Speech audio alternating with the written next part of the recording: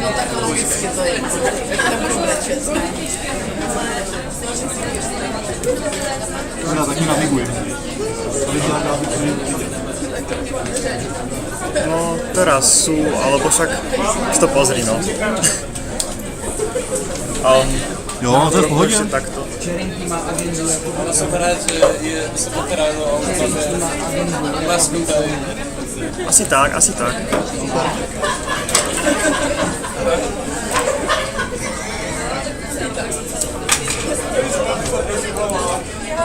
Adame, kde se toho mikrofonu?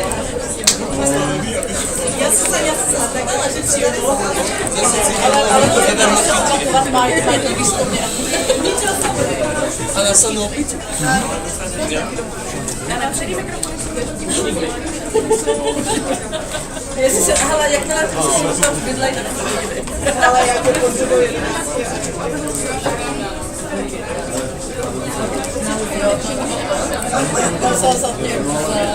My budeme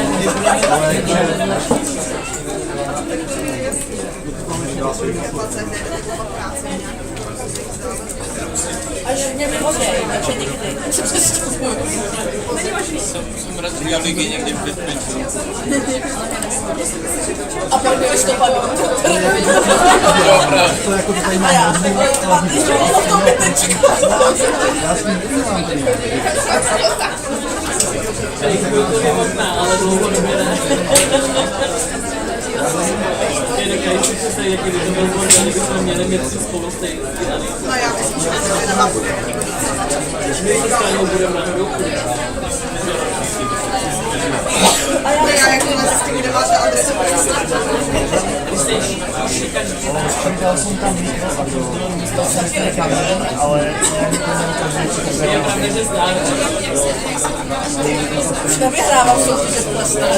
I když jsme vyhráli jako město. Měli jsme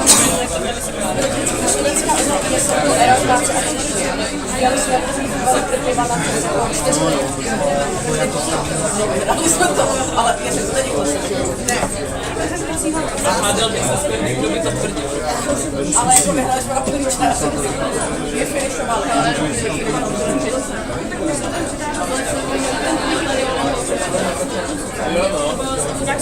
Na Olomouc nám nestředilo. Na suchou, nebyli trošku odpovědnějším osobám, jako jsem já. Že pocit, který vidím. I když asi Gabiko. Gabi. Nějaký upgrade chovanky budu sám. To má tajno přihrát. Nevídal.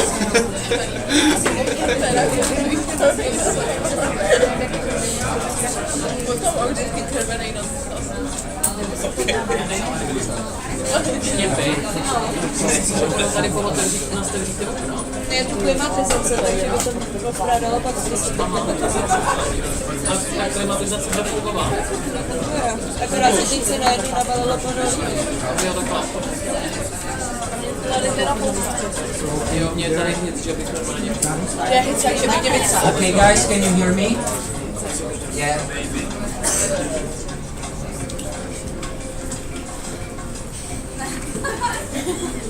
Yeah, thank you very much. So, sorry for the delay. We start with a 5-minute delay. I would like you to welcome at National Assembly June 2020, and because the schedule is quite tight, I would like Dede Kadlesova, the president of ESN CZ, to open the National Assembly.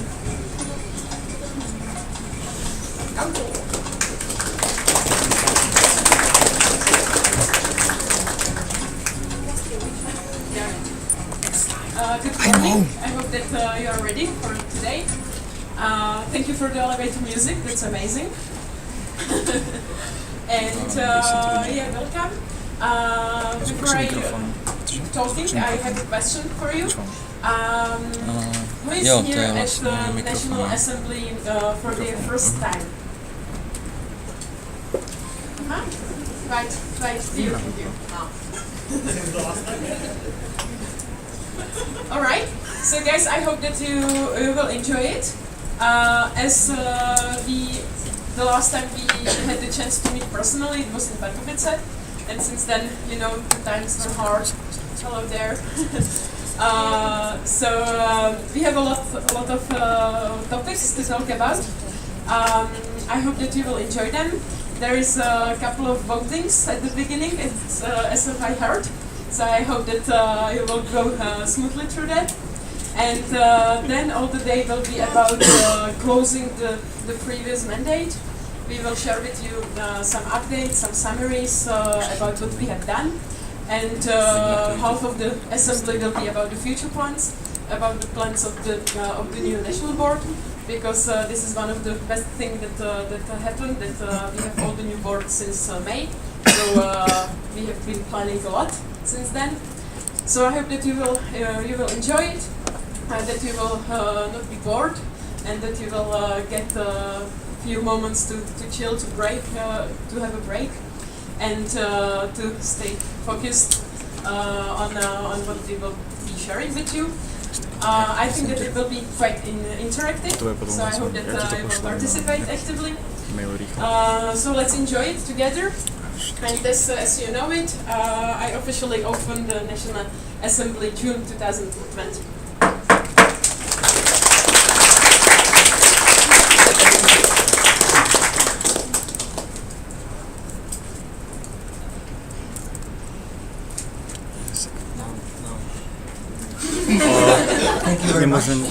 Musím mať aktívne oknutú prezentáciu, aby sa dalo prehadzovať. Now we will go to the rules of the game, as always.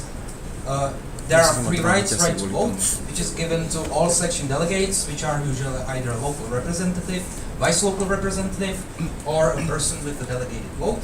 Then we have right to propose voting, which is given to either to national board member or the section delegate. And then we have right to speak, which is free for everyone, but please speak only during the question round and when you are given time from the chairing team. Yeah. We have some hand signals. If you would like to be added to the speakers list, please raise your open palm. If you would like to have a reaction, please raise 2 fingers. If you would like to have a procedural question, please raise your index finger. If you would like to request silence, we tried this right at the beginning. Both hands up. And stop talking, please. And if you would like to agree silently, you can use both your hands turning from side to side. Yeah. Also, if you have a reaction, you can speak right after the question. And if you would like to have a procedural question, you can speak almost immediately. Yeah, regarding the speakers list, if you would like to be added to the speakers list, like I said, please raise your hand. Keep it raised until the chairing team notices you, please. Say your name loudly and proudly, also your section. Please speak clearly so the vice chair, lovely vice chair, can hear you and write your question in the minutes. Please be concise and respect the time that is given to you. And yeah, only speak when the chairing team tells you.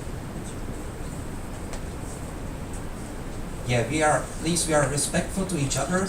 We do not discriminate or harass each other, and we respect the code of conduct. And please try to be everywhere on time, because like I said, the schedule is quite tight. Yeah, regarding the votings, every section has exactly 1 vote, which is given to the section delegate, either LR, vice LR, or the person with the delegated voice vote.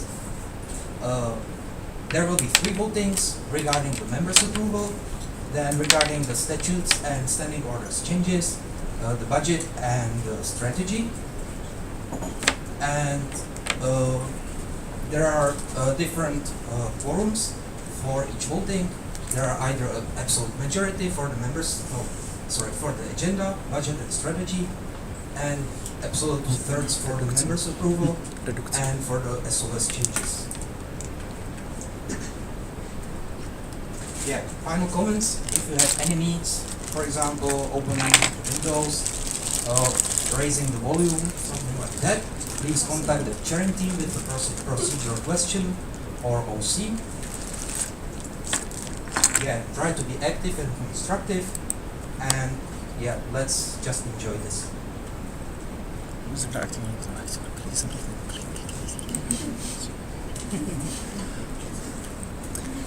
Now to the chairing team.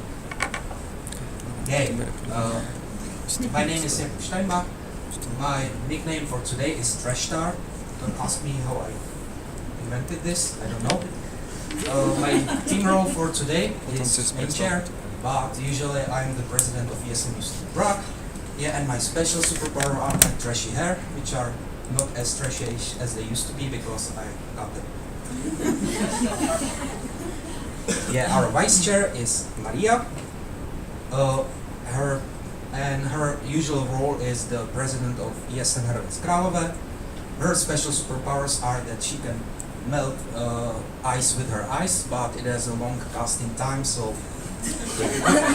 various successor. Then we have our technical chair, who due to problems with space is not next to us, but he's hidden there. I guess he likes it more than being here. Yeah, his usual role is the IT responsible of ESN Brno, and his special superpower is that he can predict someone's fortune using his codename game cards. Sorry. Yeah. Then we have some special people here, which is the national board, represented by Tete as president, Gabe as vice president, Vicky as treasurer, Pepa as national representative, Mishka as communication manager. Where's Busi? Oh, Busi there as partnership manager. And finally, everyone forgets him, Adam as the project manager. Then we have the national, there should be national team members, right? Which are represented by Jakub Seděl, there as legal support, legal advisor, sorry. Then we have Martin Kolček, yes, there, as HR coordinator. Then we have Angelka, yeah, there, as both training coordinator and president's community manager. Then we have Casey, there, as social inclusion coordinator and also OC. Then we have Vladia as health and well-being coordinator, advisor, sorry again. Then we have Lukáš Sobotka, there, as culture advisor, Martin Václavík as ESN challenge coordinator, and Simcha, yes, as education officer. We also have some partners, our university, the University of Chemistry and Technology, who provided us with this conference room. Then we have, of course, Dům zahraniční spolupráce as our institutional partner. Then we have Kazimírka, who allowed us to print all the materials, and Tyčinky Havlík, which you will be able to enjoy during the coffee breaks. Now I would like to ask the section delegates, either LRs or vice LRs or the people with delegated votes, to say their name, say their section, and the question for today is, what's your superpower?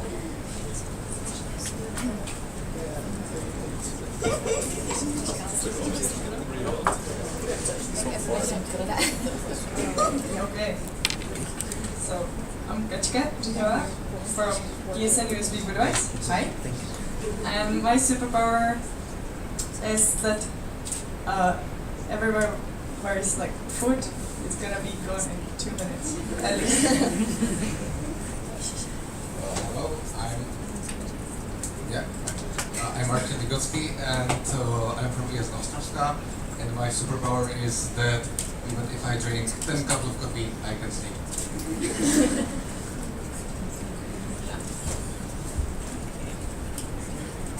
Hi everyone, I'm Ima. I'm from ESN CZ Prague, and I haven't really been prepared for this question, so I don't know what's my superpower. I guess make everyone happy.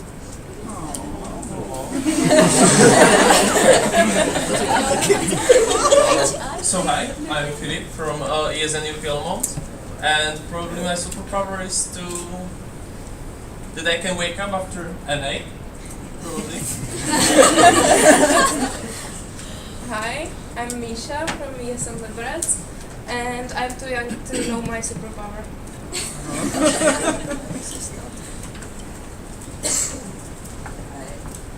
I'm Stephanie from ESN CZ, and my superpower is that I can be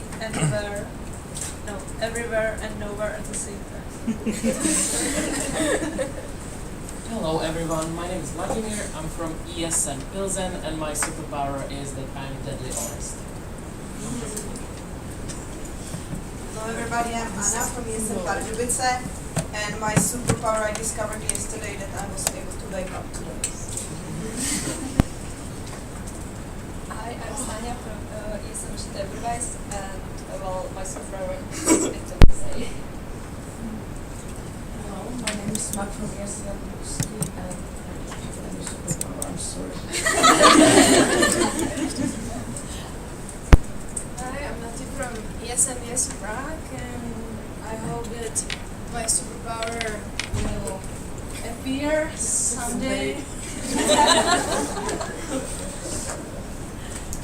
My name is Eliška.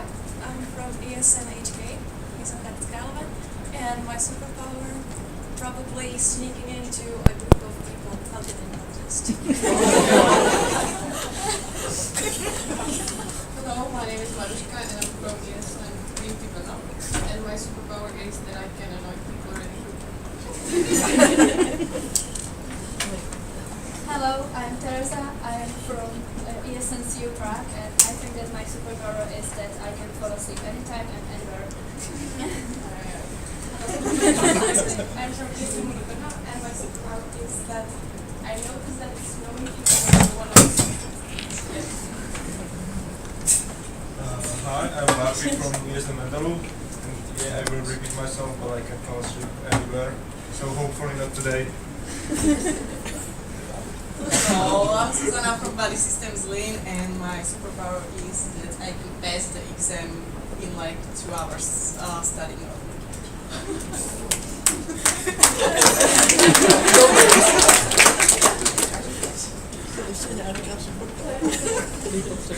Hello, I'm from ISC, and my superpower is probably that I can fall asleep even on presentations without any problems.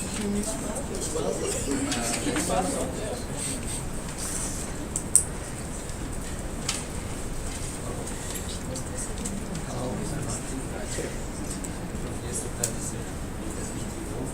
and my superpower, I would think of to continue surviving Ostrava and later on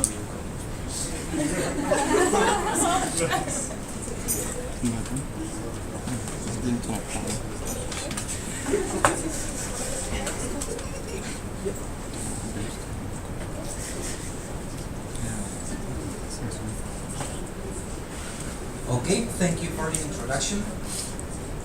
Now we come to the voting number 1. There will be many issues. But first, the agenda approval. So there will be a form check. Yeah, the question is, what is the best concept of immortality? There are 3 options. The first one is not being able to be killed, but age normally and die of an old age. The second option is never growing old, but being able to die. And the third one is not being able to die by any means. So I would like the delegates to raise your hands for our voting devices for option number 1.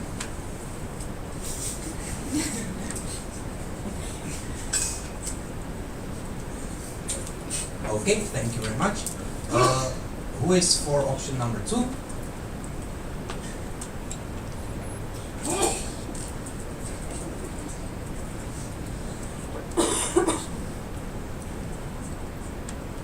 Thank you very much.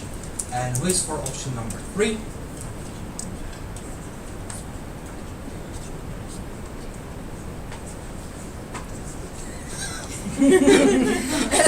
Okay.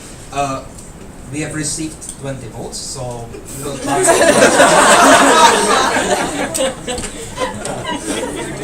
Who is for option number 1? Yeah. Who is for option number 2?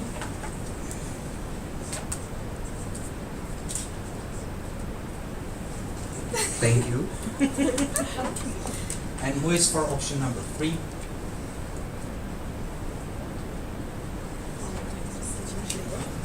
Yeah, there were 2 votes for option number 1, 12 votes for option number 2, and 5 votes for option number 3, so we have 19 votes in total. The quorum check has been reached.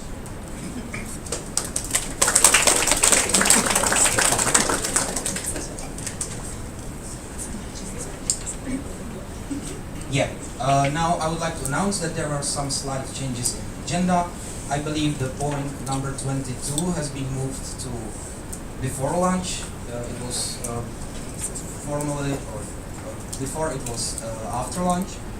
Maybe could you please show the agenda for just view? And we also reduced the bits, but only just. That's to be unnecessary. Yeah, so all points are still there. There were one was just moved to Orsuna. Slides? Yeah, I think so. So the question is, do you approve the agenda of National Assembly June 2020? There are 3 options: yes, no, and abstain. Who is for yes?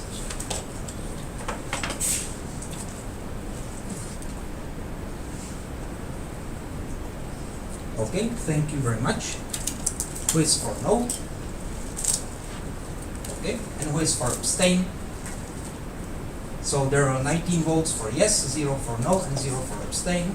So the agenda has been approved.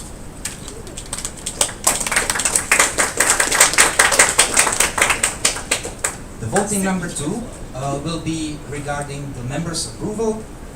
You had the information sent to your emails, but I would like to ask Jakub Dosedil as our legal advisor to come and explain the problem.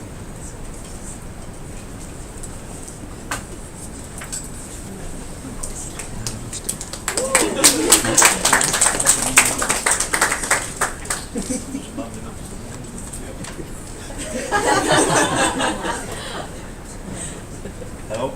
A few days ago you planned an email contains a few suggestions.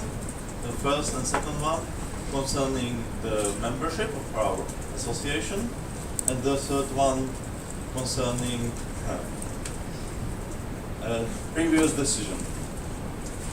And it's a little historic disorder. And okay, it's here, so we have to fix it up. And the first and second suggestion concerning membership, because during the history some section became a legal entity, but this section have never applied for membership. So we have a little melange or disorder in our membership. And the third one, suggestion concerning previous decision, and we have to be bound by this previous decision beyond reasonable doubt. So that's all. I hope that you haven't any questions. Yeah, thank you very much, Jakub. Just for you to be sure, there are 19 sections or 19 members in ESN CZ. This is the list of the members, and we will be voting about this list if it's correct. Yeah. Yes?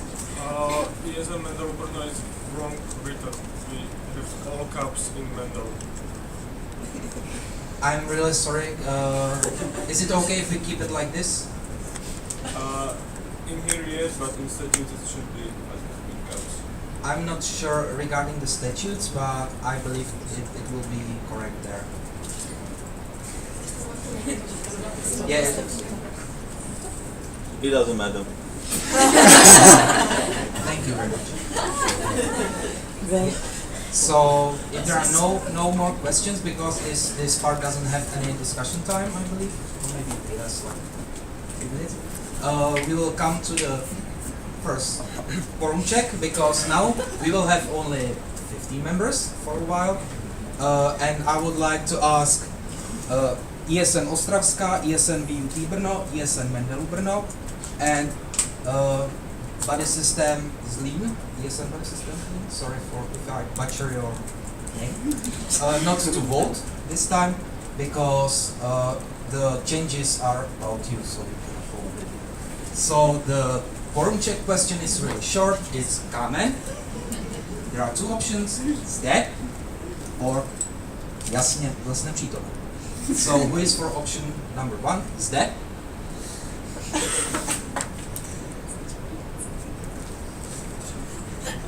Okay, thank you. And who is for option number 2? Jasně zase nepřítomen. Thank you very much. So there were 10 votes for zde and 5 votes for jasně zase nepřítomen. So the quorum check has been reached. A total 50 votes. Now the very fun question. Do you approve the ESN CZ membership list as it was presented on the previous slide? There are 3 options, yes, no, and abstain. Who is for yes?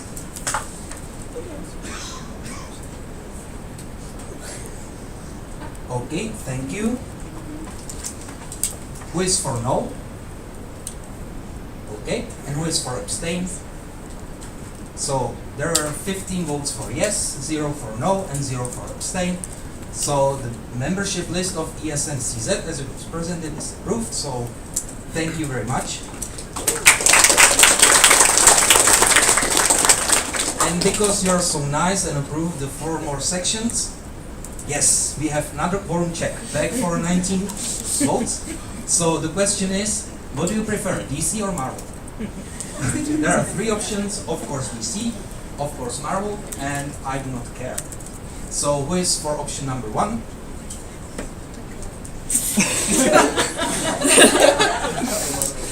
Okay, thank you. Who is for option number 2? Okay, thank you. And who is for option number 3? Thank you very much.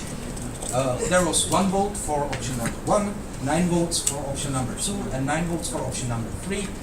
We have 19 votes in total, so the quorum has been reached with 19 votes. Thank you very much.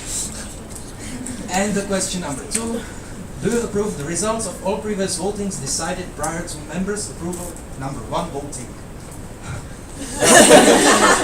Option yes, no, and abstain. So who is for yes?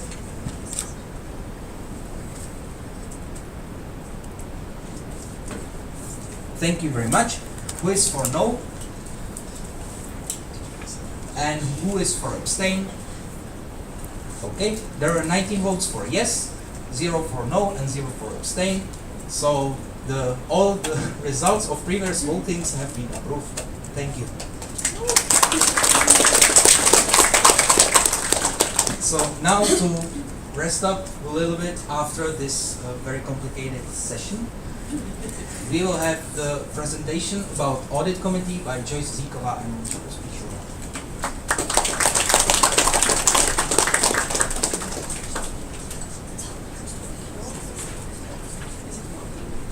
Yes, you have to have it really close to your... Oh! Thank you. Good morning to all of you. I'm Monica and this is Joyce, and we are here to tell you a few words about Audit Committee. Well, this is us. We don't have prepared long introduction of us, but just for you to know who we are. Joyce as the main auditor, me as a procedural auditor, and Martinka as a financial auditor. She couldn't be here her because she's writing her final thesis, so good luck for her. And yes, well, the journey of this body started actually on the beginning or maybe in the end of 2018. But I remember Felix Davidsky as he spoke in similar events, and there were the first presentations, and he was informing you about the concept of the audit committee, and we changed the statutes and standing orders in national platform Prague. Then, first member of our audit committee was elected in NA Kostelec.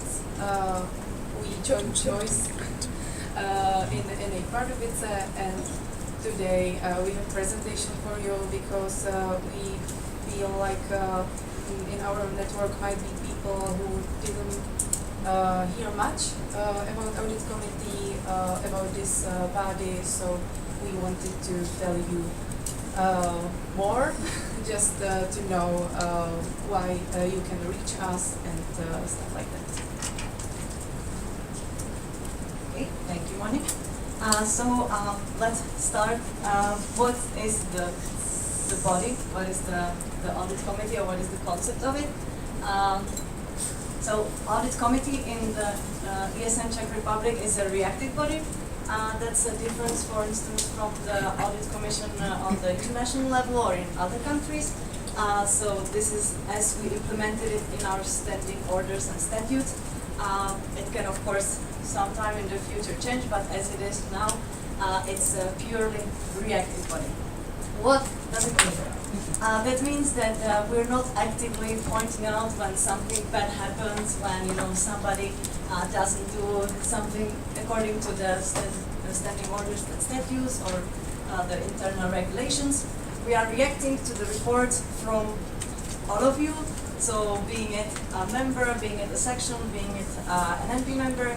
So in case somebody feels that something was done wrong, they can turn to us, they can report it, and then audit committee starts, let's say, investigating. Even though this word has a bit negative connotation.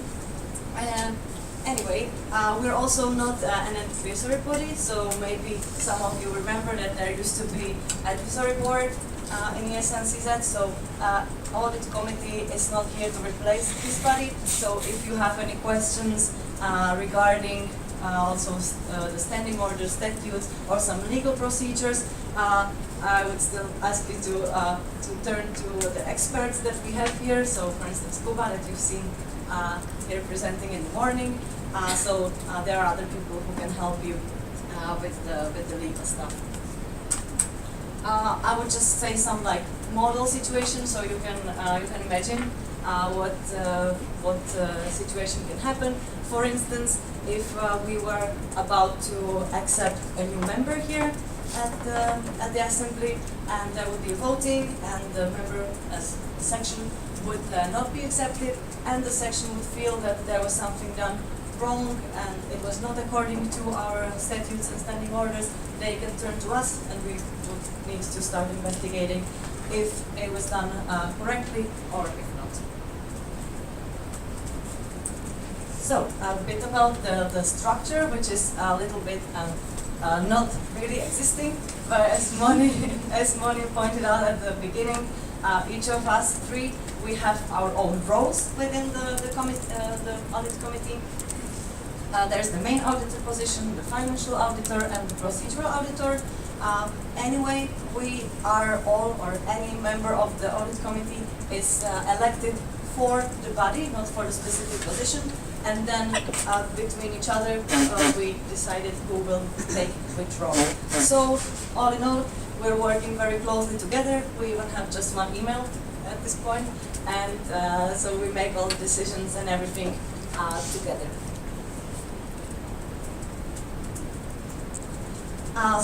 This is all for the presentation, and now let's move to something more interactive because it's still early in the morning, and even though you have superpowers that you woke up, I feel that you're a bit tired, so let's try something more interactive.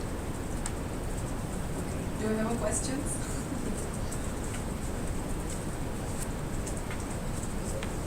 Okay, so we thought so. So we prepared some questions for you that you can ask.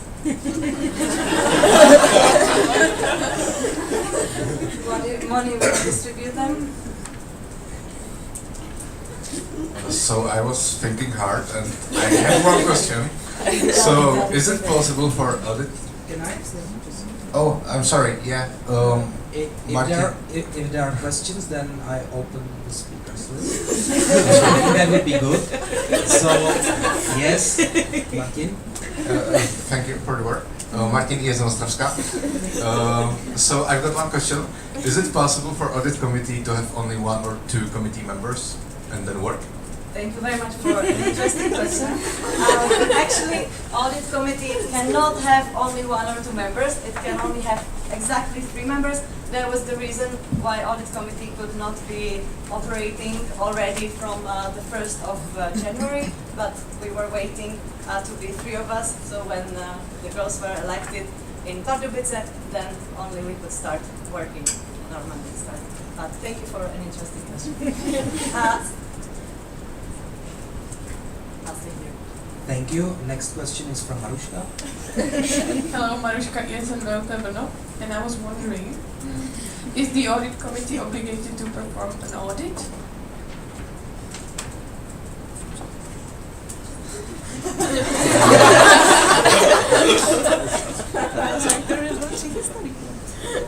So thank you, Maruška, for your question.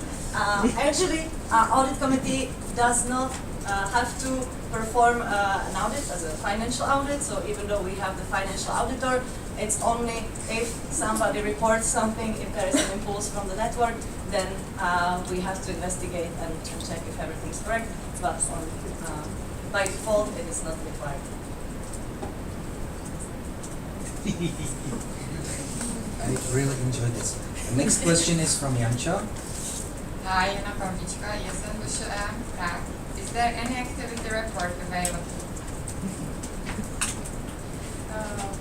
Let's say we have to present the final report in the end of the year, but also we have meetings during the year which are accessible in our Google Drive, so you can see what we are talking about and stuff like that.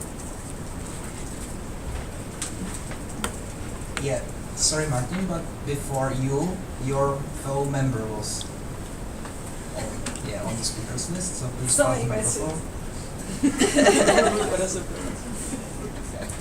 Hello, Radek from ESN VSBTU Ostrava. I want to ask where do you find the audit committee regulations?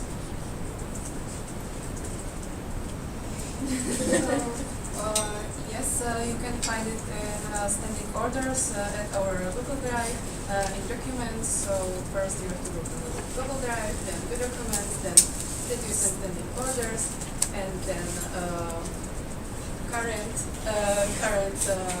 statutes and standing orders, and then you will find the 5th standing order where you can read more about our audit committee. I heard some other questions.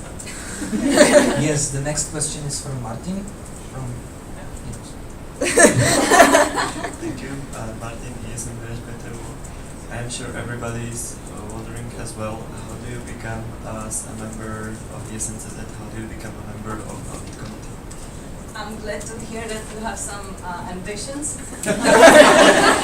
So if any of you would like to become the next member of the audit committee, I would like to point out that the mandate starts on the 1st of January, so the mandate is the calendar year, and you can just simply apply when there is an open call, write your application, and then be elected for the position. Okay, are there any more questions? Well, if you want, then... Hello. Jarda, IT responsible from ESN USB Budweis, and I would like to ask, what are the situations in which the audit committee is active? Okay, thank you very much. So this is a complex question, a tricky one. So let's say,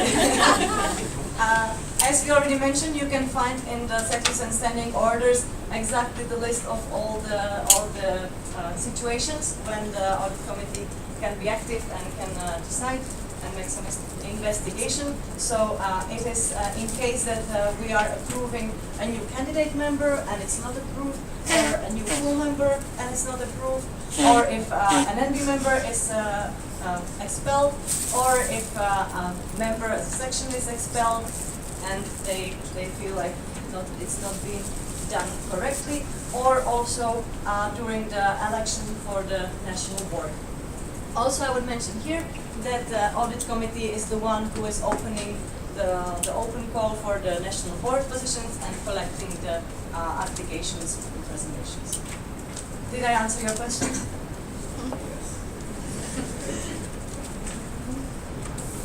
Yeah, next question is from Martin. But before we come to your question, I propose to close the speakers list. Are there any objections? Okay. The speakers list is open. So next is Martin. So I've got one more quick question. Yeah, Martin ESN Ostravska, sorry. One more question. When your mandate ends and there is no new committee, what will happen if there is something for committee to solve or to do? That's a tricky question. Maybe after replying, I will ask Kuba if he has some input to share with us. But as far as I understand, if the mandate finishes, which means like at the end of the year, and there is no new committee, or like there's only 1 or 2 members, so not the amount of 3, then there is a gap, and we need to wait until we have the full 3 members, so they can start working again. If during that time anything happens that needs audit committee to work on it, Kuba, can you maybe share with us based on the legal aspects?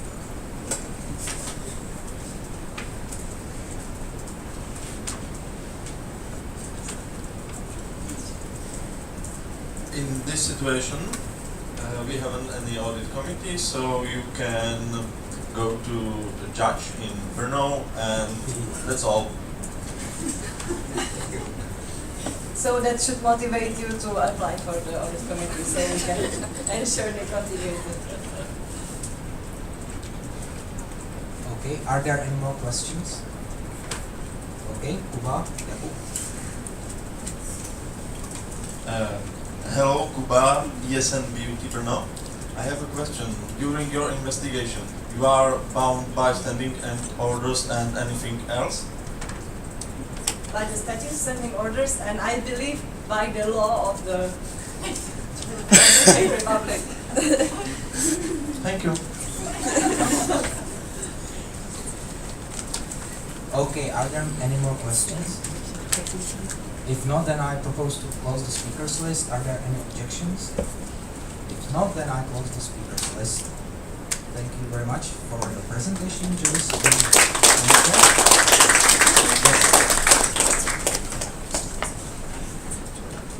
Okay, this is supposed to be right. Before we continue with the next presentation, I have an announcement. Because there is a bad habit of sending presentations quite late after deadline, we have decided to add something for your enjoyment. Don't take it as too much shaming, because actually like the presentations that came on time are in minority, so it's more like the normal thing is what you will see in the next few presentations. So just watch for it, you will notice. So the next presentation is about strategy of ESN CZ. So I would like to ask, well, okay, Tete and Angelka to come.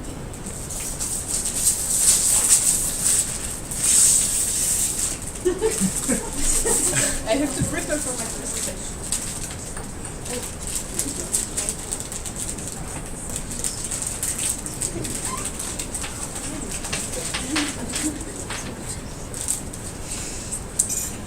I guess that we are the first one. Yeah. first one with the thing that will appear on the next slide, because this presentation was not sent on time.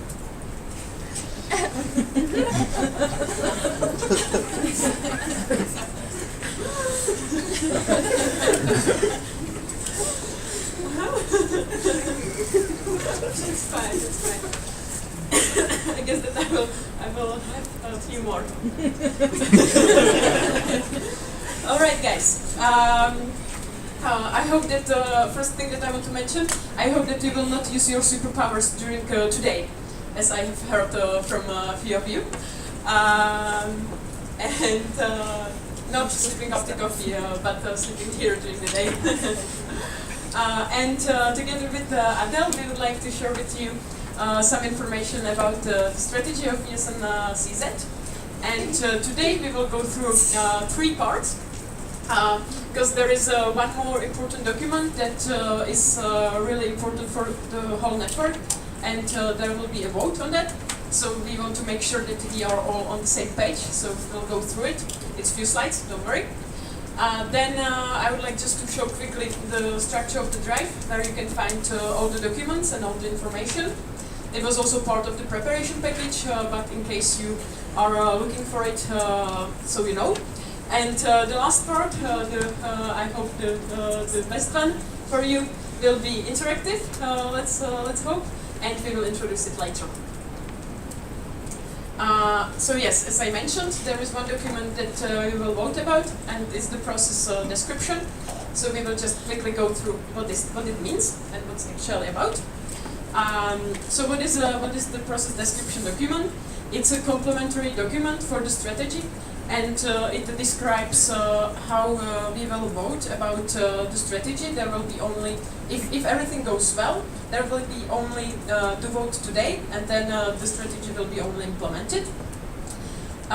Then the process description describes how the strategy will be reported, how it will be implemented, and what are the responsibilities for whom. The national board decides when the respective parts of the strategy are presented to the network, and also then they will propose you to some presentations or meetings during the phase of its implementation. So all the sections and national board supporters are highly encouraged to participate in all of these meetings, and also read and follow all the information, all the instructions, all the documents, because the strategy is here for the whole network, not only the national board. Yes, what about the voting? Well, at the National Assembly, so today, the strategic documents are presented, and then the sections will vote on it. I already mentioned. The strategy is approved by an absolute majority. If it's accepted, it becomes the official strategy of ESN Czech Republic, and its implementation starts on July 1st.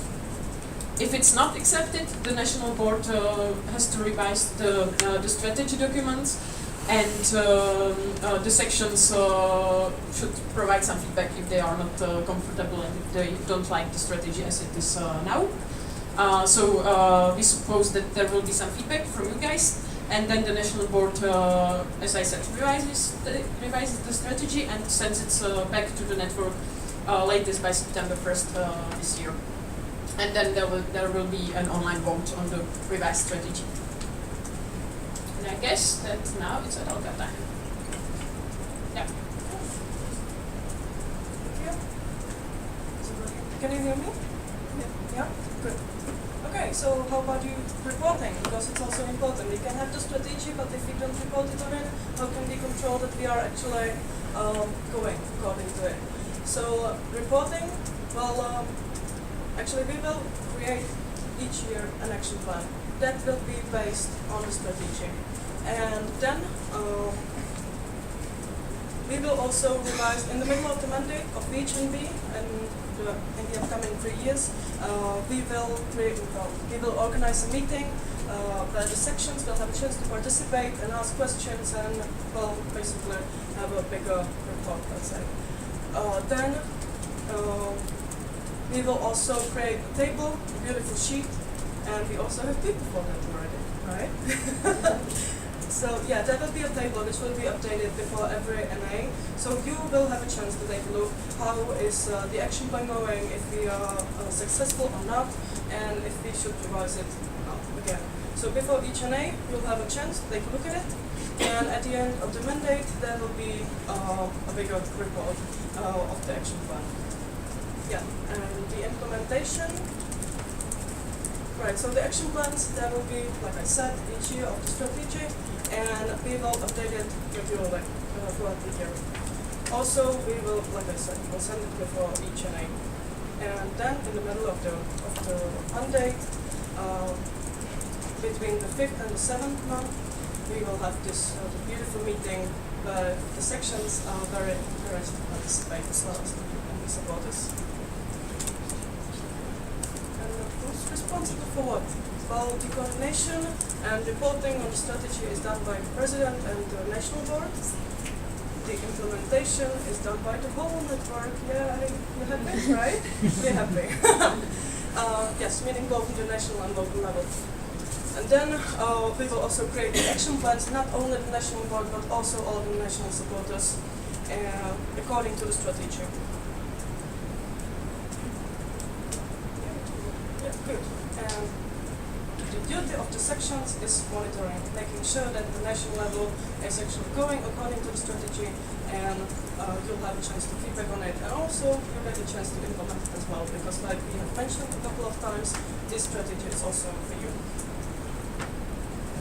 The current NB is responsible for a smooth transition of the strategy, which basically means that the current NB helps the future NB with the creation of the action plan, and like this we will go in the upcoming videos. Yes, not only creation of the action plan, but you can also imagine that we will sit down and talk about what it actually means. So it can be something new for some successors. So we will make sure that we are on the same page and we understand what it means for the network and why is it important to keep the track and continue. This is the drive structure, as I mentioned. So you will easily find it in the ESN CZ drive, then strategy of ESN CZ, and it has a few parts. There is the introduction to the strategy and terminology.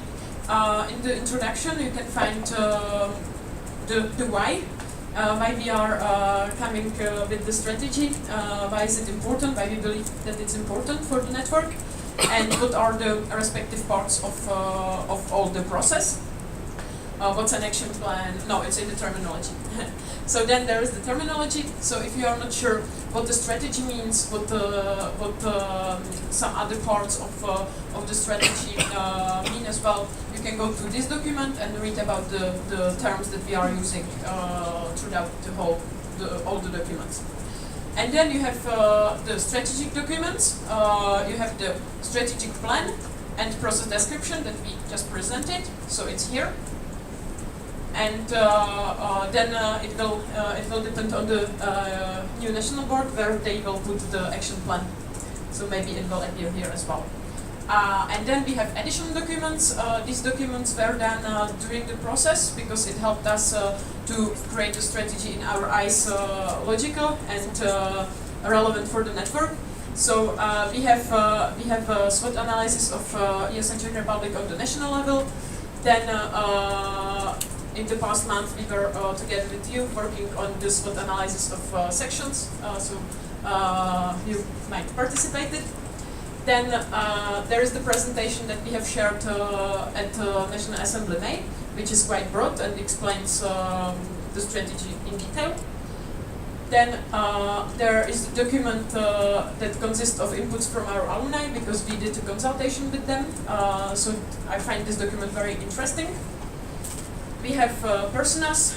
This document that describes the common characteristics and persons of a national board member, local section representative, maybe president or some other member, national agency, commercial partner, and international student. So you can also go through that and also take it as an inspiration for your section if you want. And then we analyzed the section questionnaire of the sections from 2019, so it's also there in this folder. And then, as you can see, there is ESN International.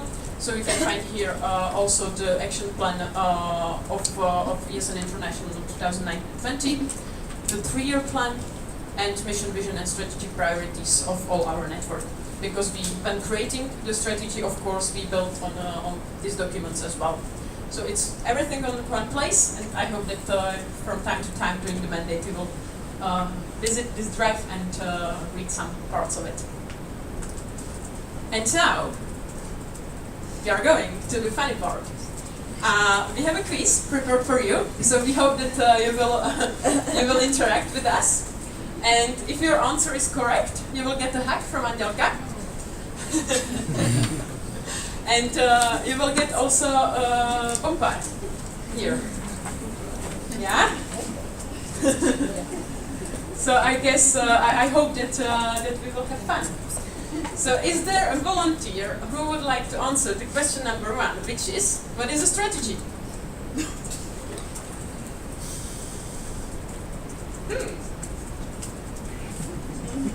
You will get a hug from Angelka. Maybe that's why they are not answering. Stepanka? Maybe.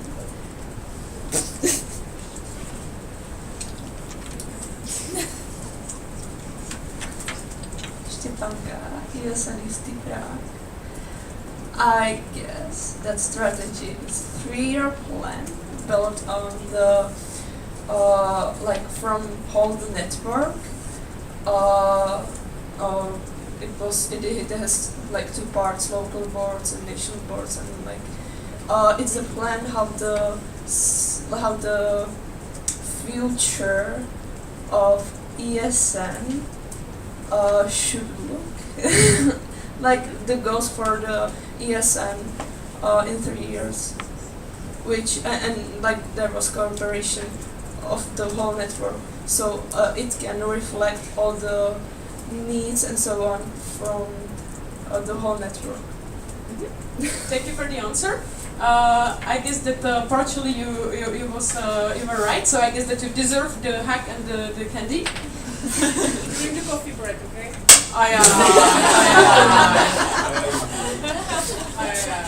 It was not in the plan, but okay. Yes, it is. All right. Yes, strategy defines goals for the organization for the upcoming years, and it includes all the people that should be involved. I would just add that a strategy defines us to where we want to go, what is the desired future, how to get there, and what are some of the milestones that we have to go through. And it also defines our priorities, who we are, and how to achieve the priorities. As you can see, the strategy doesn't necessarily have to be something super new, super unbelievable. It's usually something that we already know, but it's just good to put it on paper, and it helps us to keep the track, not to do some crazy stuff that are not connected to our mission and vision. And also, if we follow the strategy, it can help us, to be on the same page and follow the desired goal.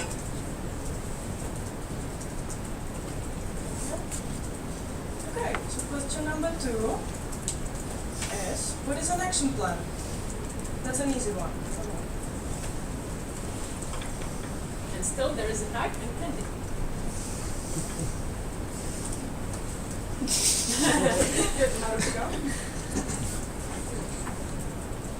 Hi, Maruška, ESN Brno. So to sum it up, I know there are more action plans to just one strategy, and I would say it's like a part of the strategy that's more into detail and shows you how to achieve the goals that you stated you want to achieve, I would say. That was actually really good. Nice. You can read the definition here. I would just like to add that we can think about all the documents not in an ESN way, but like in a normal way. So when you say action plan, I would, for example, say that it's a checklist of tasks that I want to accomplish in order to get to my goal. So it's just as simple as that. So, for example, you can have an action plan for the whole year, for the whole mandate, or you can have an action plan for a project, for your orientation week, for anything that comes to your mind. So it's actually very easy. That's all. Okay, question number 3. What is a SWOT analysis? You like this one, right? Marika, you can hug afterwards. Marika. He was the king. Hi, Barbie, user Mendel. So, SWOT analysis is divided into 2 parts, where we write down our strengths and weaknesses in the intern part, with the letters S and W, and like exterior parts of opportunities and threats are in the second part. And we write down everything, and then we combine the interior and exterior part together and create some action plan based on the things we write down there. Good, thank you very much. Again, I will just sum it up because Barbie has explained how it works. But I would just like to say, what is it good for, actually? Why would you make a SWOT analysis?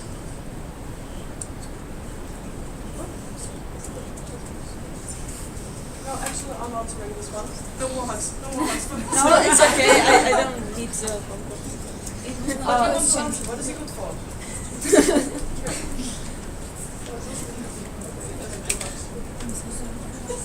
I think it's like a mirror for the section or for the person or the group of people who are doing it, because they can, like, when you can write it, you can see it and you can like talk about it, and then you can improve it. Like at the time you like this is the opportunity that you can think about like all the things, because not usually you just like sit and think about your strengths, you know. Thank you very much. Actually, if you want to create an action plan, or if you want to plan ahead, if you want to go where to go in your section or with your project, you need to create a SWOT analysis in order to understand how is your section doing at this current moment. So that's what it's I guess. I don't remember. Yeah, I do remember what's next. So question number 4. What are the 4 pillars of ESN Czech Republic? Yes, and anyone can participate. Yeah. Even the first line. So what are the 4 pillars of ESN Czech Republic? And don't worry if you answer not correctly.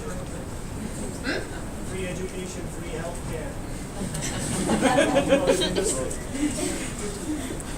It's not 100% correct, sorry. But I heard education, so this word I like. So is there anyone who would like to answer? Last chance. Yeah, Martin. Hello, Martin, ESN CZ. I would say international students, ESN members, sections.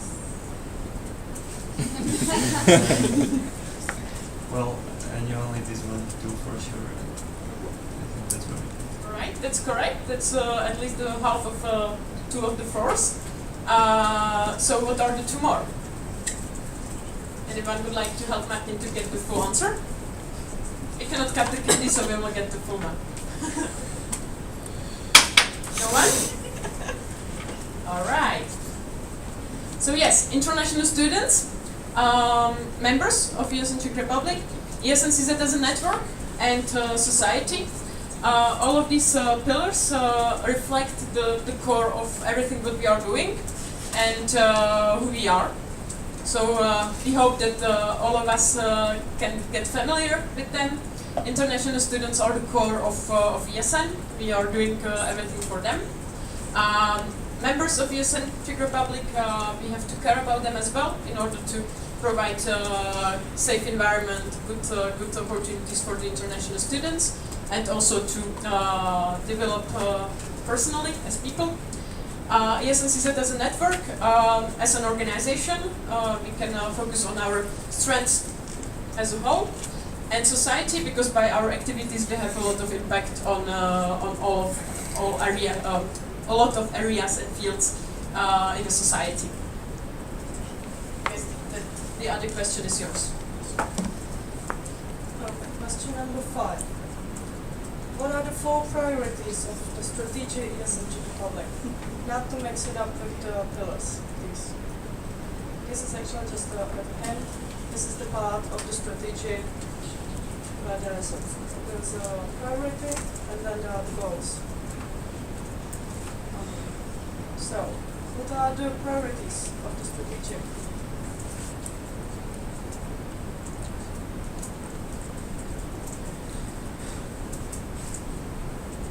Okay, go ahead. Vladimir, ESN Pilsen. I would say that first one is human resources, the second one is the network operations, third one is advocacy, and the fourth is activities and operations. Thank you very much. Okay, so there are 4 of them, and human resources, network operation, activities and services, and advocacy and stakeholders. Why and what are the priorities actually? These are the things that we want to focus on, and we have developed more strategic goals on how we can develop this priority. So each of the priority, like I said, are goals, and these areas are reflected in everything we do in the strategy.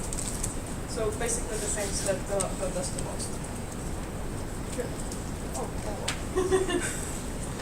Yes, and you're slowly going to the end of the quiz, and we have a magic point.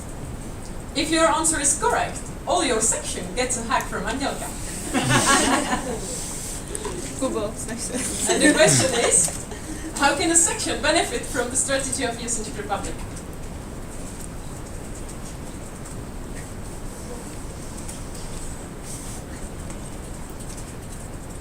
We had also a webinar on this topic. Few of you were there. We were mentioning this there.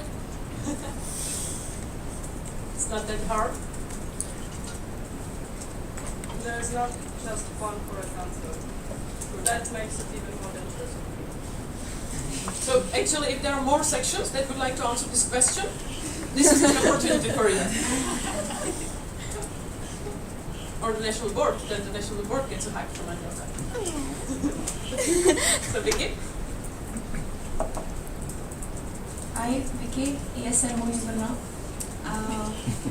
I think a section can benefit from the strategy because it's written in a way that's quite general, so most of the strategic points are both, it's possible for most of them to apply them both to the national level or to the local level. So the local section can get inspired either in creating their own strategy or just seeing what's going to happen in the network. And I see what's going to happen. Your section will get the hack from Angelka. Because the answer is correct. Thank you. Is there anyone else who would like to answer? Something else that you have in mind? How can a section benefit from the strategy? It can be even a bit more concrete if you want.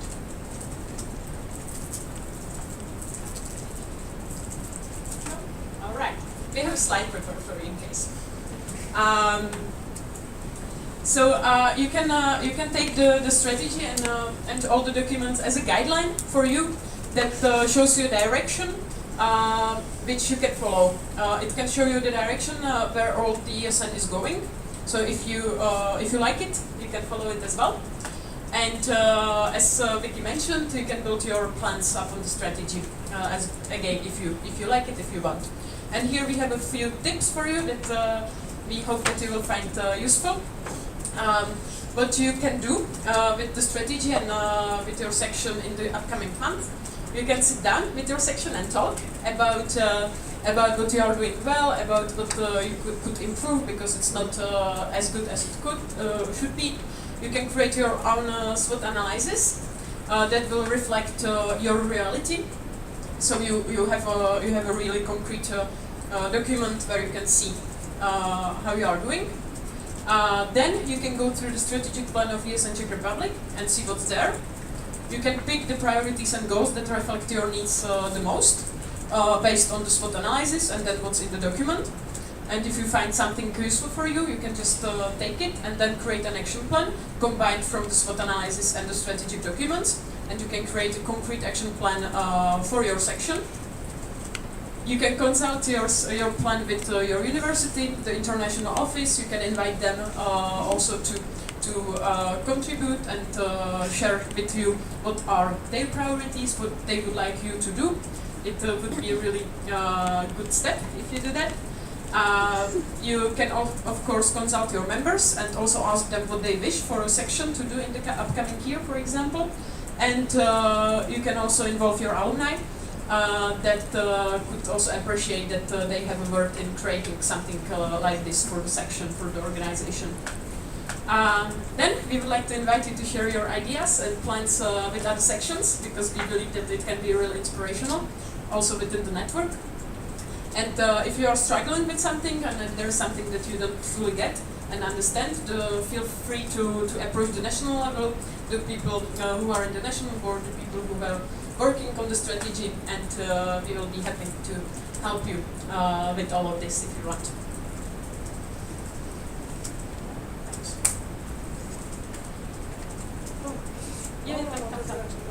Okay, so those of you who have attended the webinar on strategy planning, you already know this, but just a few tips on how to create an action plan actually. So the first step is to define your end goal.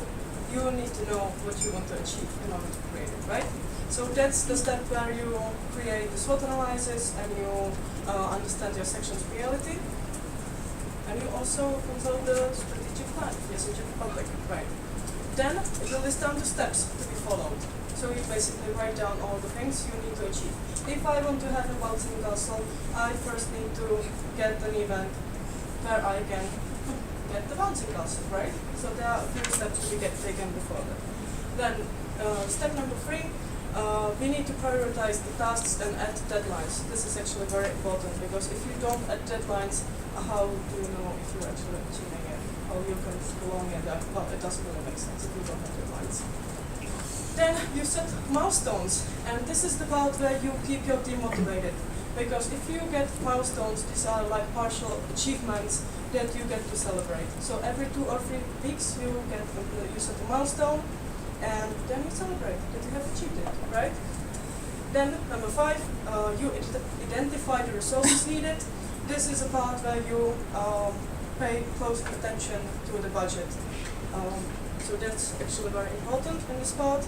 And you just list down all the materials you need in order to achieve the goal. Then you visualize your action plan, which basically means that you make it understandable for everyone. For your newbies, for your international students even, and for all your members, even for the university. So you make it understandable and clear for everybody. And last but not least, yes, monitor, evaluate, and update. It's also very important to evaluate on a regular basis what you're doing, and if you see that it has no direction, for example, at the beginning you set a goal, and then in the middle of it you see that it has a dead end, then you can revise it and you can change it actually, there's nothing wrong with that. Good, so these are the very basic steps of creating an action plan. If you would like to discuss it a bit more further, you can approach us during the coffee break. Yeah. And because I see some sleepy faces, and that's not a superpower, guys. So I would just like to say again why do we have it? Because we've been talking about the strategy for the whole year, and I know it's really abstract, but why do we have it? Because we haven't mentioned our international students this time, not that many times, and it's a pity. And actually the strategy is here for the international students to be discussed more in our future. Because if we have a plan, and if we have the strategy, and if we follow it, if we are not lost in what we are doing, if we get elected, doesn't matter which board, which section, it usually takes time for us to get into the position and to understand everything, how everything works, and to get accustomed to it, basically. So there's the strategy to help with it. And then, if we don't lose that much time getting used to our agendas, and getting used to all the plans and creating all the plans, then maybe we can focus more on our international students, which is actually why we are here, right?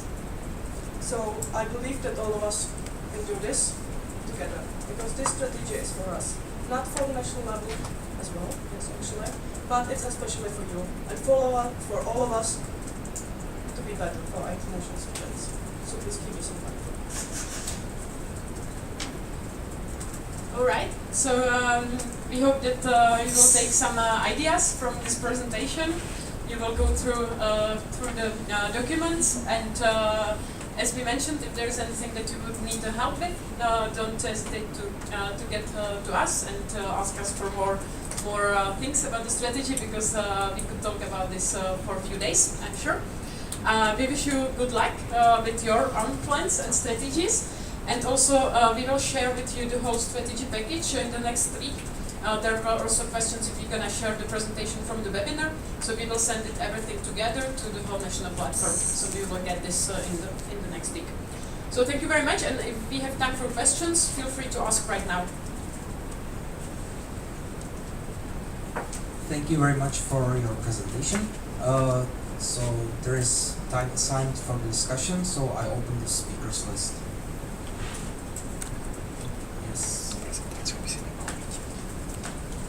Hello, thank you for your presentation. I'm sorry, Maria Iesuski, thank you for your presentation.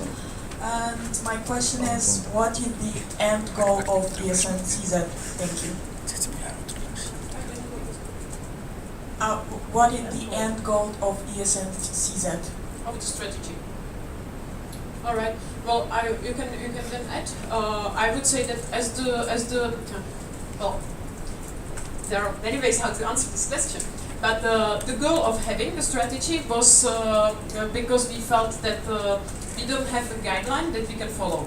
That once there is a new national board, they start from not from zero, but it's quite hard to get familiar with the roles and what actually are the priorities of the organization. So this was the idea of starting to create a strategy, to have a guideline for the organization that all the members can follow. And then the goals of the strategy, they are divided into four priorities, as mentioned. So in each of these priorities, we would like to make this area better. And for example, there is the priority of human resources. So in this priority human resources, our goal is to have a quality recruitment of our members, both for the newbies. For example, we have a bunch of buddies, but they are not members of the section. So how to get them, how to make them, how to make the ESN section attractive for them in order to have more members, for example. Or then, once you have the members in the network, they are not continuing in ESN, but there are a lot of opportunities how they can do this. So how we, as current members of ESN, can do this part of our work better, so the members stay involved, for example. So there are goals within each priority, like this. I may add something.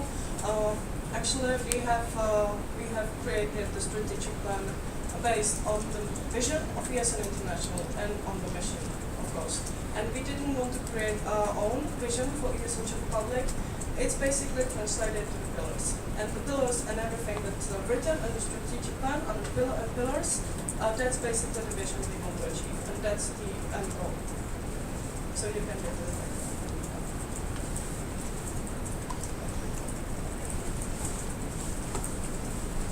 You get a hug as well. It was actually very beautiful. Okay, and the next question was from Marushka.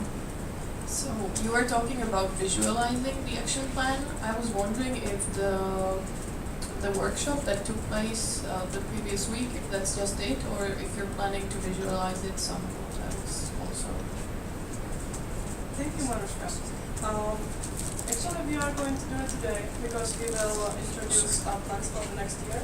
So that will be the first part of visualizing the action plan. But what we wanted to say with this part was basically that you can create a table or a Word document, or you can create a mind map, whatever. It's just visualizing is important for the members. So it doesn't matter which form you choose, it's only to be understood by everyone. And we have decided to create a document, a Word document, and then a table for reporting. thank you very much. Next question. Hi, Eva from ESN CZ Prague. I have a question. Who sets the strategy, and is there any opportunity or any chance to be a part of like the team who does it? Thank you for the question. There was a working group. We started to create a strategy last year, maybe a bit more than last year. Yeah. And we discussed who will be the people who will really work on it. So we decided that it will be a few members from the national board, then a few members of the former national board, and then a few national board supporters who were just interested in participating in doing that. So this was our working group, and well, now I don't see really point of having a working group still, because the strategy, if it's approved, then it will be implemented. Maybe if it's not approved, it will be needed to revise it. So maybe the national board will decide to open a working group. I cannot say. So then you could join. But guys, don't take it that if you want to have a working group, let's not approve the strategy, right? No, I'm kidding. So this is the only room that I see that there could be a working group for the strategy. But if you approve it, then it's done, and we start to implement it. I'd just like to add that the whole network is a working group, because we will monitor and evaluate the strategy, and everybody is a part of this. So no need for a working group. Yeah, next question is from the chat. Monica, alumni ESN Czech Republic. I have a question about timing of the strategy, because I've noticed that the strategy of ESN International is in different years, let's say. What is your plan when the strategy of ESN International will change, and Thank you, Moncha. We have also taken this into consideration, and as you know, our strategy is until 2022, and the strategy of ESN International is until 2025. Not 2023, sorry. Yeah, I lost. Good. So basically, because the strategy of ESN International is usually introduced 1 year ahead before it actually starts. But then it changes, and it is approved by the Norway by the General Assembly. And we thought, and we knew that it would take a lot of time for us to also get used to the new strategy of ESN International. That's why we have decided to create this one for 3 years until 23, and then the second one also for 3 years, so until 26. And in 2026, there will be a strategy that will go according to the new strategy of ESN International. So we will have this 1 year gap to get used to the new strategy of ESN International. Have I answered? Yes? So one may ask who will write the future strategy. It's supposed that the upcoming national boards will actually work on it, and during the transition period they will also talk about it, and then they will initiate writing the new strategies for the future. Okay, are there any additional questions? Okay, Kuba? Okay, before we come to the question, because we are losing our rather small time reserve, I propose to close the speakers list. Are there any objections? Okay, no objections, so I close the speakers list. Jakub, ISC CTU. I want to ask if there is a feedback loop for this strategy, and how concrete the feedback loop from the sections do you imagine to be? All right, thank you for the question. As it was mentioned in the process description, the duty of the network is to monitor and make sure that the national level is not messing up. Is there a procedure? Okay. We suppose that you guys will be active, and if there is something that you want to share with us, you will just do so. It's up to you how you will take this in your hands, and you are the section delegates. So if you can activate yourself as people, as members of our organization, and you just approach us if there is something good or bad that you want to point out. Just do it in a way you feel like it's good. I think that this could be also connected to section consultations. That is a thing that we have to do in the future. So we can also give an opportunity for the network to discuss and consult the strategy, but we will discuss also some other tasks and things in ESN as the whole. So I see that we could take it as a part of section consultation. Yeah. So I don't have like a specific answer.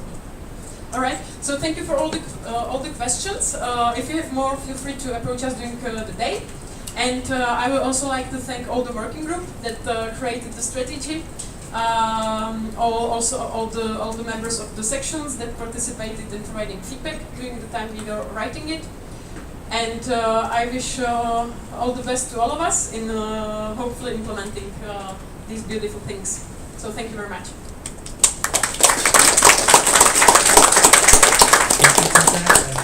Thank you for your presentation. Yeah. Martin, you had a procedural question.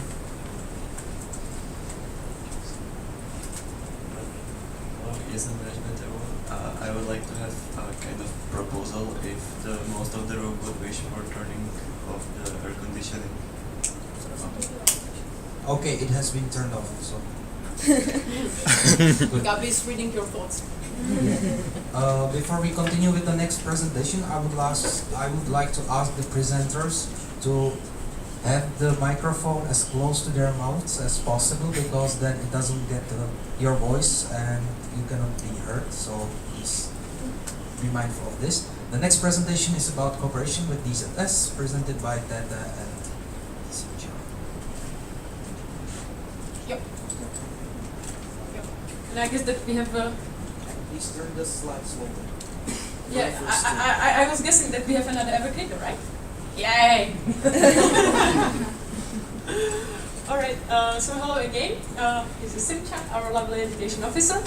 And together we would like to give you an update on the cooperation with our national agency. In this presentation we will summarize what has been done throughout the mandate. What are some of the highlights that both we and us and the national agency like about our cooperation. We will mention a few things a bit more in detail, and we will also outline a few of the future steps and events that we will be doing in the upcoming year mandate.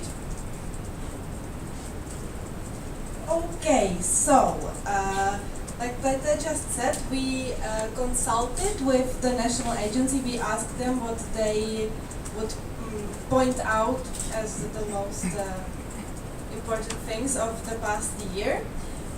So the first thing is we had several meetings where we always discussed what was going on. We were giving regular updates on our activity. They were giving us updates that they had, and we were always discussing anything that would come up. We participated on CEDUCON conference. It is a conference that is once a year organized for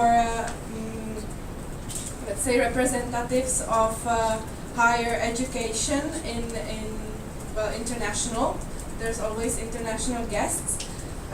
We had two presentations at this conference. One was about the role of ESN in internationalization, and the second one was about Erasmus in schools, and we had two speakers from ESN International coming here to Prague to present at the conference.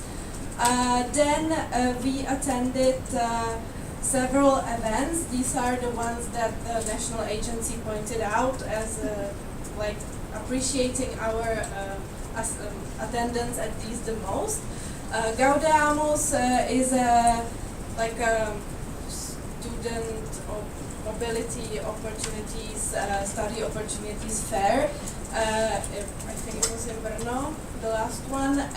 So there's always some members of ESN Czech Republic there helping at the national agency stand and promoting not just our nice organization, but also the mobility in Czech Republic. Europe Day, that's always on 9th May in Prague, and again, some of our members are always there at the stand of the national agency, helping with logistics, and while doing that, also promoting ESN. And Korzo Národní, this was the first time that we attended, I think, and there we had also some members talk about their Erasmus experiences. Also, a very important part of the cooperation with DESIT during the past year was the Erasmus in Schools project. We will mention a little bit more detail on one of the next slides. Big topic was also the financial support that will also be mentioned in more detail later. And the last thing is that on behalf of the national agency, again, a gigantic thank you to all of you for all your hard work during the pandemic situation. It was very visible how great you are able to cooperate with your IROs, with your universities, and it really is very much appreciated. Erasmus in schools. So as you know, this is one of the biggest priorities of the national agency for the past year and will also be in the future. So what was done? Together with the social inclusion coordinators, it was started when in 2019. So there were like 3 social inclusion coordinators involved in the process. We put together a leaflet that was like the big beginning of the project. We put together a leaflet with the national agency. It was shared on their website, and it was also shared by the Ministry of Education. And thanks to that, we now have a database of about 60 schools that are interested in participating. Apart from that, we also started discussing the possibility of having Erasmus in schools as a regular subject at some of our universities. However, it was promising, but it kind of got stuck on the whole pandemic situation. So we hope that in the next semester we'll be able to get back to where we left off. And again, a big thank you from the national agency, because really this is one of the most important points for them, and we did great work as ESN CZ, so we can be proud of ourselves, and let's hope that we'll continue the good work in the semesters to come. Now I'll give word to that. Thank you. I would like to mention a few things about the mostly financial support from the national agency. And I will explain what's on the slide. In the spring semester, you know that not all the activities were eventually supported because you had to cancel them, of course, on the local level as well as on the national level. So this is a summary of what has been done in the previous semester, or the current semester, let's say, spring semester 2020. 6 sections eventually used the financial support and organized 12 activities in total. Around 16 ESNers were involved in organizing these activities. All together, you included 500 international students, and it had the activities had impact on about 300 locals, which is a quite nice statistic. Although the conditions were not as usual, you were able to at least manage something from your plans. So thank you for that as well, and also thank you for reporting the activities on this website. As we are mentioning it always, we will also mention it today. It's really good inspiration for other sections, for other members, what's being done, so they can just go on the website and find the activities or a section or a country and list the activities, the events that they are doing. And also, when talking about the financial support from the national agency, this is one of the conditions that you have to do in order to be able to use the money. We will be a bit more asking for that in the future. And how is it with the numbers of the money? yeah, I put it wrong, but it doesn't matter. Actually, what is important to understand is that the national agency gives us the financial support for a calendar year, so 2019-2020. But as this is a report for the academic year, in the academic year 2019-20, we used around 300,000 Czech crowns for our activities. 50,000 went to the sections, the rest was used for the national events. When we talk about the calendar year for 2019, the national agency gave us 380,000 Czech crowns, and for the next year, 2020, which partially was already used, they promised us 760,000 Czech crowns, which you can see that is quite higher, right?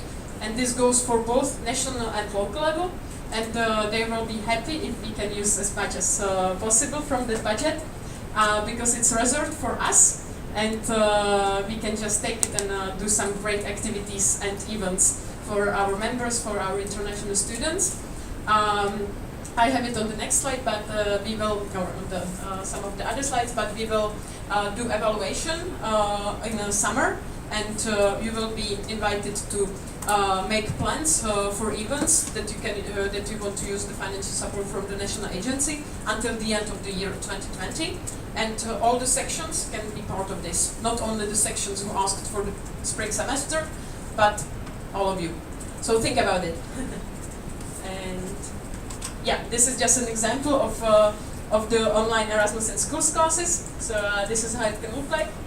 So thank you guys that you have been active and that you have tried it. I think that this was a cool experience. If I'm not wrong, this is an example of, from Brno United. So if some of you are interested, feel free to approach these sections. If I'm not wrong, USB Budweis also organized some online activities on Erasmus in Schools, so we can have a lot to talk about. And I give the word. No? So no. All right. Okay. So a few more things that we have done during the pandemic situation, during the crisis. We organized several calls with you guys, and we were lucky that Terka from the national agency could join 2 of them. This was very appreciated by her, because she could just hear from you guys how you are doing, how you are dealing with the situation. So this is one of the highlights as well. And then we shared the information regularly throughout the month. Yes, we redesigned the financial support a little bit, because as I mentioned, it was not possible for us to use it fully. We discussed the future of mobilities. I shared with you in our Facebook group a good website with universities that are saying if they accept exchange students or not. So if you want to know where you can go on Erasmus, you can just visit this website. It's quite easy to use. Yes, one more time, we would like to highlight the visible and great cooperation between you, ESN sections, and your universities and your international students, because the ESN was a key partner for the universities in these times, because they didn't have always capacities to communicate to all the international students. So thank you for doing that, and thank you also for organizing some events during the pandemic when it was not really possible to do our regular stuff. And now it's yours. Okay, so what's coming? What is next? First, the closest thing is that on the 13th July we'll have a transition meeting. This is actually, I believe, the first time that the whole new national board will be attending this meeting. It was proposed by the national agency that all the new board members attend, and it is a great way to set straight all the priorities and all the goals for the next year. I mean, the national agency was also consulted on the strategy of ESN, so they know what our plans are. So we will be able to discuss this more. it is also very important for them to keep the continuity, so this way when they actually get to know all the new board members, it will be easier for them, and it will reassure them that everything will continue smoothly and as well as it did until now. Not going backwards. We will also discuss the Erasmus in Schools plans for the future, how it could look in the next semesters, also depending on the situation with the pandemic. We will of course discuss the financial support, as was already mentioned. There is one thing that we would like to mention here is that the national agency always asks us to make sure that we have all documentation in order, because there is a possibility that they might ask for to have a closer look to see if we are keeping everything in order. I'm not sure if you want to add here something, just to report the activities, keep your receipts. Yes. Keep your receipts, keep from every activity that is supported by the national agency, so that in case they ask, that we are ready to provide what they need. Then we are now discussing the topics that we would be presenting at the next CEDUCON conference. Currently it looks like we will have 2 presentations. However, they will not be 100% approved until August, but the topics that we are proposing are, again, the role of ESN in internationalization, but this time more focused on our specific Czech Republic reality, not the whole ESN International. And then the other topic will be virtual mobilities, online learning. What are our experiences now after COVID? Like we did Erasmus in Schools online. What are our plans for Erasmus students that will be doing virtual mobility, etc. So we will of course be updating you on the progress on this. And then some events that will be happening again. We will be getting more information from the national agency about these soon. We don't have all the details yet, but there will again be the Gaudeamus Study Opportunities Fair, also schooling. This is a conference for primary and secondary schools, where we were invited to present best practice, also about Erasmus in schools. It was supposed to happen this year, but it was moved to, I think, December. And then also there will be a seminar for the university coordinators, where we were also invited to participate. Here what we would like to mention is that if any of your sections, if any of you have any best practice that you would like to share, the national agency is always open to the ideas, and if you feel like you would like to participate at any of such events with some of your good practices, you can always reach out and we can discuss it with the national agency and see what could be done. And I think that's all from us. Do you have anything to add? That I think that there will be even more cooperations.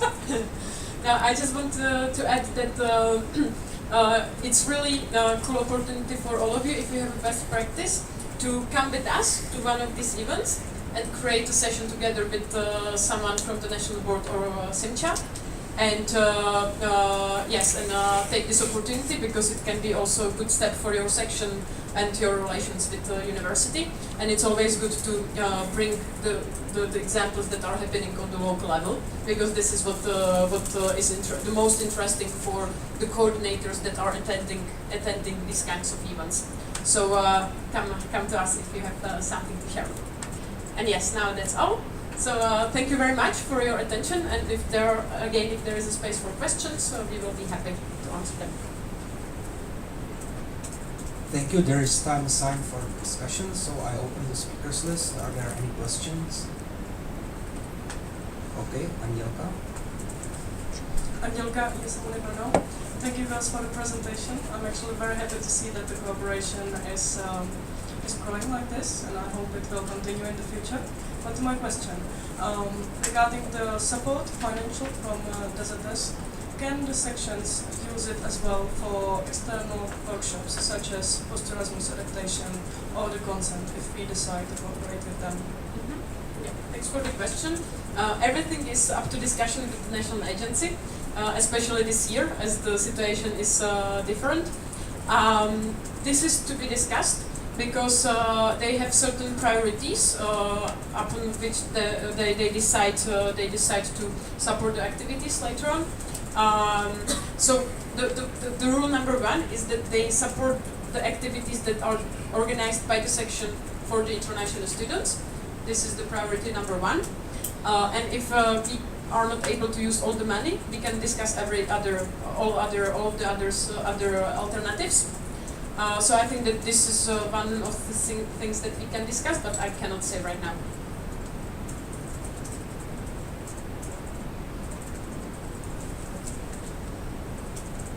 Are there any additional questions? If not, then I propose to close the speakers list. Any objections? Okay, no objections. I close the speakers list. Thank you, Tete and Sincha, for your presentation.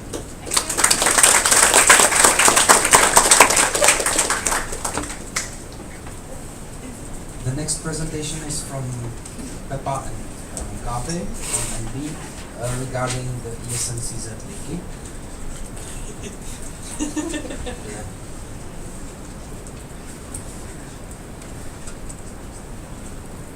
Hello everyone. Hello.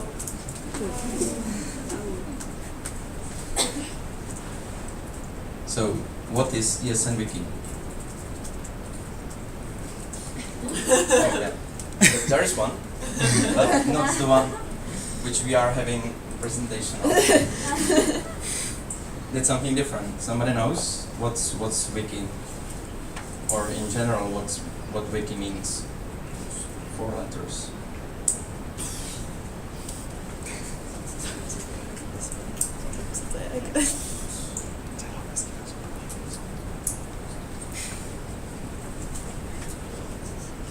Philip, yes, but it's like a knowledge base.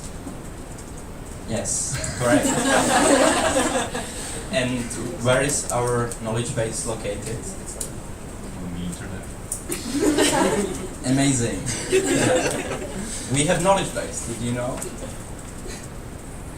Knowledge base, which is located at wiki.esn.org with double U, not like our wiki. And that's knowledge base of ESN International. We actually have our own old wiki. Some of you might remember. We are not using it anymore, and we will be moving it to the ESN International. That's why we are having this presentation, to actually show you what you can find there and introduce you to some plans with the wiki. So there's important information for national and local level, which you can find out. Anybody knows what's in there? Anybody already visited that website? Nice. Few hands. Okay. Okay. Stepan, do you want to tell us what's in there?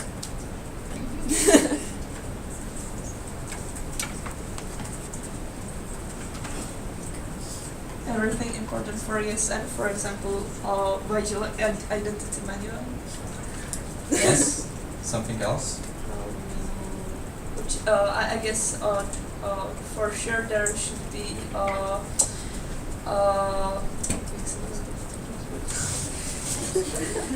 review statutes, yeah, and standing orders. I don't believe that. Not review. Yeah, yes, a review. Okay. Yes. You can find all of these documents there, but there is more. There are these 9 thematic parts. Basics of ESN, ESN toolbox, causes of ESN, ESN structure, ESN projects, ESN events, ESN documents, ESN external, and ESN archive.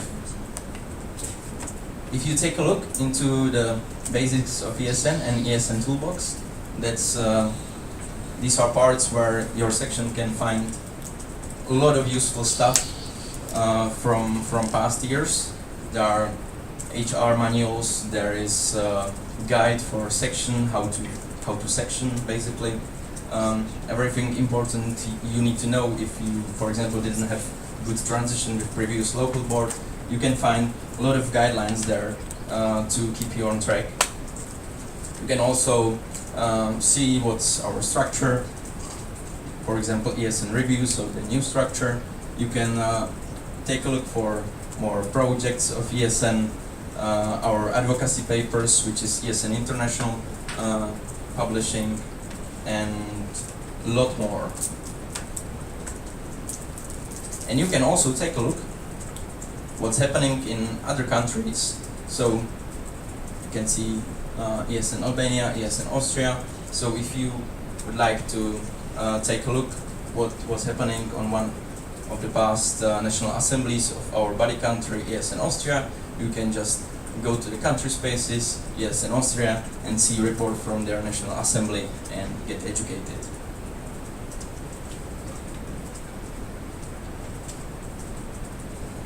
Okay, as Pepa said, there are some country spaces, so every country has some country space, and so we have some country space in Czech Republic, which you can use, it can be used not just by you, but also by your members, because we will put there some important information. Yeah, as we already said, it should be some knowledge base of ESN CZ for some documents, reports, guidelines, whatever. And we would like to put all important documents there. As you already know, we have also ESN CZ Drive, but the drive should be used for, let's say, working documents and so on. And at Wiki, you should find some documents which are finished, let's say, strategy, status, budget, some guidelines, and so on. I will tell you more later. And as Pepa said, there is also old ESN CZ Wiki, and we would like to move the information from old ESN CZ Wiki to new Wiki for plans, let's say. So, what you can find there, there are also some information for now, so you can take a look. You can find there basic information about ESN CZ, some information about national level, some names, contacts, and the structure of ESN CZ, and also some reports from statutory meetings. Not from all of them, because there are many, let's say, but let's say from last 2 years, maybe. I'm not sure now. And if you look at the page 3, you will see that there is some place for reports, for strategy, for guidelines, some templates, and so on. So in the future, we would like to have there some guidelines, as I said before, templates for presentations, for documents, applications, whatever.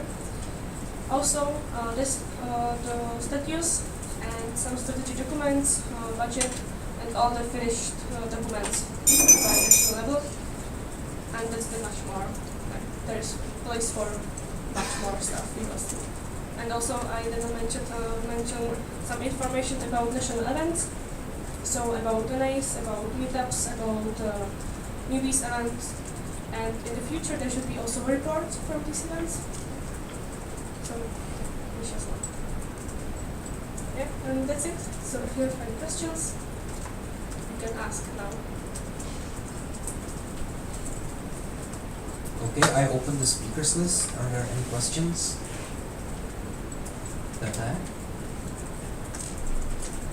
Tete, National Board. I want to ask if it's only the National Board supposed to upload things on the country space, or if there is also or will be possibility for the sections to upload some documents. Right now, the only ones who are editing it are National Board, but we would love in the future for each section to have its own space there for documents for their members and also for showing what they're doing. So, for example, if you have a section what you are proud of, you can publish it there, and every other section from the network can take a look at it.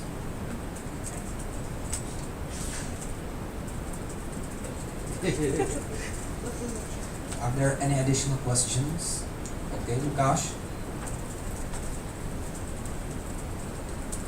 Hello, Lukáš, ESN Liberec. Where are we exactly, speaking of the migration of the old ESN CZ wiki? For example, if I wanted to check some statutes of other sections, are they accessible as they used to be on old ESN CZ wiki somewhere? I think nobody updated the old ESN CZ wiki for last 2 years, maybe 1, 2, 3. I'm not sure. 1. Sorry, I don't know. For 1 year. So I think everything is there. We didn't delete anything. We didn't move anything yet. So I think it should be there. Right now, we put there only general information about the ESN CZ and our national structure. So anything regarding sections will be there in the future, but it's not there right now. Yeah, Vicky I has a can reaction. have a reaction to that. Why was I asking was because when I last checked, it wasn't functioning quite properly, and some pages weren't even accessible. The Confluence. No, I mean on the old wiki. Yeah. Yes, it's accessible. Yeah, I think Adam fixed it a few days ago. So it should work now.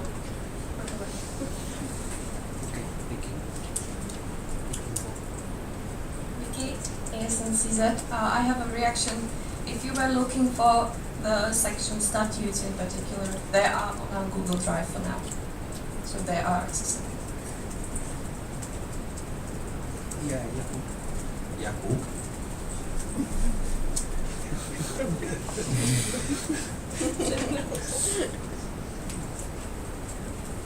Yeah, just use the public registration. I can't see any problem. Studying and orders of other sections. Yes, your new statutes should be updated as soon as possible in the public registry. So, if on Google Drive they are newer than you have in public registry, just update them. Everybody can see them. Yeah. Next question is from Martin.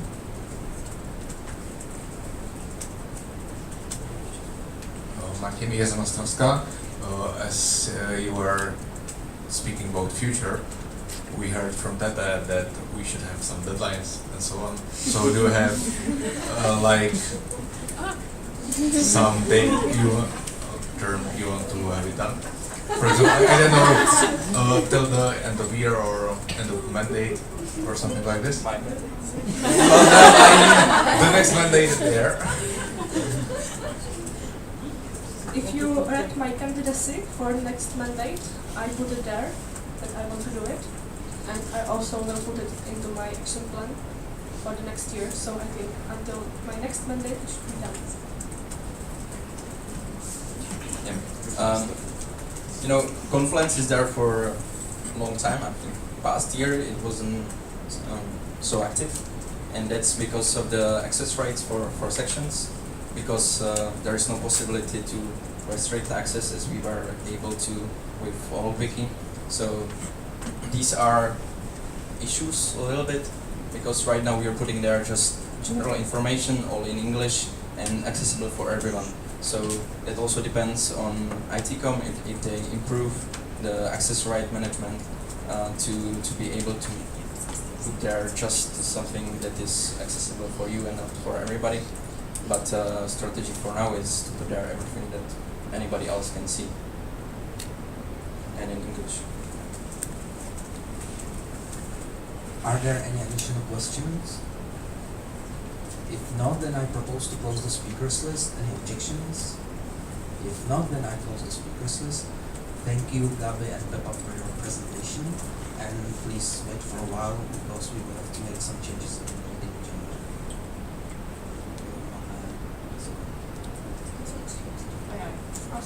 Yes, and we will have an announcement from OC because we kind of forgot about their greeting words at the beginning. So because we have 10 minutes, we would like OC to come on stage to have some words for us.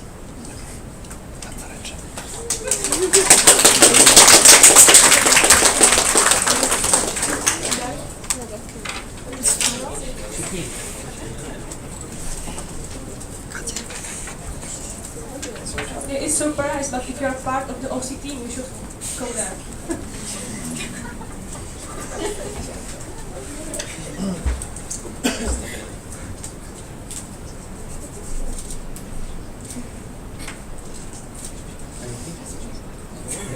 Thank you for the hello everyone and welcome to the NR June, the first National Assembly organized after the Corona apocalypse. I would like to, I'm very glad we all survived. Also, I would like to greet you on behalf of the OC in a beginning. Anyways, hello and welcome. This is our team. I'm sure you know most of them, but I will just go briefly through our names. So you know, right? That's fine.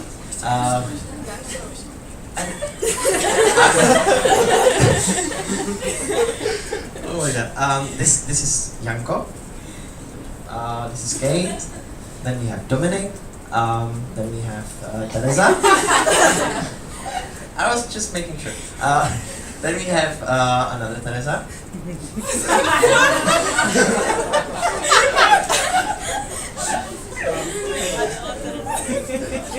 Oh, that's your second name, sorry. We have Hortik. Then we have Kaisi. Then we have Teresa, Vojta, and Štěpánka. And I'm married.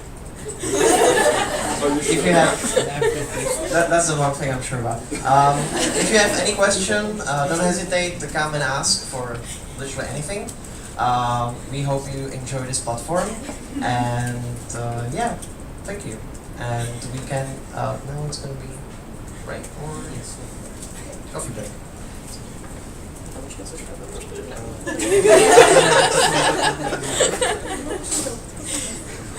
Okay, so now we will have a short coffee break for next 20 minutes. So we will. Okay, 25 minutes. So. Okay, we will have coffee break for 20 minutes as it is in the agenda, but we will be back here in. Okay, thank you.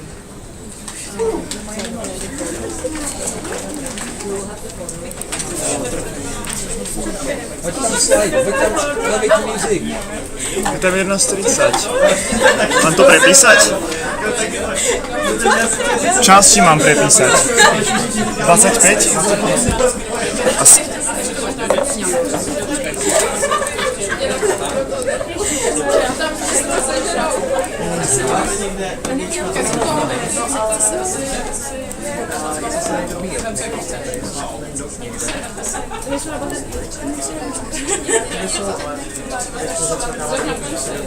Tam sú tie doky, nie? Či nie sú? Aha.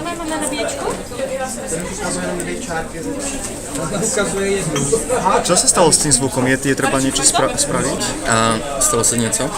Nie, že či je to v pohode, lebo som počul, že na YouTube je to slabé, ale s tím asi nič nespravíme. Je to slabý a pokud se nevylepší mikrofony, tak se to nevylepší. Tak, okay. Ne, jsou na baterky. Máme baterky? Všetko zatiaľ v pohode, keď môžem ísť na break?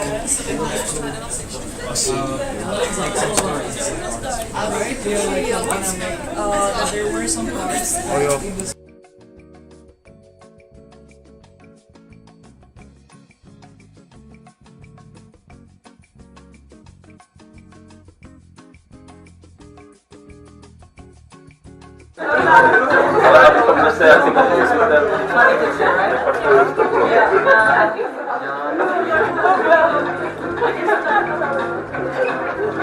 Yeah.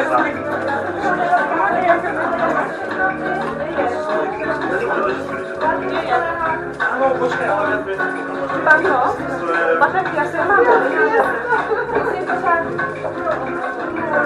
Až to tady schladíme, se na chvilku.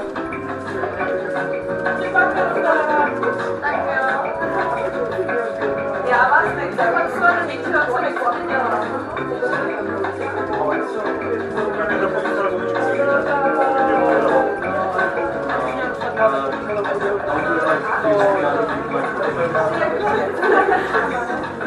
Já se snažím na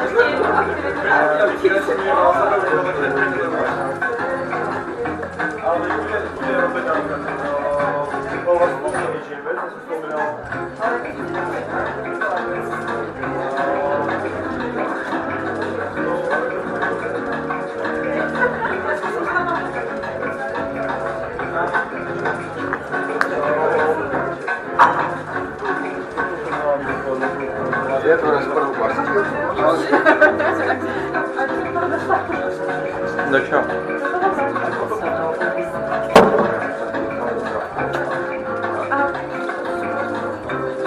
Malý, jo? Ne, velký. Oni jsou byty? No už nemají moc šťávy na celý den. Máš tam ještě dvě, no? No ale na tom to je jenom jedna. Aha, okay.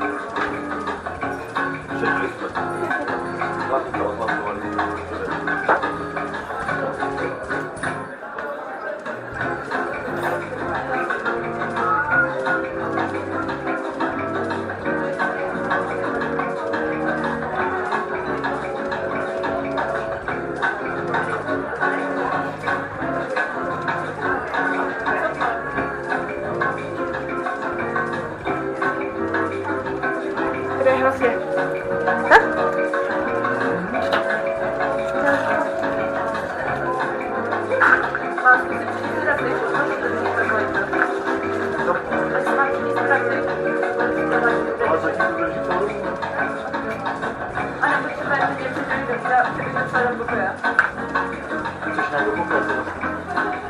Tak jako máma tady. Sníma nad sebou.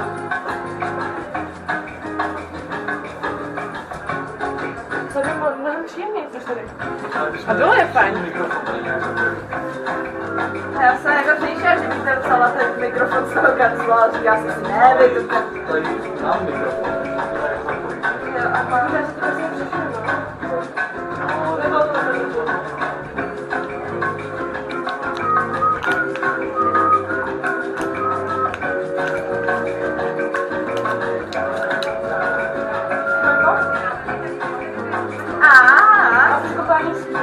Já si to piju vysvětlí teda. Já mám to vysvětlí. Kdyby se jmenuje to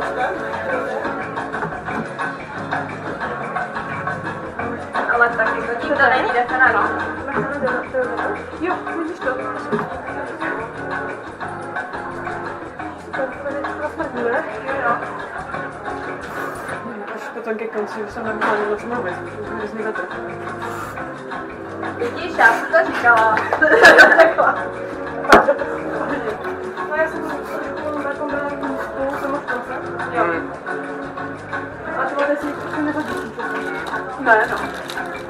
Já bych vyvolal hlasování, však myslí o tom, jestli má zůstat zapnutá nebo vypnutá a kdo vyhraje, tak podle toho skoro. To je docela vražedný. No jako ještě nějaká psala, že se taky o 10 minut. Já jsem mluvila. Tam si to o 20 minut. Protáhli? O 20 minut do 40 minut? Ano. Je to 43 minut. Fakt? Takže jste to protáhli o 20 minut, než bylo hodinu. Wow. Já jsem si tam dělal krásnou 20 minutovou mezeru, aby jsme tam dali annual report. No ale to je dobře, jste nedali, protože jsme na taky kolečky, tak to můžeš, víš? No, my ti tak můžeme kápy, já jsem možná to toho jiného, jak vždycky sbíráme ty výsledky, to bys to dalo udělat tak, že by se na konci konference házeli prostě do jednoho boxu, by tam prostě všichni pár, že se to vyhodili. A problém je, že na tyto tak někdo musel sledovat. Já jsem jich vyvěřila asi 20. A to nevíte? Vůbec neví. Tak nemáš tak jo, jenom se určitě. Ty jdeš teda s těma desečkama? Samý nápady. Jaký sektor jsou naši kamarádi? Záleží o hodně čeho se ptáš?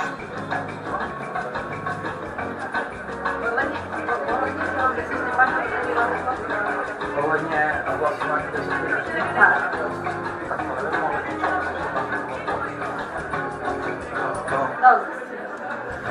jako kde jinde bychom mohli organizovat příští? Jo, takhle, no, to je dobrý nápad. No já ne, Štěpánka o tom přemýšlí. Jo, jo. Já to podporuju, ale nechci se to zvětšit.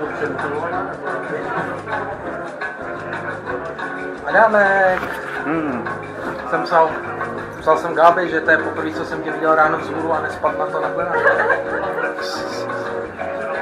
Na něj zle. Já si to nesmím. Já bych chtěl říct nápodobně, no, ale nechtěl jsem. A já si to posrala. Co? No, tak já nevím. To jsou 4 třeba. Marie nějakým záhadným způsobem stíhá dělat zápis a ještě psala časy prezentací, takže já vlastně tam jenom sedím většinu času a snažím se poslouchat. To je něco jako, když jsme byli v Pardubicí a máte moc tak netočil, že tak tady tam spal, že to vždycky opřel. Ale to není pravda, on tam do toho ještě šteloval ten stream a všechno. Já vím, že jo, ale on vypadal, že prostě ještě jak měl to křeslo, když se s ním fakt úplně ohnulo, že oni se tam takhle jako rozpácel, tak to vypadalo jako, že tam vlastně nic nedělá a že tam jenom leží a kouká jako a tak. To je strašná tak vodka, ale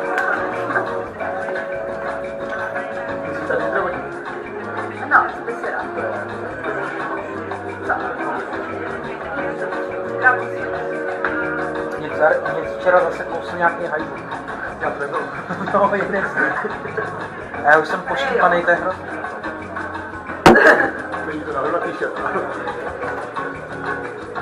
Co? Umíráš? Martin má bebíčko, tak se bude... Jo, ty normálně na to, když se škrábeš, tak je jako dezinfekce. No, a... Můžeš to rozdrápat a to je taky tak, když špatně zroste kost, tak ji musíš znovu zlomit, jo, abych... Já jsem si tady to jako si dělal, že jsi to dobu si tě dostal. To bylo ale pod napily, víš, tak to nebylo spodláš. Ty vole, včera, jak ses tam nad nás naklonil, to bylo hodně vtipné. Já jsem to... V jednu chvíli ses tam opřel o mě a hurty, jo, z nějakého důvodu. Jsem rád, že tady vysvětlím. Mně přijde, že od té doby, co jsem byla čas narazí, tak to je se bylo hrozně do prdele. Takže zase jako ještě více nebude vydrží. Právě, že vidí, že prostě jako před teraz, to bylo fakt jako, že jsem klasal i tak jako, že jsem míchal, tak to bylo něco v pohodě. A teďka mi přijde, že vlastně jak jsem se fakt vrátil. Jestli tam může třeba kvůli té karanténě, že jsem na tom vyšel vždycky, ale fakt teda jsem moc. No já jsem měl zajímavý probuzení, protože jsem se zbudil v 7:41, stav 7:00. Takže jsem mám dostal infarkt, když jsem viděl, kolik je hodin. Já bych pohodě. Naštěstí teda autobus, který jede, ten co jel jednou za 20 minut, takže kdyby to nesmí, já jsem stál doma. Tak měl 7 minut zpoždění, takže jsem stihl vyběhnout ještě se psem ven, rychle, aspoň na chvíli. A autobusem dobíhal, v něm seděl Adam, čo? Mě to vůbec nepřekvapuje, jo. Takže jsme přišli v 8:15.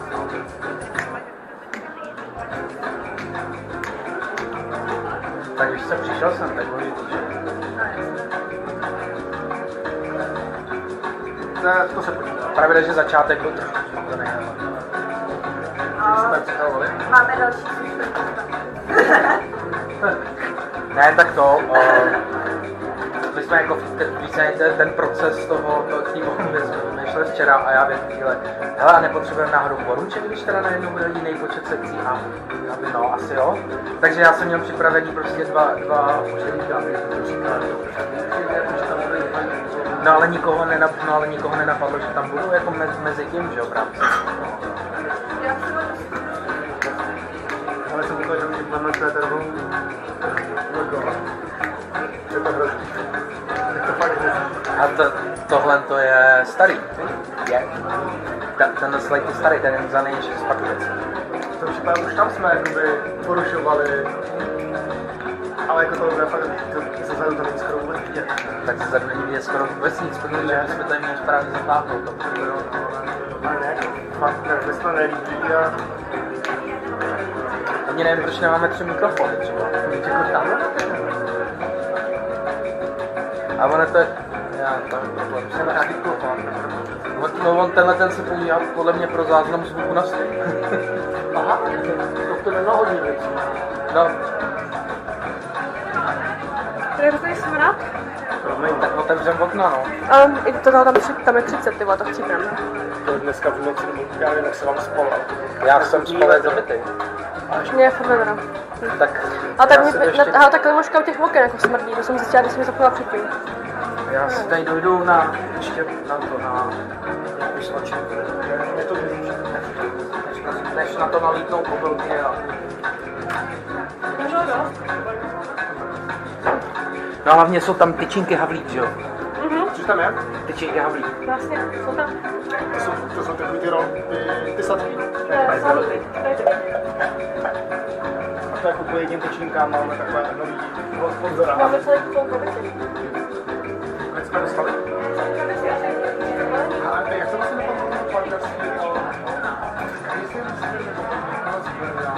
Že jejich začíná nebo někdo z rodiny mě člověk na platformě tam byl takový jako malý sek, nějaký beger, nebo...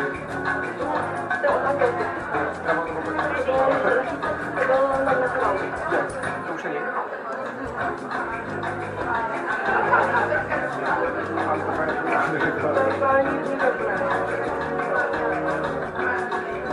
Třeba nějaké partnerství s Níkem, nebo takhle. My jsme u nás jsme chtěli mít partnerství s něčím takovým, s nějakým supermarketem. A paradoxně to ztroskotalo to na nás, kde jako na to třeba udělat. No, protože se tady zaprostala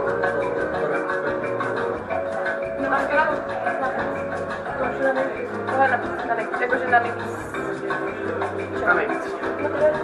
Jo, to nechci právě, já jsem tady nebyla tam. Nebo teďka říkal, že mu... Ale vzadu lidi říkali, že jim je tak... Nebo každý mi vedl, ne, já nevím. Prostě oni jsou úplně konec, prostě tady, já nevím. Já budem potřebovat to. Tak já bych to nastavila, tak jakože na nějaký... To je hrozné, jako, oni si prostě, že mi zima, tak já nevím. Ale je pravda, že vzadu je chladný. Ale tam je vzadu zaplá, tohle. Marčík se zapomněl. To bylo... Pane, já nevím.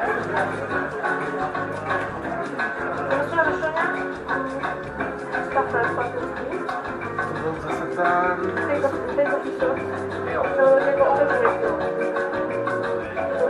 Upřímně, my jsme od Coffee Sourceu dostali na naší platformu třeba asi 3 kila. Vladopět taky nejede.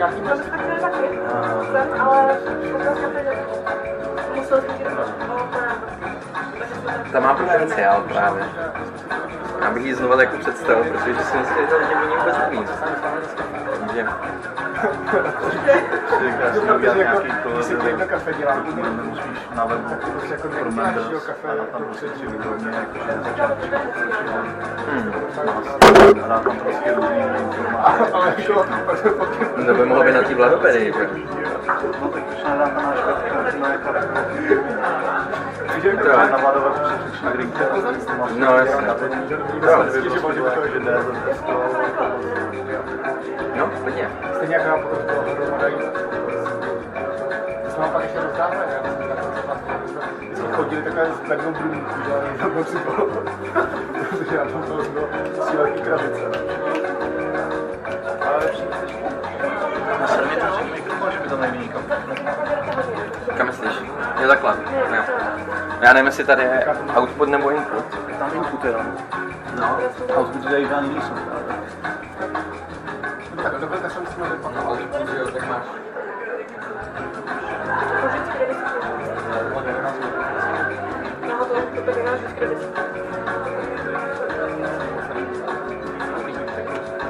Tak nějak 10 asi. On byl pro mě vybrán.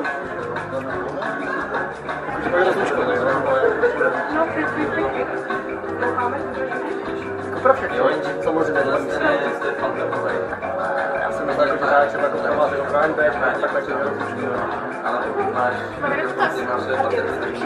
Mám jenom dotaz ohledně obědu, jestli by bylo, když tak dobré říct možná někdo teďka už předem, třeba co bude nebylo.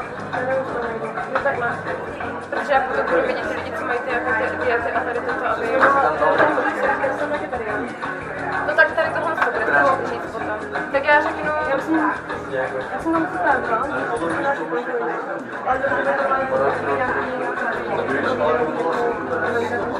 Tak já, a bylo dávat to jedno. Tak já řeknu, kolikkrát napíšu, to vlastně nějaký příspěvek a dělám to aspoň trošičku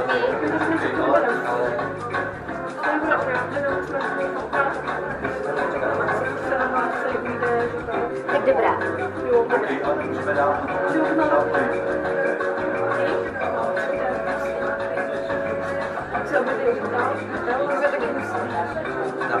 Co se nezapěčí? Já se rozmazlená. Počkám, protože... Vy prostě něco vychutná, co můžu zmíním, ale to je mi problém, já nemusím, to asi nevím. Ale dobrý čelik. Systém, který Neběž kafe? Ne. No, já bych se jako Teoreticky jo, ale jsem mohla a k tomu nastavení. Ale jako by jako to je jenom teď dneska, nebo jako všeobecně? To je pravda, ono se to vlastně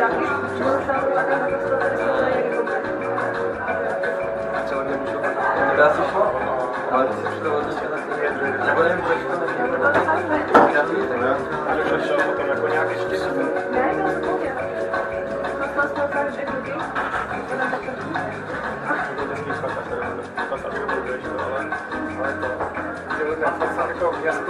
Ne, už nám jde o to, aby jsme nastavili ten mixáž. No, aby ideálně,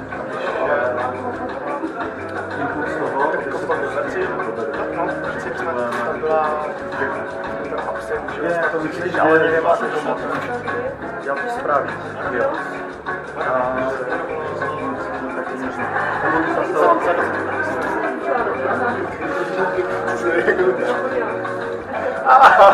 To bude ono. No, tak tam bylo právě jako a potom tak co se vám podařilo, co vám vymyslel, co všechno.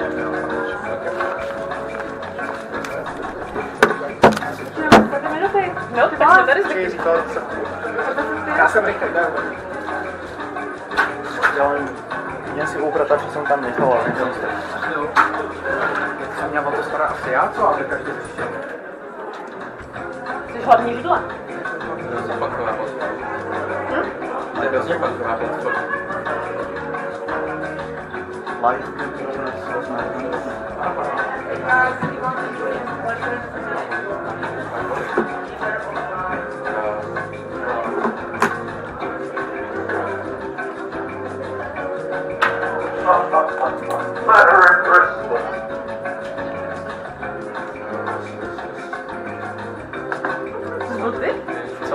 Já myslím, že to byl tam a Pepa, co zkoušel, co tam dali. Jo, já teďka jdu říkat in 1 minute. Right now, děkuji.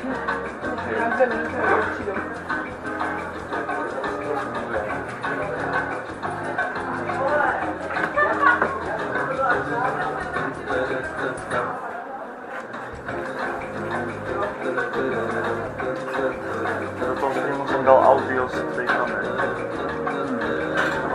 Ale to jsem nějak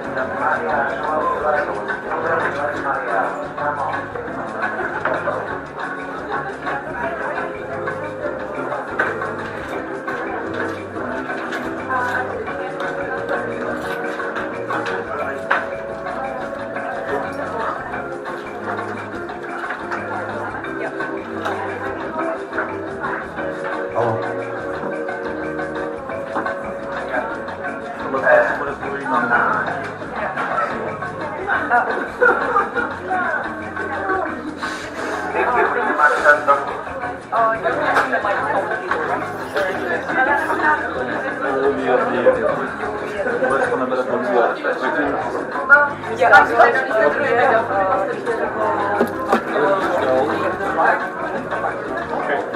like, if you like flag or no flag?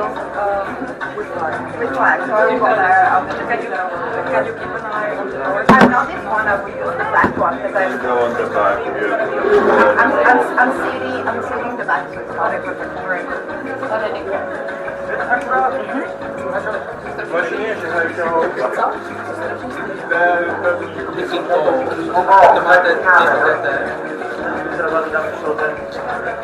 A jeden mikrofon je tam jsou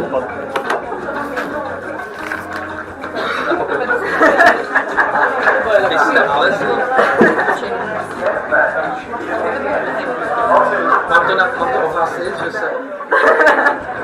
You're missing a member.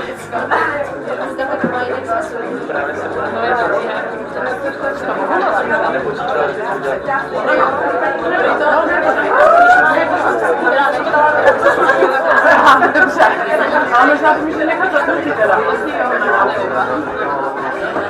Ale takhle, jak jsem to málo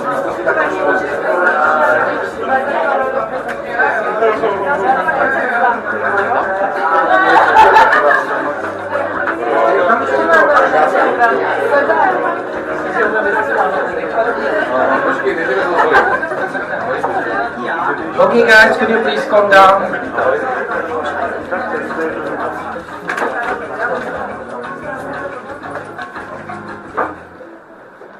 Thank you. The next presentation is regarding the annual report of ESN CZ, and it will be presented by Tete and Mikinka. Yeah, it was kind of late, so the avocado is one.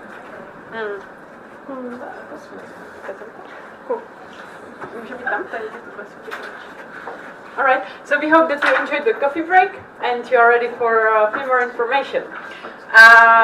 With Vicky, we would like to present you the annual report 2019 of ESN Czech Republic. It's for the calendar year, not the mandate, but the calendar year.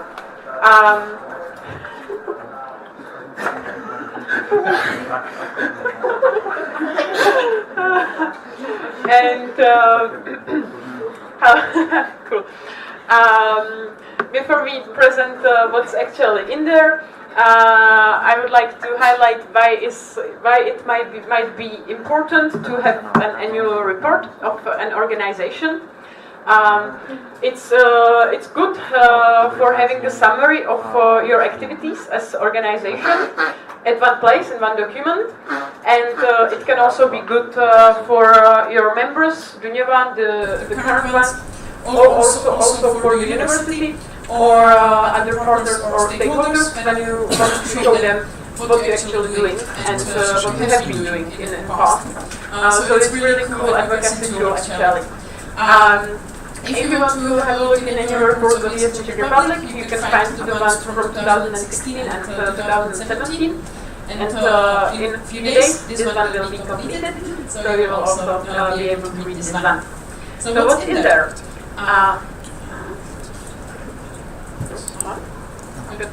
This is the structure of the report. So there is a part about ESN, what it is, ESN International, ESN Czech Republic, what are our goals and principles of the organization, what is the structure, what kind of events we organized and attended in the past, and then cooperation with the national agency described a bit in detail, three projects of our organization, then 2 sentences about the financial overview, grants opportunities that we used, information about our partners and stakeholders, campaigns, and a couple of words about newsletters and publications. And in this presentation, we will go through a few parts of this, not everything. So, structure of ESN. We have a national board, or we had the national board like this in the past year. 7 positions, you can see them here. Majority of you, I'm sure that you know. Then there are the national board supporters. We had around 20 of national board supporters last year.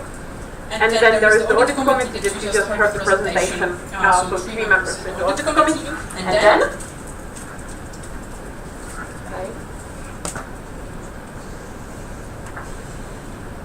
Okay, since the document is aimed at externals as well, so we need to explain how we work. So, of course, our sections are mentioned in there. So, as you probably know, since 2019, ESN Czech Republic covers 19 universities or higher education institutions represented by Your 19 sections. So this is something was also obviously included in our annual report.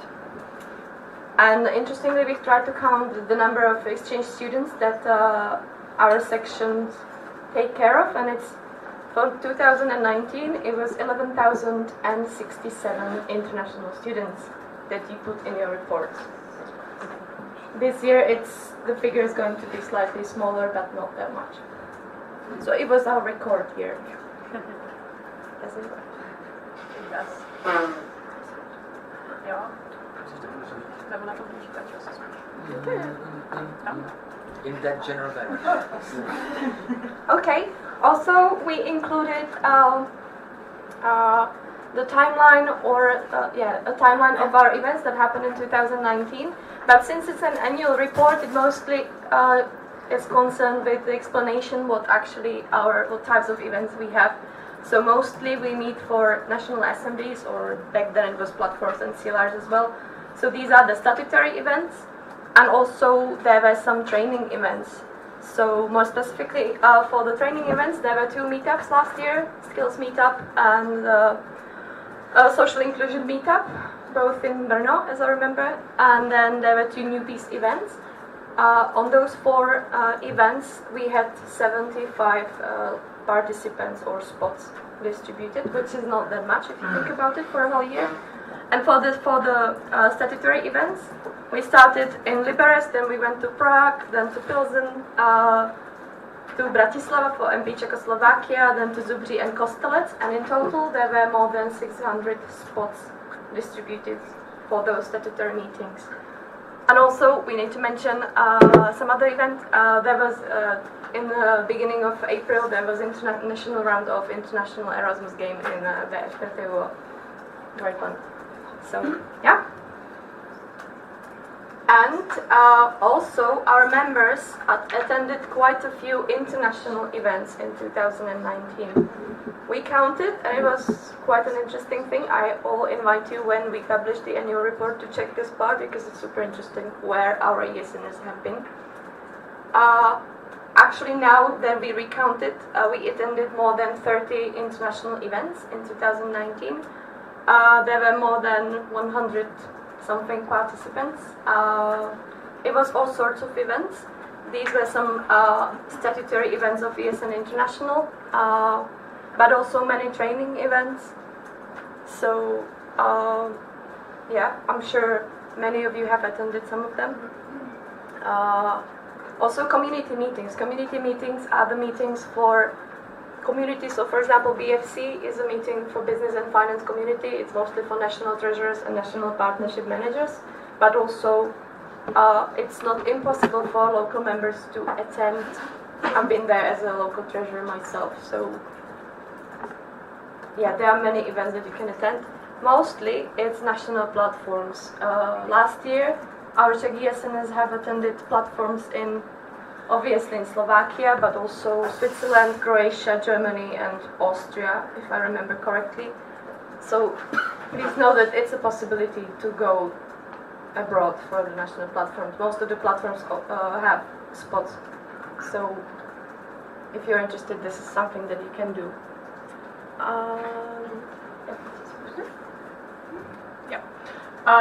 Then we participated also in some kinds of other events, not ESN events. So I would like to highlight the NGO market, which is an event for non-profit organizations, and it's a super huge market where all the organizations have their stands and they can promote their activities and meet also other people. So it's a great opportunity to find some new contacts and possibly start new cooperations.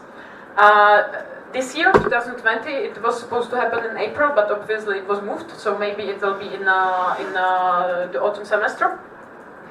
And then we already talked a lot about ChedCon 2019, which was one of the most important events for ESN when it comes to advocacy and cooperation with higher education institutions. Yes, cooperation with the national agency is one of the highlights of last year because it improved a lot. I will not talk that much about it because we had the presentation previously. What I want to highlight here is that yes, one of our main priorities is the social inclusion and activities and events organized under this theme. The financial support that is being higher and our relationship between ESNers and national agency is stronger and stronger. So this is something that is really, really cool. Together we created the certificates of recognition for our activities. At the moment we have 2 of them for social inclusion activities in general and then for Erasmus in schools. So I hope that we will start using them a bit more than we are at the moment. Erasmus in schools cooperation already mentioned and participation in our events. Then we have a couple of projects, as already mentioned, Erasmus in schools. Then ESN Challenge. ESN Challenge was developed and improved also last year. Then we are working and developing the ESN CZ app. Then we were part of and we are part of some grants. So last year the social inclusion meetup was financed by the ESA grant. ESA is an organization that consists of 4 member organizations. ESN is part of it, so these 4 organizations can use the money, even the local sections. It's quite easy way how to get money and how to organize an event. So this one was supported by that. And then since the last year we are part of the project Youth Values, which is a project held by the National Council of Youth and Children, and we are an associate member organization, and we are supposed to actively participate now in a survey, and then there will be the results, and then we will get some nice statistics about our members from that. So if you want to add something, and then you can continue. Yeah, it's the survey that I sent many of you a message on Facebook about. It's the secret unique link. And the deadline is on Monday, so please fill it in. Because, yeah, I almost blocked my Facebook account. Okay, so in 2019 we had those partners. There were both commercial ones and also some institutional or educational ones. So either they give us money or a lot of money in case of Vodafone, or some discounts, or they, for example, they hold workshops at our events. April National Assembly in Prague last year was quite nice in this aspect because many of those organizations have held workshops in there. So these were our partners in 2019. Okay, and also we have had some campaigns. We had more than those 3 that we are mentioning here. Mostly it's on social media, so if you have, and maybe the one in the middle is worth mentioning. It's my favorite one. It's about collecting the lanyards. We did it here as well. You can see that your lanyards that you are wearing are not the same as they used to be, so I would say that this is quite a nice initiative that started in 2019. Also ESN Adventure, it was before Christmas, and it was aimed at sharing some tradition and local customs of Czech Republic. So yeah, I think we have done a pretty good job here. Yeah, I can. Sorry Vicky that I didn't put your email as well, but I didn't know that we will be presenting it together until the last moment. So that's it, that's our annual report. Once it's published, feel free to read it all. I just would like to mention that it's going to be only in Czech. as it's well, there are some reasons for that. Maybe the next national board will write their annual report both in English and Czech. Let's see. Yeah, so thank you very much. And if you have any questions, maybe now or maybe later. That's it. Thanks.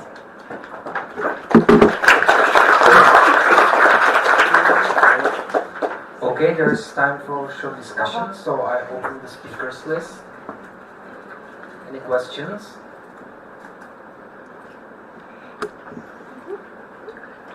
Okay, if there are no questions, I propose to close the speakers list. Any objections? If not, then I close the speakers list and thank you, Tata and Vicky, for your presentation. The next presentation is regarding the statutes, but I'm supposed to make some comedic few minutes. I'm not sure what to do. You can distribute the candies if you want. Okay. I mean, I can throw the candies at people. That looks like a fun. So, is there anyone who wants some candies?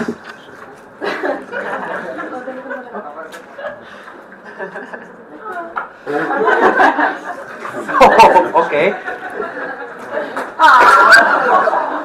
Not sure if this was the Okay. best idea. I think I will. Sorry.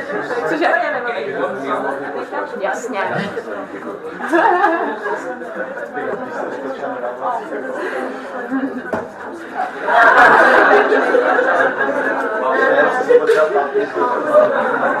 Díky, aby jsme než za prezentaci ještě. Okay, další I povolenek. start. So, anyone else? Oh, sorry.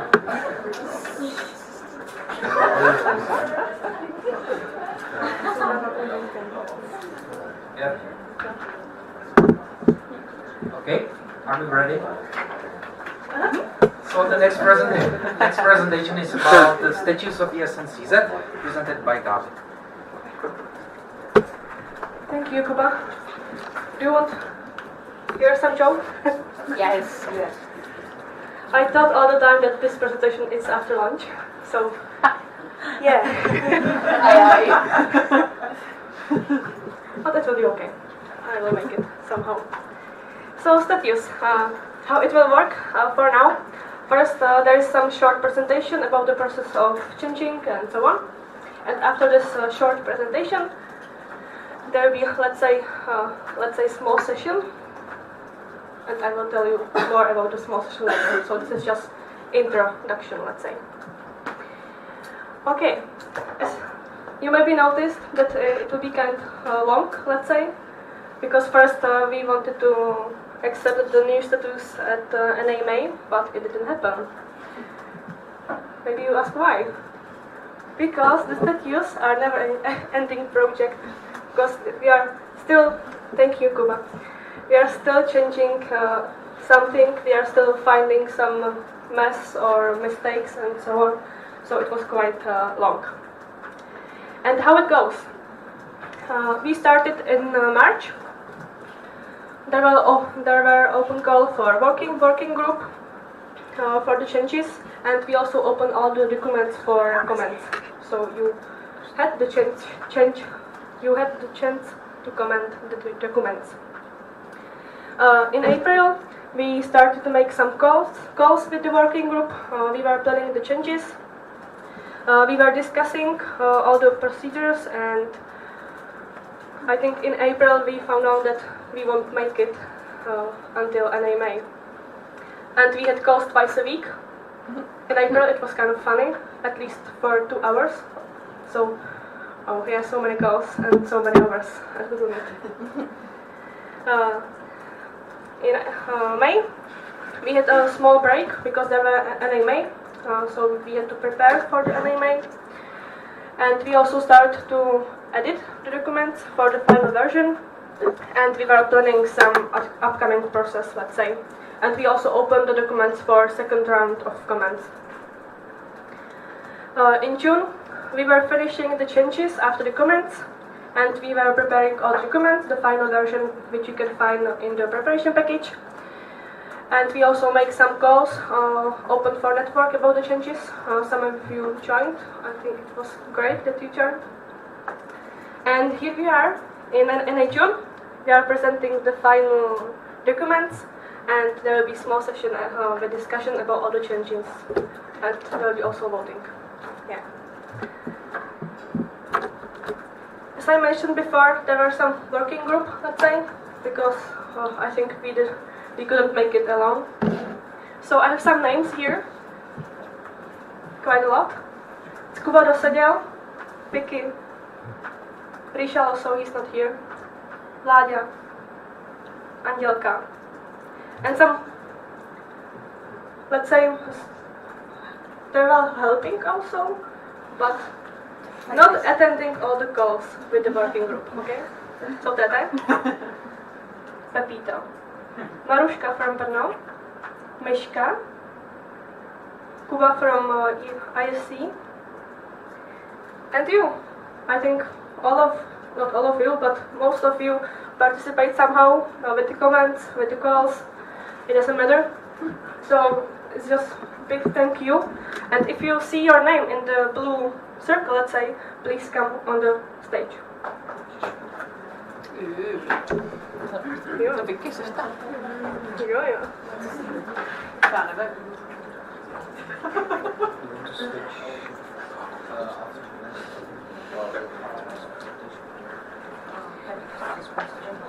They are surprised, because they didn't know about this. Just look at them and just thank them in your mind, because they put so much energy and their time in the documents. And I have something for you. A surprise. Gabby's getting some chocolates. Chocolate for Andělka, chocolate for Vicky, chocolate for Láďa, chocolate for Kuba, and chocolate for Ríša.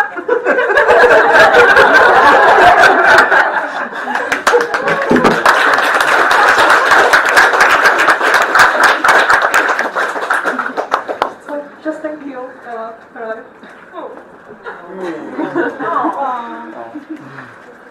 I think I will cry after voting.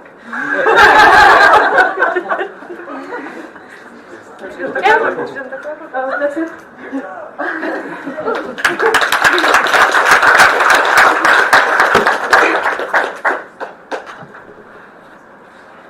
So now we are moving to, let's say, small session. It won't be small session as you visit some, maybe, because I will still stand here and talking, but we will discuss it more, let's say. So if you have any question, anytime, just raise your hand, because it's time for you to ask or say some comments and so on. So, before we start, I prepared some Kahoot for you, so we will see how much did you read the final version. Ooh. What should Janko do? What do you think? I think teach.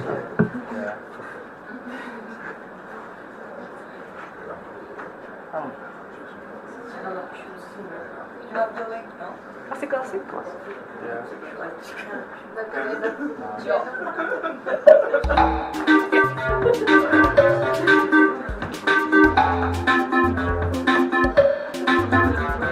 And there is some prize for the winner, so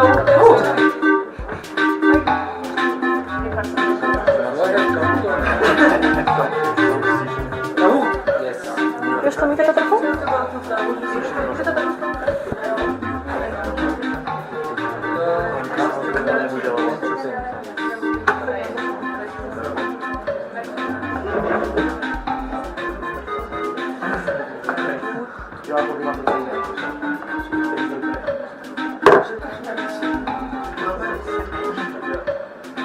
But it will be weird if somehow somebody from the working group will win, so we will see. You can play, but maybe you won't get the prize.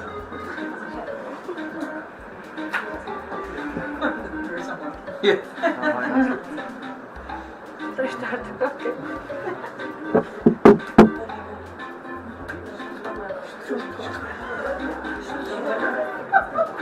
Are we going back for Netflix party?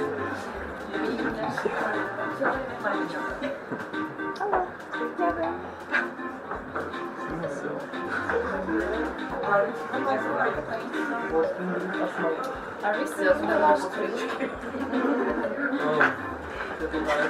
Probably not, but it will be on post. If it announced. Let's wait for 10 seconds maybe. Just join now, please.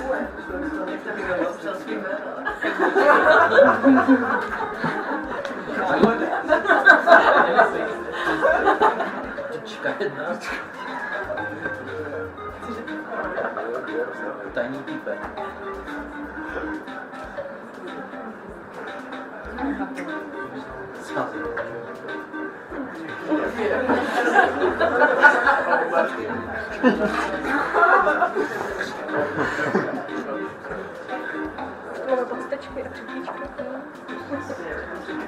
Okay, is there someone who wants to join and he or she didn't join yet? Or can we start? Okay, let's start. Janko? Let's start. There are 10 questions.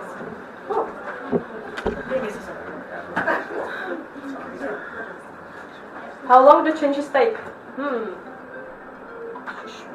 Choose one. Which changes? Status changes, Kubo. Not sure. That's not an option.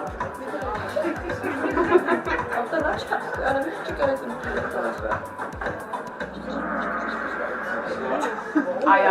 Yeah, it was for 4 months. So next one. Ooh. Okay, next one. Which standing order was deleted? Yeah, it's Chenglish, I'm sorry. Sometimes.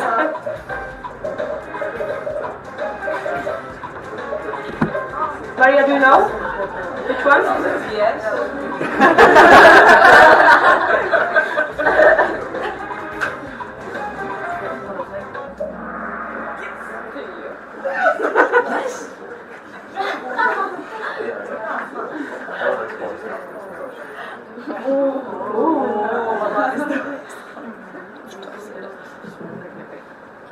What is the name of the highest body in Czech nejvyšší orgán? Changed like 7 times.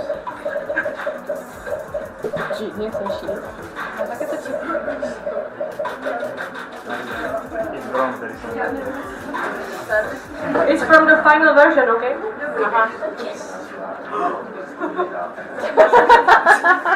Okay, you didn't know it? I was answering regarding the current state. No, it's about the final version, okay? What is the name of the NR font? New name of NR font is President font. Do you think it's true or false?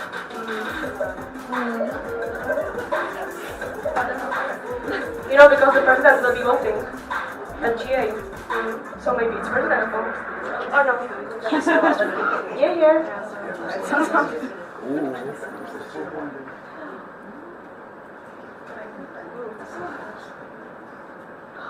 How many votes do we need for the section approval?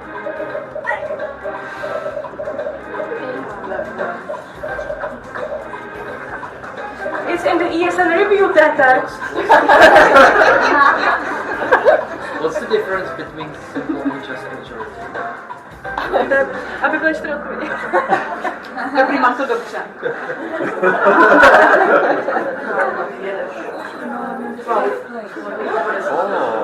Maria! It's you, Maria? Yes. Oh.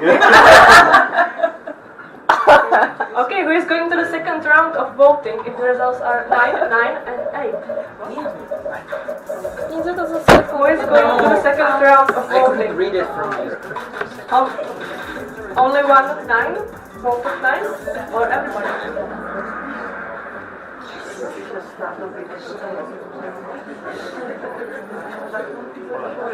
All 11. What do you need to have if you want to apply for the office of National Assembly? According to the new statutes, okay?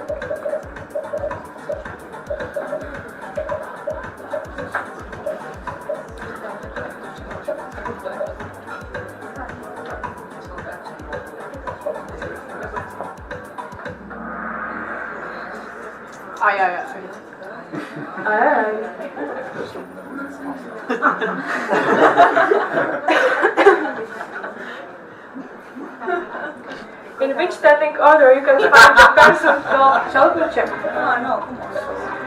Which one?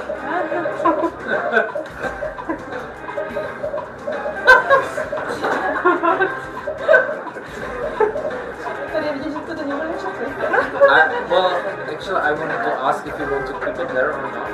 I was like, yeah, why not? You know, we just wait for a minute, Janko. We just put there this word just to know how many people actually read the statutes and standing orders. So, no, I think nobody found it. So, we can keep Let's keep it. Let's keep it. I mean, I saw it there and I liked it, so yes. I believe him. Yeah, it was when you propose. Yes. I mean, you are like trying to like odvolat jednu It doesn't matter if you're just going to audit committee or someone is doing something wrong and so on. Yeah. He's still talking during the plenaries or he's sleeping during the plenaries. He should leave the room and so on. It shall be checked. Yeah.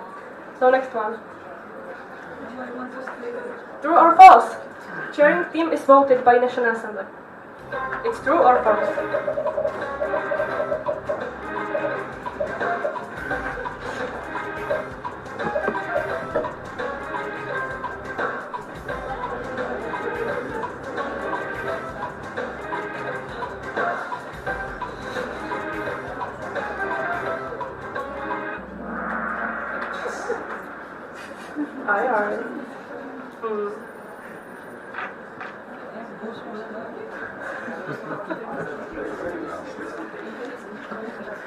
Regarding which standing order we talk about Stolice, you can just guess, you know, because you don't know this.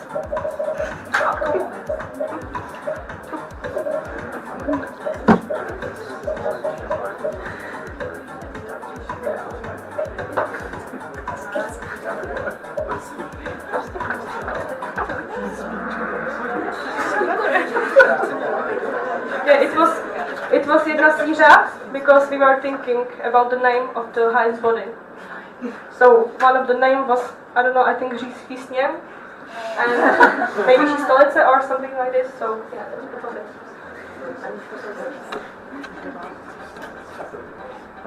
Okay, let's see. Who is Olala? Raise a hand. Ooh, Olala! Tiny Tipek? What? Tiny Tipek is on the second. Who is Tiny Tipek? Who is Tiny Tipek? Peppa, okay. And I think it's somebody from the I think that Olala should get it. Yes, I think so. Because Peppa was also the part of the changing. So come on, come to the stage. Olala!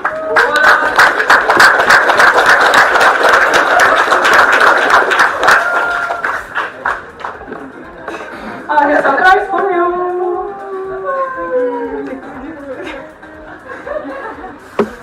Good job, Wilfred.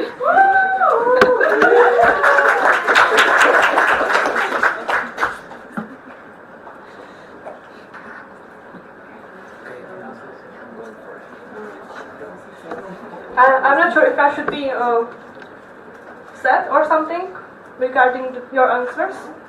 So I hope you just read it, maybe. Okay, we will see. So what now? Not what now. Now is the time to be serious. Talk about the changes. This session will be, let's say, Chinglish, because I prepared in Czech, but after all the changes, I will sum up it in English for our guests, okay? So now, Maria, I will start talking Czech. Kuba, are you ready? Yes. Because we are changing the positions in charity, you know? Because I'm demoting myself to vice chair. yeah, because we will find you in a minute now, because it's in Czech. Yeah, I'm promoting actually, because vice chair does most of the job. Okay, and now if somebody from the working group would like to join me, you can join me now, because I'm here alone. Okay. So first, we will talk about, let's say, pojmy in Czech, just to be sure that you really understand. Takže, máme tady pár nových, řekněme, pojmů. Ježíš, vlastně. Podporujeme. Ok, začneme řádným členem, to je asi taková jako nejjednodušší věc. Řádný člen, můžeme říct, že je to statutární orgán neboli sekce, například ESN USB Budweiser, vás vynechám, a to trošku bordel, nebo fyzická osoba. Já mám tady tak mám příklady až potom.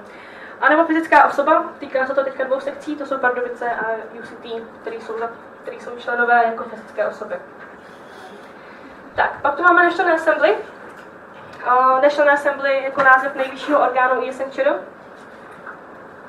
neboli CLR, jak jste znali doteďka.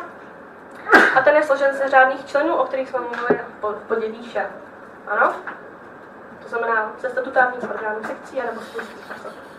Já vím, Kubo, že se to nelíbí ze sekcí, a nebo z fyzických osob. Řádku. Tak. A pak tu máme splnomocněnou osobu. A splnomocněná osoba je fyzická osoba, na kterou bylo rozšířeno hlasovací právo toho řádného člena. To znamená, příklad. Koho si vezmu jako příklad? Ježišmarja, počkat. Jakýho prezidenta? Tamhle Tomáš. Tomáš Mandelu jako prezident, který by měl být statutární orgán. No, udělejte si v tom trošku pořádek. Může delegovat svoje hlasovací právo na někoho, třeba na svého LR, a z toho LR potom bude splnomocněná osoba. Jo, protože na ní delegoval, teda rozšířil své hlasovací právo, aby se tady vyjadřoval jasně. Tak, konkrétní příklady. Podala jsem to podle toho, kdo je tady. Jo? Takže řádný člen jako fyzická osoba máme třeba Kubu, jako zastoupení ESN UCT. A právnickou osobou například ESN Mendelu Brno. Ano. A splnomocněná osoba konkrétně k tomuto zasedání je třeba Štěpánka, protože na ní bylo delegováno, rozšířeno hlasovací právo od Kuby, jakože od řádného člena. Yeah? Okay, Mario, did you understand, or should I say it in English also? Okay. We have řádný člen, member, its section, or proper member. Proper member. Yeah, let's say. Or splnomocněná osoba, I don't know how to say it in English. Person with delegated vote, so you can just delegate your vote to your LR once you will have some. Okay? Okay. A jelikož tohle není prezentace s otázkama na konci, je vám tohle všechno jasný? Rozumíte, kdo co znamená, jak to běží, jak to bude, jaký máme navrhovaný řád? Teď se komentujte, ne? Nikdo, dobře. Tak, půjdeme. Máte k tomu někdo něco? Ne. Tak, co se týče členství obecně. Pokud bychom se hrábili v nějakých úpravách dokumentu, tak jsme to rozdělili přímo do oddílu řádné a přidružené členství, aby to bylo trošku přehlednější a věděli jsme, co se koho týká. Trošku jsme udělali víc konkrétně náležitosti žádosti o přijetí člena, jak jsou vlastně náležitosti, že tam musíte napsat nějaký identifikační údaje, řekněme, o jaký druh členství žádáte, jestli o přidružené nebo o řádné, plus tam popsat, řekněme, předmět činnosti, nebo možná použít Kuba tady to slovní spojení, který je v souladu s cíli nebo hodnotami ESN CZ. prostě, že to nějak jako dává smysl, že o to žádáte. To samé jsme vlastně udělali u návrhu na vyloučení, jenom doplnili, co by to tak mělo obsahovat, aby to bylo trošku jasnější. Přidali jsme možnost, že můžete odstoupit od členství, nejenom, že vás mi to vyhodí, ale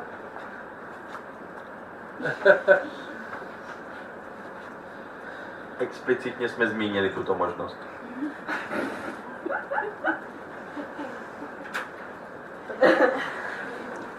prostě jsme tuto možnost napsali, protože samozřejmě ono to jako jde, ale nebylo tam napsané. Tak, a definovali jsme tedy, že schválit a vyloučit sekci musí být schválený 2/3 většinou, což je v souladu s ESN review, proto jsme to tam hodili. A zároveň jsme přidali bodík, který mluví o evidenci členů. A už jste možná dneska viděli takový hodně velký náčrt, membership list, něco takového bude k dispozici na vyžádání a budeme to mít někde položený si.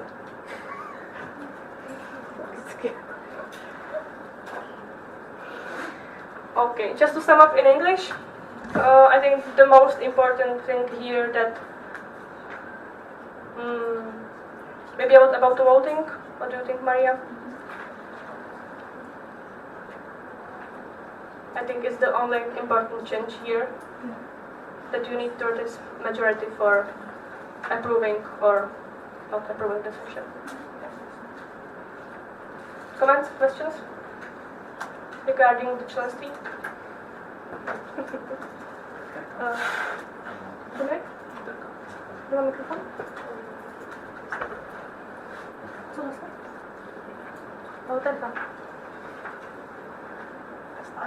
Já nerozumím tomu konceptu přidružené členství.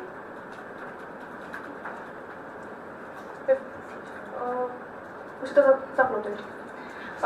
Přidruženým členem se stává sekce, která by se ráda stala členem ESN CZ, ale není to tak, že přijde vlastně tamhle spolek z Metropolitní univerzity, která ještě není členem, a řekne, my chceme být řádnými členy a podají si žádost o řádné členství, i když vlastně víceméně nic o ESN neví, nebo ví lehce, ale nikdy nebyly součástí tady jakoby nás.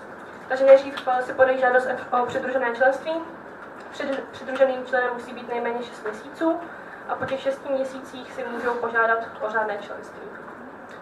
Nedávno jsme to zažili, že jo, u USBčka, kdy si vlastně požádali o přidružené členství, byli nějakých 6 měsíců nevím přesně přidruženým členem a potom si požádali o řádné členství a už jsou řádným členem.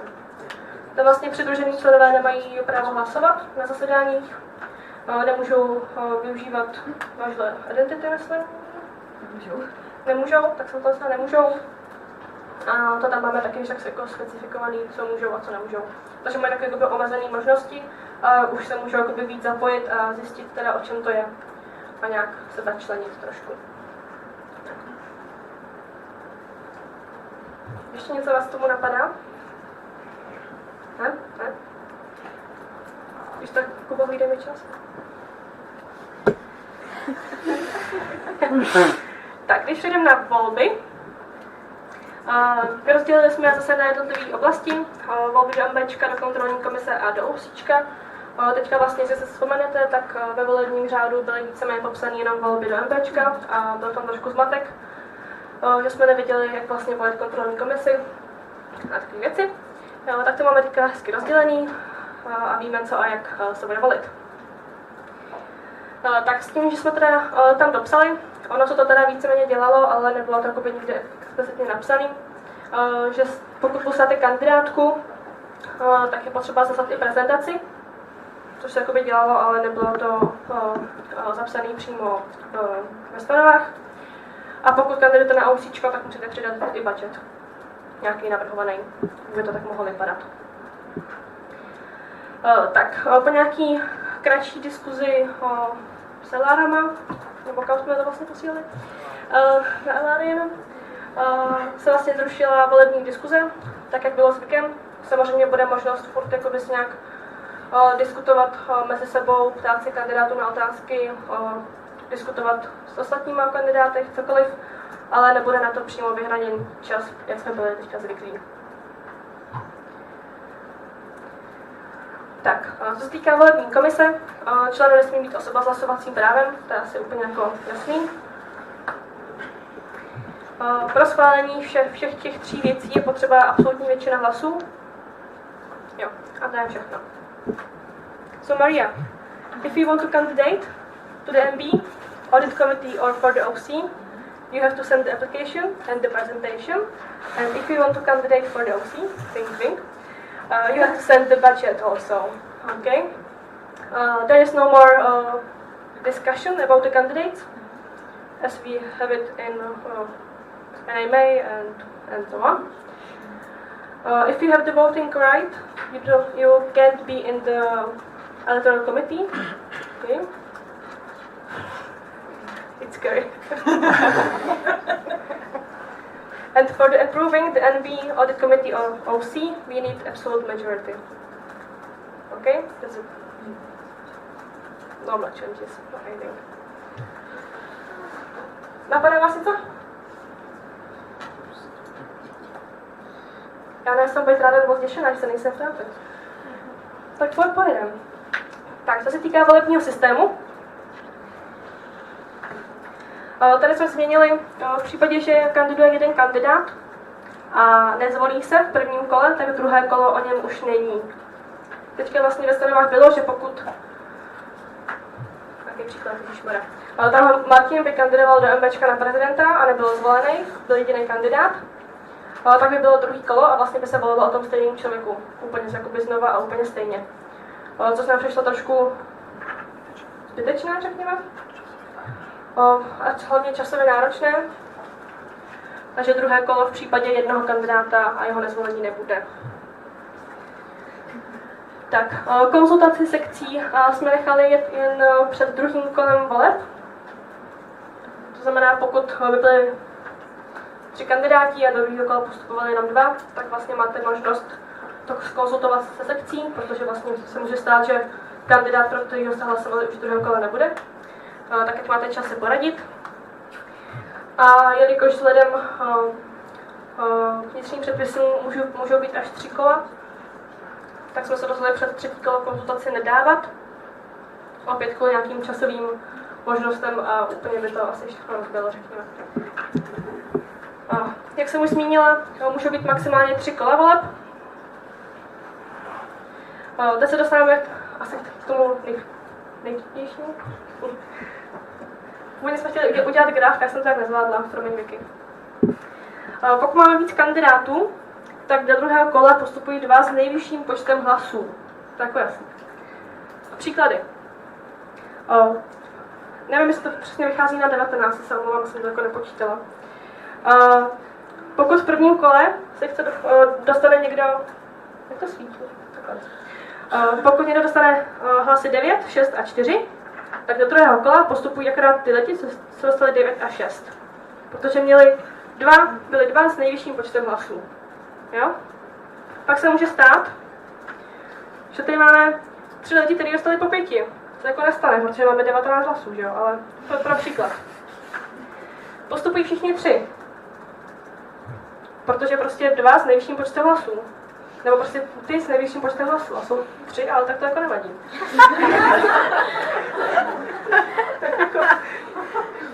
Až to zní divně, ale prostě tak. No a když budeme mít třeba 7, 7, 5, tak postupuje 7 a 7. Je to jasný? Řekla jsem to srozumitelně? Nebo to chceš doplnit? Je to jasný? Je to vám jasný. Když je to jasný? To tam ty čísla. Já bych to tak, jo. Co ty čísla? Druhé, třetí. Až na to 5. Ahojte, ja som Patrik z Vrouté Brno a mňa by zaujímalo, že čo sa stane, ak aj po 3. kole majú stále 2 kandidáti rovnaký počet hlasov. Možno nejako priblížiť ten limit 3 kôl. Ďakujem. Pokud se nikdo nezvolí v těch prvních 3 kolech, to znamená, že žádný z kandidátů nedostane absolutní většinu hlasů, tak žádný kandidát nebyl zvolen. Konec voleb. Barbie se hlásil, myslím? Barbie, som Mendou. A keby je možnost 955 opět postupuju všetci troje?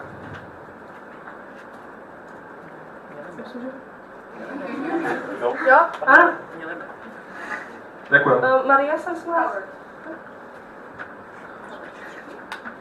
Ještě něco vás napadá? I'm not sure if I want to say this in English also. So Maria, if you and Alexis, sorry, I'm not sure where she is. Doesn't matter.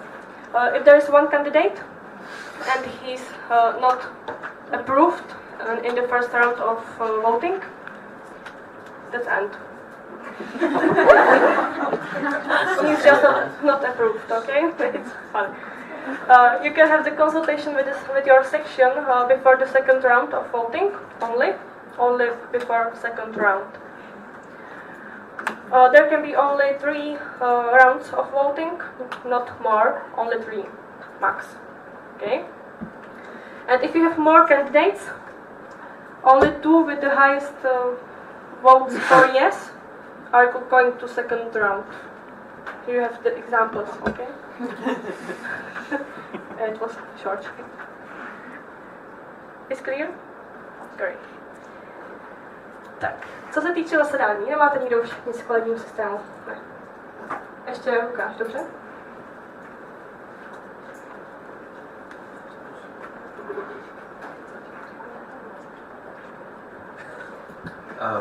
Jenom pro úplnost by bylo možná za mě fajn trochu vysvětlit pojem absolutní většina.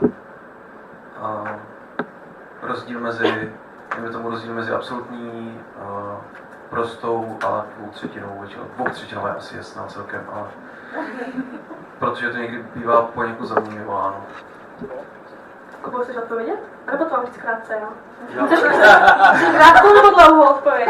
Dlouhou, dobře. Já bych to řekl jednoduše. 2/3 jsou jasné, absolutní je 10 a ten zbytek je náhodné číslo.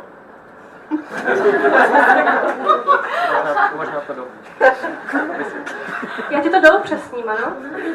Absolutní většina se počítá ze všech řádných členů, který máme. To má 19 po každý, takže 10 minimálně pro schválení. Ano, to Kuba vlastně řekl. Co se týká prosté většiny, tak se zase počítá z přítomných členů, což nechceme, protože pak se může stát, že tady 3 sekce něco odhlasují, protože ostatní nebudou přítomní. Reakce od Kuby? Mám reakci. Ano. To se nemůže stát, protože minimálně v těch současných stanovách je, že kvorum jsou minimálně 2/3 přítomných sekcí. Ale pořád 2/3 taky není zas moc, jo? No jako jo. To je 13, ne? To je dobrý point. My jsme tam vlastně stanovili, nebo už to tam vlastně je, že minimální počet členů, kteří se musí účastnit zasedání, aby bylo usnášení schopné, jsou 2/3. Ze všech řádných členů. To znamená z 19. Je to jasnější? Já to věděl už předtím, ale aha, je vám to jasnější? Aspoň zakebejte hlavou, že jako... To jsou skvělý. Tak, co se týče zasedání. Zasedání může být svoláno na základě podnětu od kontrolní komise, anebo pokud se 1/3 řádných členů rozhodne, že podá podnět k tomu, že chce svolat zasedání. Znamená 1/3 z 19 by to musela podat, aby jsme to oprali. Vážně. Ne, vážně. Vítajte se. Vlastně jsme tam rozdělili ještě pojmy na řádné zasedání a mimořádné online zasedání. To je dobrý si taky udělat trošku pořádek. Co se týká řádného zasedání, to je tohle třeba. To znamená, že ho svoláme alespoň 30 dní předem. Pošlem tomu nějaké informace minimálně 7 dní předem, jako teďka. Prostě klasický zasedání, jak jste zvyklí, se jmenuje řádné zasedání.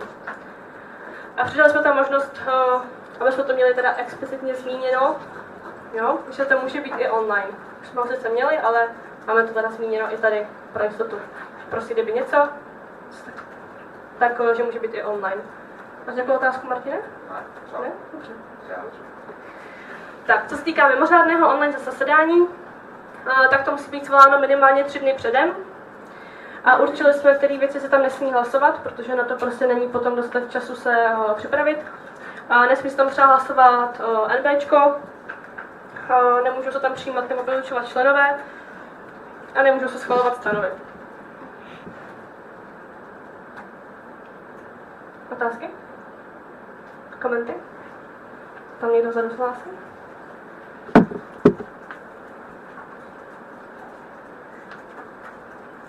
Děkuji, Tereza, ESN CZ Prague. Ty 3 tečky na konci znamenají, že se nesmí hlasovat ještě o nějakých dalších věcech, nebo to jsou explicitně tyhle ty 3, co jsi zmínila?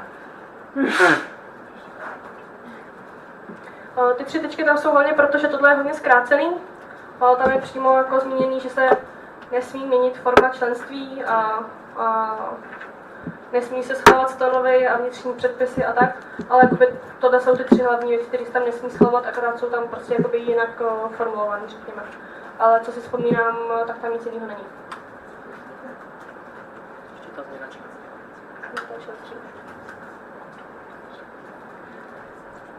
So Maria, if you will find 1/3 of sections, you can come to the NB or audit committee and say, we want National Assembly. Okay? I think that's more important. Yes, and if we will have the extraordinary online assembly, we can't vote about NB, about members, and about statutes and standing orders. Pane Bože. Faster. OK, teď jsem trošku nervózní. Už to nestihnu. Co se týče chairing týmu, tak jsme zmínili, že chairing tým jmenuje NBčko. K tomu naseváže jako hrozně dlouhý kontext, ale jde vlastně o to, že National Assembly je usnášení schopný pouze na zasedání. Takže vlastně nemůžete o chairing týmu hlasovat online, jak jsme byli zvyklí. Překvapení? A členem chairing týmu nemůže být osoba, která hlasuje na tom daném zasedání. Tak co se týká návrhu na změnu agendy, tu může podat řádný člen nebo NBčko, s tím, že bude to možná trošku složitě, jo? Ale pokud já navrhnu, hele, budeme dělat tady tu změnu v agendě a nikdo neřekne, že mu to vadí, tak to prostě uděláme, nemusí se o tom hlasovat. A pokud by někdo řekl, mě to vadí, a získal další 2 sekundace, tak se o tom potom už musí hlasovat. Jo, teoreticky by nám to mohlo ušetřit nějaké jako hlasování navíc, mohlo by toho být třeba trošku méně. Někdo něco k tomu? Ne, dobře. Tak, co se týká National Assembly, jak už jsme řekli, je to nejvyšší orgán. Je složen z řádných členů, to už taky víte všichni.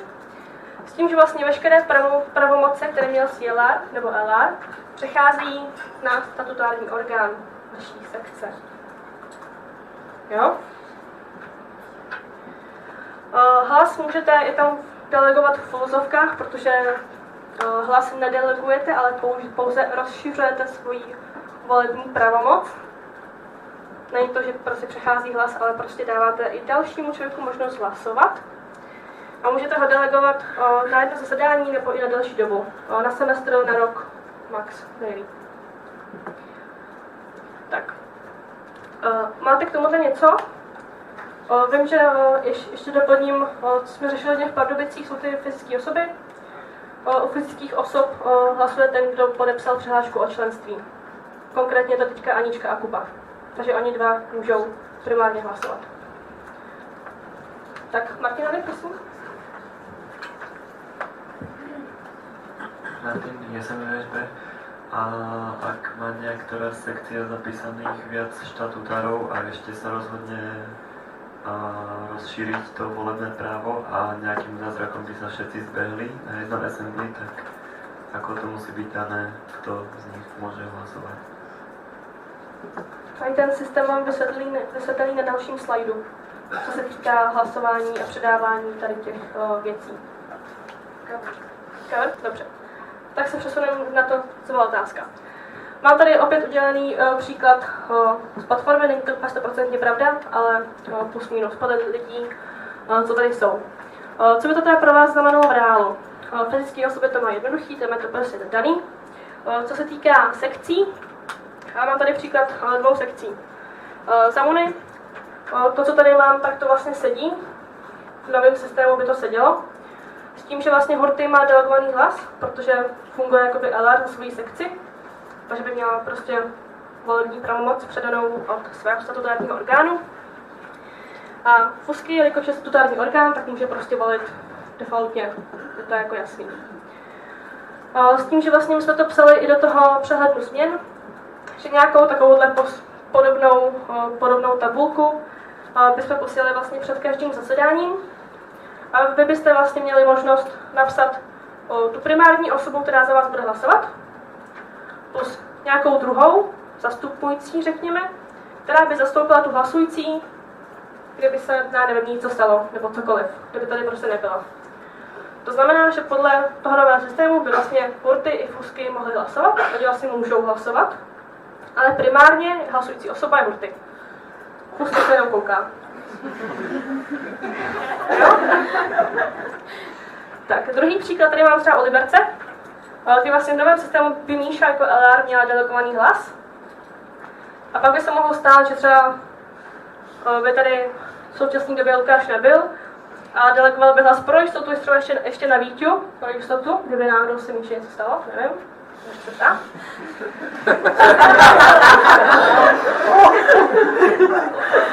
Tak jsem to nemyslela. Takže vlastně tady ty 2 osoby můžou hlasovat za Liberec, ale primárně hlasuje Míša. Jo, Vítě hlasuje jenom, když se prostě něco o to. Tak. A teď tu máme takové zajímavé situace. Tak pak se může stát, že Horty vypadne teda, jak už jsem zmínila. Tak hlasuje Fusky, protože je statutární orgán, nemusí mít delegovaný hlas, neřeší to, prostě hlasuje Horty. Jo, to je pohoda. Tak, pak když se stane, že vypadne Míša, jak už jsem zmínila, hlasuje Vítě, protože za prvý je zapsaný v této tabulce a za druhý má delegovaný hlas. Jelikož Vítě není statutární orgán, tak musí mít delegovaný hlas, aby mohl hlasovat. A pak se stane, že vypadne i Vítě, když má co teďka, že jo? No, a pak? Pak je tady Lukáš, že jo? Protože Lukáš je statutární orgán, sice není zapsaný v tabulce, ale pořád se účastní, je statutární orgán, takže může hlasovat. Takže v případě vypadnutí tady těch 2 lidí může Lukáš jít a hlasovat místo nich. Za svojí sekci samozřejmě. Jo? Já nevím, je to jasný? Jasnější teda? Takhle? Ne úplně jasný? A takhle druhá otázku?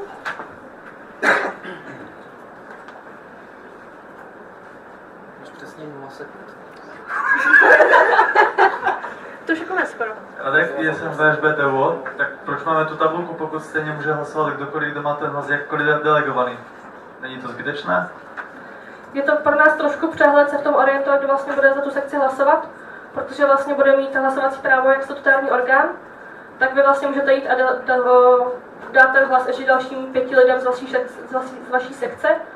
A pro nás tady jako ani pro sharing team potom není jako reálný to kontrolovat, jestli ten hlas teda ten člověk má nebo ne. Takže když budeme vidět, tak to hnedka dám. Takže když budeme mít tady ty jména plus tabulku se statutárníma orgánama, kterou mít budeme taky, tak podle toho budeme mít možnost se v tom trošku orientovat. A po mně asi evidentně doplní ještě. Já jsem jenom chtěl říct, že samozřejmě to lze udělat i tak, že ten delegační dopis bude muset být plná moc, která bude s úředně ověřenými podpisy a tak, a můžeme si to udělat administrativně zábavnější. Ale to nikdo asi z vás nechce, takže tohle jsme vyhodnotili jako taková líčtější verze. A jenom statutární orgán je ten, kdo je napsaný v spolkovém rejstříku. Ne ten, kdo si myslíte, že jim je, nebo kdo byl zvolen. To je dobrý point, na to si jako fakt dejte bacha, protože nebudu jmenovat, ale spousta z vás to má v rejstříku špatně. Jo? Takže na to si prostě dejte bacha. Tam byla otázka z USBčka? Patrik, ESN VUT, mě by zaujímalo, kedy... To už nemusíme. Mňa by zaujímalo, kedy najneskôr môže byť delegovaný tento hlas. Tohle je věc, na kterou jsem přemýšlela včera. Teďka vlastně to máme daný, že nejpozději do oficiálního začátku zasedání, což bylo dnešních 9:05 nebo kolik. Vzhledem k tomu, že se nám dost často stává, že ty delegace nepřichází v pořádku a jsou tam nějaké věci, které jsou prostě špatně a jsou potřeba opravit, tak přišla myšlenka, že tomu dáme nějaký deadline, třeba nevím, 24 hodin předem, nebo cokoliv, prostě, aby tady byl nějaký gap mezi tím na možný opravy a tak. Ale ještě jsme to jakoby nějak nespecifikovali úplně, ale tohle je taková novější myšlenka. Nějaký den před, nebo tak.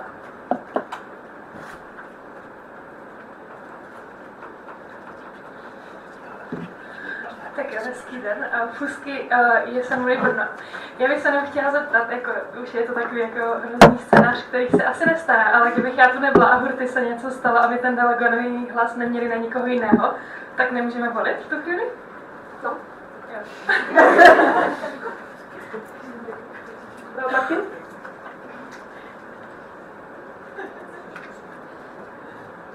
Takže Martin ESN Ostravská. Takže v podstatě je safe řešení ten hlas pro jistotu na celé to období třeba delegovat 3 lidem a pak si vyplňovat tu tabulku tak, jak to zrovna potřebujeme. Jako to je super na vás, na kolik lidí to delegujete, jestli na 1 nebo na 10. Pro nás bude jako směrodatná tady ta tabulka plus statutáře zapsaný na soudě. Takže si v tom, Martina, uděláte pořádek, jo? Nikoho nejmenuju, ale udělejte si v tom pořádek. Sklidního 7. a soud už to má. Už máme čas. A tak to ještě, já jsem jen...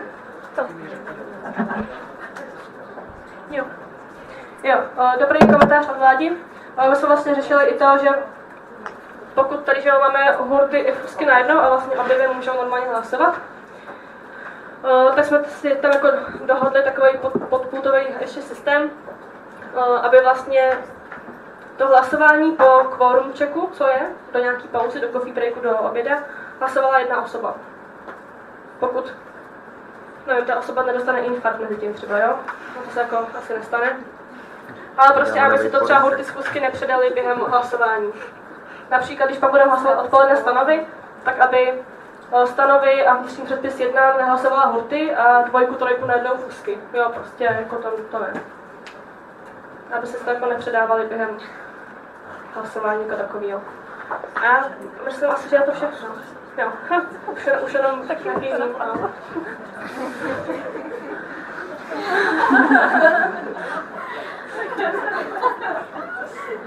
Tak jestli vás ještě něco napadá, tak máte možnost teďka. Ještě Martin. Maria, I will talk with you later because there is no time for some of the English, okay? Martin VSB. A v prípade, že nie je kandidát na osičko a musí sa to riešiť takto nejak národne, tak tam nie je potreba, aby zasielali kandidátku a budget a prezentáciu a teda. Chceš začít? Kuba, prej začnu. V takovém případě je to na statutárním orgánu, který má zajistit zasedání.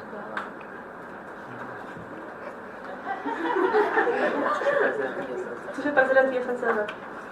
Co se týká národního osička, tam to bylo jakoby pokrytý víceméně od státního orgánu na půl, řekněme. Žádné tam neví, ale to nevadí. Pokud by nebylo ani národní osičko, tak se koná zasedání OŽO online. A tam jako žádný osičko víceméně není, takže není potřeba o čem hlasovat. Nebo o zasad kandidátky a tak. Ještě něco? Já už vám jako asi nic víc neřeknu. Takže teď máte poslední možnost, případně si nás třeba najít během oběda nebo coffee breaku nebo cokoliv. A budu se těšit na podvečer, no? Já si vše, děkujem.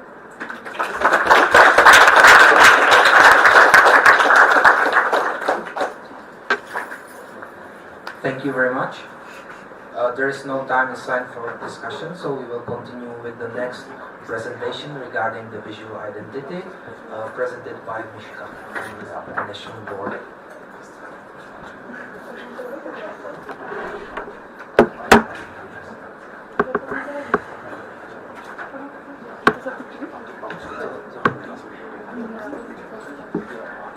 Taky pomalu, protože už máte nějaký opravdu. další. Já jsem to poslala včas. Tak ne, jsem úplně dobře. Nebude. Tam není? Není. Já jsem musel psát, tak jsem nestihl kouknout do prezentace. No avocado. No avocado. Hello everybody, do you hear me? Yeah. Okay, amazing. Now it's time to switch into English and continue with the visual identity update and screening report. I hope you remember this from the NMA, do you?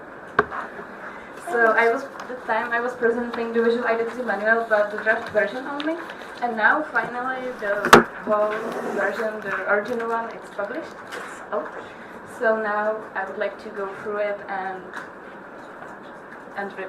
present you some changes. You can see that. So on the first pages there are some kind of history, let's say, about the ESN logo and the visual identity, branding changes and so on. And then you can see branding guidelines, which begins with the logo type construction. So there is explanation how the logo looks like and what's consists of. So primarily there is the ESN star, as you know, also the ESN acronym, which means ESN, and then it's the descriptor. So we are using Erasmus Student Network Czech Republic. Then on the next pages there are some storytelling about the ESN colors. But we are using these 5 ESN colors plus black and white. And also there are some rules for the typography and also for the needs of the Czech language. You know, we are using also the calibri, so it's not written in the visual identity manual, but it's okay to use it because Czech teach you these kind of letters. Also, there is one page about the safe zone. It's a very popular topic, so you should go through it and get familiar with it. And also there is one part about the secondary logotypes, which means to use the logo in the different ESN colors, white and black, and also the additional version approved during the AGM online, the white one with a full colored star. Here I would like to show you some good practices using the logo and show up the branding of the ESN. So very good job, guys. I really like it. And in the visual identity manual, you can see also some examples how to use your logo and the custom elements for the flag, or it's here for the flag, or how to use it if you are preparing some events and so on. And also how can you use it on a merchandise. I saw the t-shirt from ESN Hradec, I really like it. And also another one, I saw that. And now it's time to present you the ESN Czech Republic Screening Report 2019 and tell you the story about it. So basically what the screening report is, it's activity prepared by Comcom of ESN International. It started on October 2019 and last till June 2020. It was prepared by 14 ninjas, means the members of corporate identity team, and we went through all sections, all ESN countries in our network, and we were checking on the visual identity. It means that we went through the social media channels like websites, Facebook, Instagram, and LinkedIn. And we were checking on the usage of old or new logo system, if sections are using the old logo still or they already implemented or switched into a new system. And also we were going through the different categories or different kinds of violations, the visual identity violations, which were divided into 6 categories. And also one special category was focused on causes, ESN causes violation. So now you can see the results for Czech Republic. These are divided into websites, violations, Facebook and Instagram, like overall results. So the most common is the safe zone. so please be careful and use the safe zone as should be used.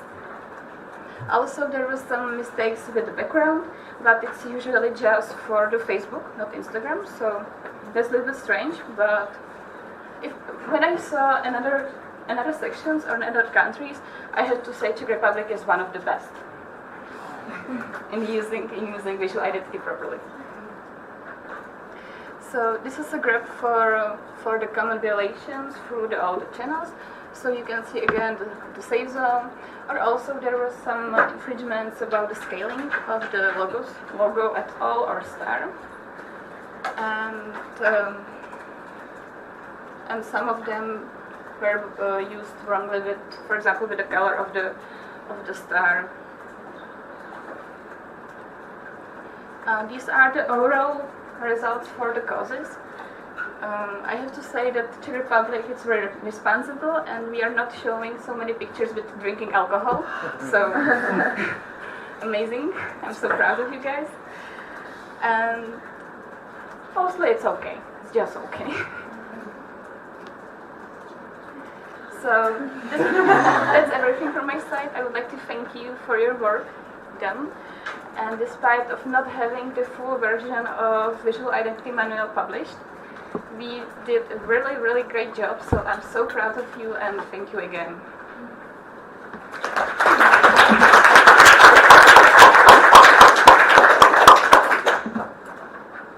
Thank you. There is time assigned for discussion, so I open the speakers list. Are there any questions? Okay, Martin. Hello, Martin, ESN CZ. Maybe kind of strange question, but would it be possible to make ESN Havana t-shirts? If there will be a ESN Havana NA, for example, then yes.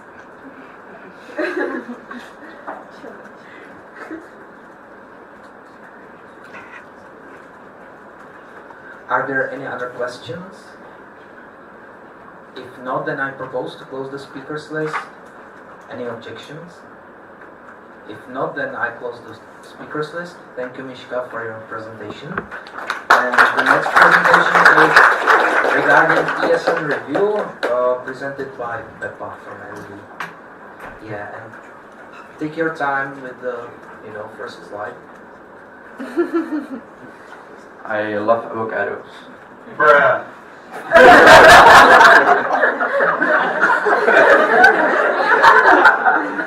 Yeah, once more. Alright, so this is my presentation about ESN review. You heard about ESN review a lot in previous presentations and Confluence and also our statutes. So this is a brief summary of what has been done, what it is, what's changing in next month.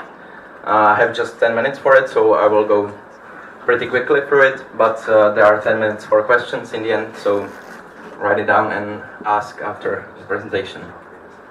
Alright, history. It's been 13 years from the first idea, or 7 or 3, it depends. First, idea about long-term vision was in 2007. Something like review was first mentioned at CND Łódź 2013, and first external consultation and ESN review as we know it today was in 2016 and beginning of 2017. Then it was brought to AGM Germany. We created structural task force, and we voted on it at AGM Costa Brava, which was not approved. And then we did another structural task force, and in 2018 we had new statutes and standing orders, which were brought to AGM Thessaloniki 2019 and then approved. So it was a long process. Okay, so what's in there? There are some definitions of bodies of ESN. It's General Assembly, International Board, 2 new bodies, Audit Commission and Arbitration Board. There is also new kind of membership, which is section and countries. All are ESN members. We have new voting procedures, weighted vote, which is based on the number of sections, so not every country has equal vote. We have also some controlling bodies, which are bodies of ESN International. This is Audit Commission doing audit and Arbitration Board doing dispute resolution. Also, there are new definitions of section and national organization, and those have some rights, requirements, and duties. We also changed how we participate, so more about that later. There is also annual general meeting abolished, which was then transformed to Erasmus Generation Meeting.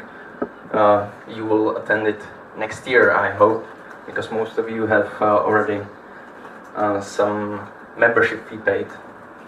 There are also general assemblies, which will be there instead of CNR and AGM. We will have 2 of those per year. Okay, so what's in the new structure? This is how it is working right now. We have CNR, which is constituted of each country, and then we have AGM, where sections were participating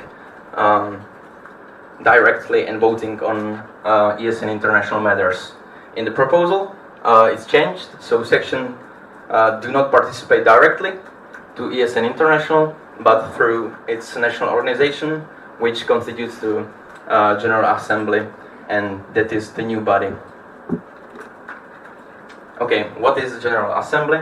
It's the highest decision-making body, same as our National Assembly. We have 2 per year, spring and autumn. We will have there 3 delegates per national organization and just 1 vote. It will be 3 days or longer, depends on OC. What happens with CNR? These are responsibilities of CNR as it is currently, and it will be divided between new bodies and also General Assembly or national presidents, which is connected to national representative agenda, which will be in the voting and delegation part transferred to national president. What will happen with AGM? It will be transformed into EGM, which will be, instead of presenting candidates and voting on SL's proposal, it will be more about collecting information from sections, doing consultations, and maybe it will be more fun than just like sitting and watching presentation about changing statutes or ESN review. Okay, the fun part, it's about requirements and duties. These are requirements for national organization, for us. We are missing 2 of them, which is having statutes, established procedures with outlined democratic structures. This is one change which is pending for this assembly to be approved, namely section consultation, and we also need to add new sections approved by 2/3 majority, which is also pending at this National Assembly. Also, regarding the duties of our national organization, we need to consult section before GA, that's section consultation. We need to prepare action plan at the beginning of the mandate, which is non-contrary to the action plan of ESN International, and also upload it to Confluence. So this is also pending for the next national board, and we need to provide a copy of our certificate of incorporation, which means we're legal entity, and send it to the international board. And we also need to have statutes and standing orders translated into English and upload it to the Confluence. Okay, what about sections? These are rights of the section. There are a few things like referendum and other things like shape agenda of General Assembly. I will get into that in a moment. But section has also some requirements. One of the requirements is legal status, which can be NGO, but it also can be higher education institution or part of another organization. It doesn't mean that you have to be zapsaný spolek. There are financial obligations, which is membership fee. There is, regarding membership fee, we pay that through our national organization. So you send it to ESN Czech Republic, and ESN Czech Republic pays for you. So that's for you more simpler. And also you should be working towards our mission of ESN International, and you should report in section questionnaire. Those two things are the only ones that could initiate ESN International to discontinue or want to discontinue membership of a section if you don't pay for your obligations towards ESN International and if you don't report through section questionnaire, which there's a process for it, and after 3 written warnings you would be taken out of the network. There is one duty of a section which is bare minimum, and that's using ESN corporate identity. Okay, so what's in there for you? If you don't go to the AGM for vote, you have referendum, you have sections initiative, and there will be more engagement through events. What's abrogative referendum? That's when you don't agree with something that happened at General Assembly, and you can call abrogative referendum, and that referendum would confirm the decision of General Assembly. And if there is no consensus reached, it will annul the decision of the General Assembly. So that's your power. If you call 20% of our number of sections from at least 30% of our national organization, you can revert something that happened at the General Assembly. There is also consultative referendum, which is to collect information from sections. This is not binding, which is different from abrogative referendum, and non-binding means that it will guide decisions of International Board or General Assembly. There is also sections initiative, which means if you want some important topic and you want to bring it to the General Assembly, you will do a sections initiative. We need 10% of sections from 10% of national organizations, and then if this goes through, your topic will be put into the agenda, but it can mean that agenda is so packed that it will not make it there, but if it's by 25% of sections from 25% of national organizations, it will mean that your topic will be in the next 2 GAs. We have some online tools for ESN review processes. It's online consultation tool, petition system, and voting system.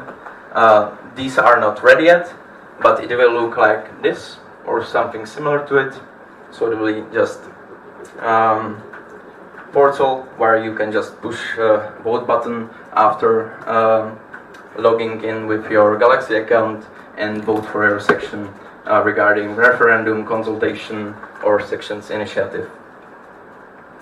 This is timeline of development of our IT tools. It should be done by the end of the year. So let's hope during summer the ITCom will make a lot of work on it, and it will be ready before the first General Assembly in autumn. Okay, transitional procedures. If you heard of them, we are right now in preparation period, which will end in mid-July, and we will start our implementation period, which means new statutes will take effect, new statutory event will take effect, so there will be no more AGM or CNR, and we will have just General Assembly. All countries will become national organization, which means it will be ESN Czech Republic as national organization, and all sections will become sections as described in the ESN review proposal, which means you will have requirements, duties, and also some rights. There are some suspended obligations until the next year, mid-July, which is legal registration of national organizations and duties related to the national standing orders and statutes, which means if we don't manage to complete everything, which is namely 2/3 majority for approving new sections, translation of statutes into English, section consultation put into the SOS, action plan uploaded, certificate of incorporation sent to international board, and also uploaded ESN English statutes of ESN Czech Republic. These are only things that are missing for us, so I hope the implementation period will be smooth. And to end this presentation, there are some evaluations, so it's not end of the ESN review yet. We will evaluate right now after this platform. There is form to fill for each national organization where international board will see what's the status of each organization and if everybody fulfill their obligations towards ESN International. We will do first evaluation at GA Autumn, at the AGM, at General Assembly in spring. Also during handover 2021, mid-July, there will be transition implementation period will end, and that means that everybody should comply from that date on, and there will be next evaluation in GA Autumn 2021, which will end ESN review. Any questions?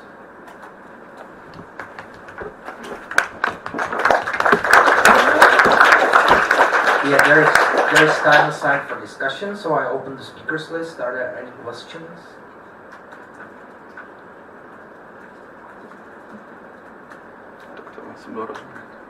Okay, if there are no questions, I propose to close the speakers list. Are there any objections? If not, I close the speakers list and thank you very much for your presentation, Pepa. The next presentation is about ESN CZ Web, and it will be presented by Adam. Just like people before you, please take extra care of your first slide.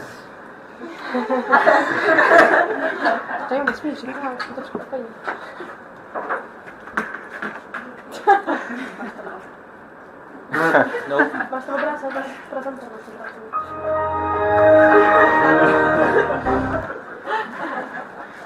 Okay, great. So, my name is Adam and I will be boring you with some boring IT stuff right now. So, please try to pay attention for a couple more minutes before we go to lunch. Now, we have a new website, which surprisingly enough is working, but there isn't much content there yet, which you can help me change. But I will get to that later. But more importantly, why should you care about our new website? On our new website, there will be section pages. We want those section pages to be either long or short, it's up to you, but we want those to be unique and contain information for both local and incoming Erasmus students. You can already see Muni has their section page ready, and I would like to take this opportunity to thank them for the initiative. But it's really up to you how your section page will look like. This is just for your inspiration, but it doesn't have to look like that. If you need any help, you can always write me and we can discuss it. And why should you care about your section page? First of all, if you will have your section page ready, it will make me really happy, which is really important. And it also looks really neat. I'm sure you all wish you can have a pretty section page like ESN Muni. But most importantly for you, if you have a pretty section page, we will try to put some Google ads on it. We have $10,000 a month to use for advertisement, and we are really not using all of it. So we'll try to redirect some of that to your section pages to get more people, both local and incoming students. This, unfortunately, is conditioned that we will find somebody to do it, because I can't do it all by myself. Which brings me to the last part of my presentation, and that's basically help wanted. If you want to help with content of the website or with the design of the website or section pages, or if you are interested in search engine optimization and pay-per-click campaigns, you can let me know. There will be more info soon after we are done with the MB supporters open call. But if you're still interested in help in the meantime, you can write me, ask me anything, and I will be really happy about that too. Now, that was my quick presentation. Wow, this is messed up. Alright, anyway, this is all from me, and I thank you for your attention.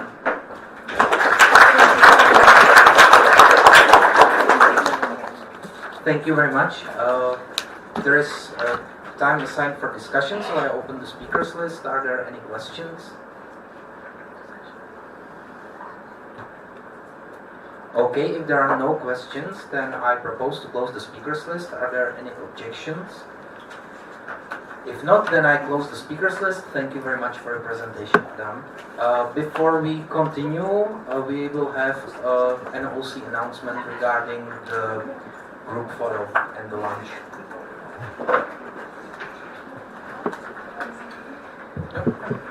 So now we'll go take the photo. It will be close to the place where we had the barbecue yesterday. So please take our things because it's on the way to the lunch, and the rest we can meet here. Okay?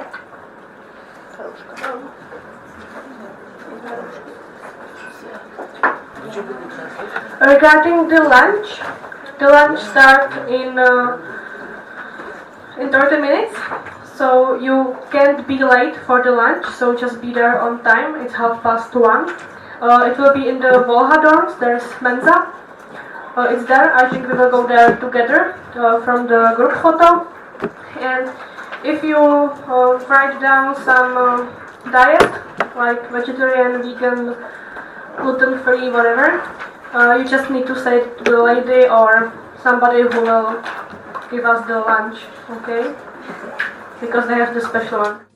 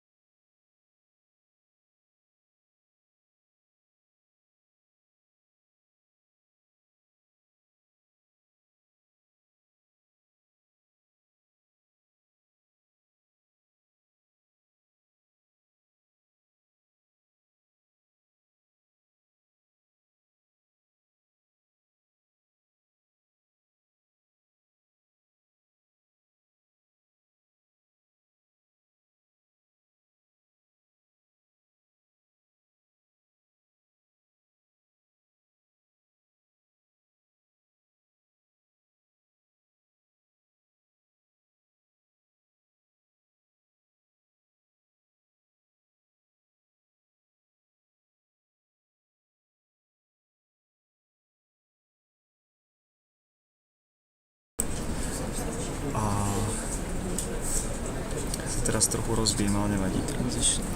Ja potrebujem tomuto zmeniť a dostať tam túto vec, takže ja toto dám najprv prezent. Takto.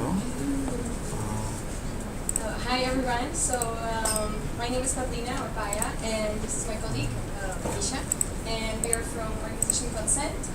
We are waiting 30 seconds for our slides to come. Maybe before we start, have you ever heard before you get this email of the organization or of the name Consent?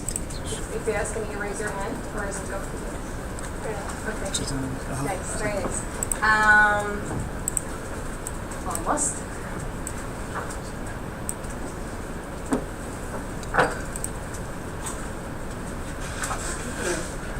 Perfect.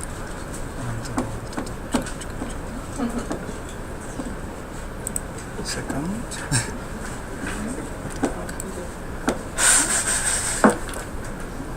All right. Thank you very much for the technical support.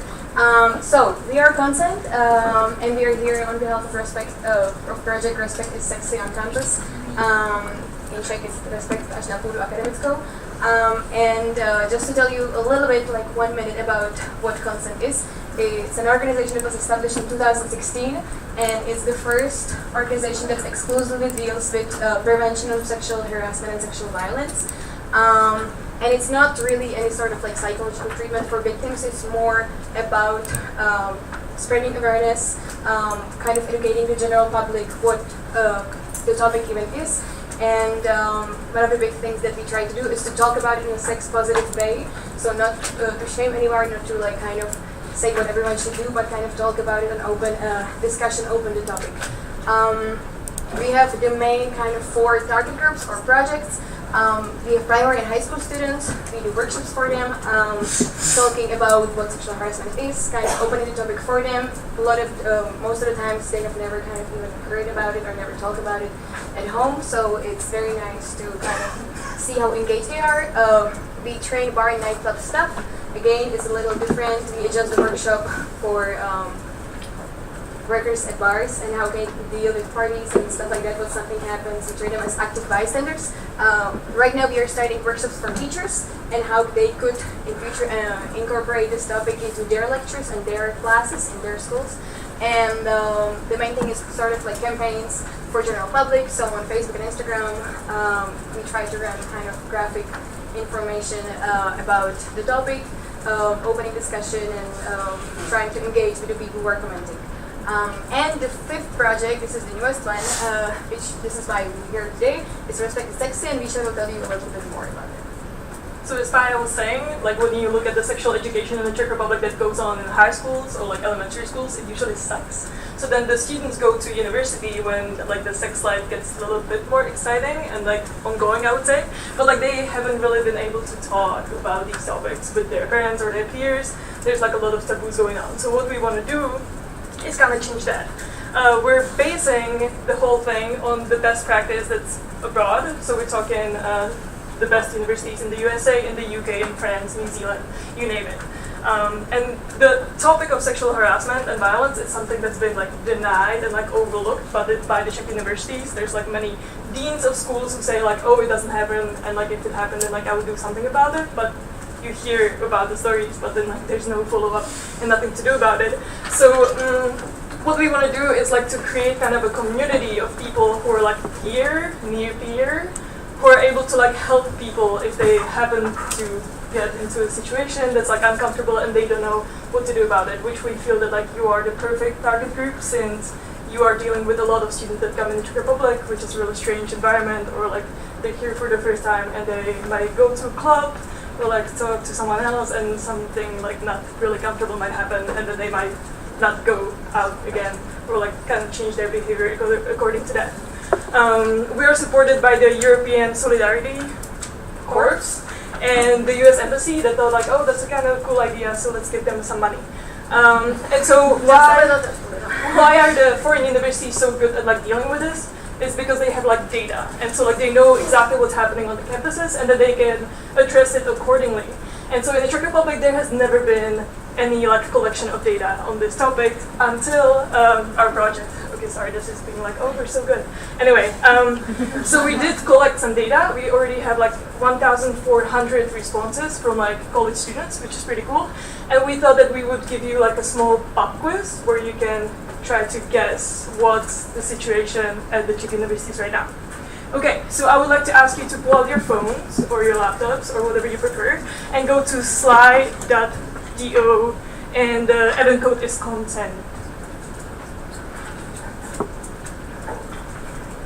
Jako můžu poprosit, kdybychom šli do té druhé záložky na tom internetu.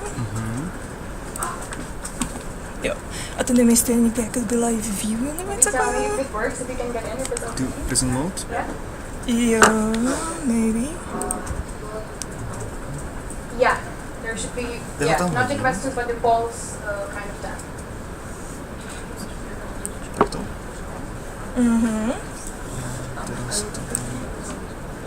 Okay.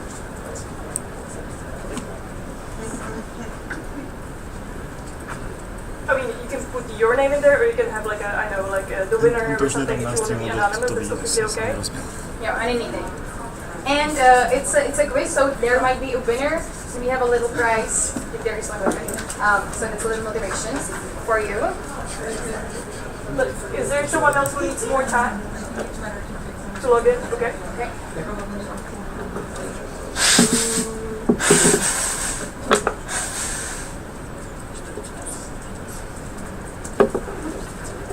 Are we good, more or less? Ready to go? Alright. Okay, let's start. I can read it aloud, but you can see it on your phone. How many students at Czech universities think that sexual harassment and violence take place at their school? So how many percent do you think it?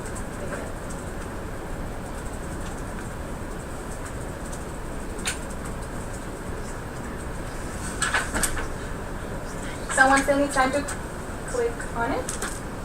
Or everybody filled it? All right. Let's see. Okay. So this is what you think, and the truth is. I'm going to answer. According to the data we just collected, that's how many percent think. Perfect. Next question. Okay, so the next question is, how many percent of Czech students, we say Czech students, but we meant like any students at Czech universities, they might be like Slovaks or like internationals, whoever like filled out the survey. So how many percent of students at Czech universities experience continuous invites to dinners, dates, or sex, even if they have said no, that they are not interested? Okay, the votes are coming in. Anyone needs more time? Okay, let's see what you think. Alright. And the answer is? I think we scared you in the first one. Okay, next question. Alright. How many percent of students at Czech universities say that they have experienced unwanted touching and groping when they were unable to give consent? That means they were intoxicated, too much, or asleep.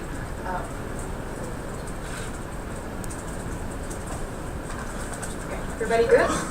Let's see what you think. The answer is 20%.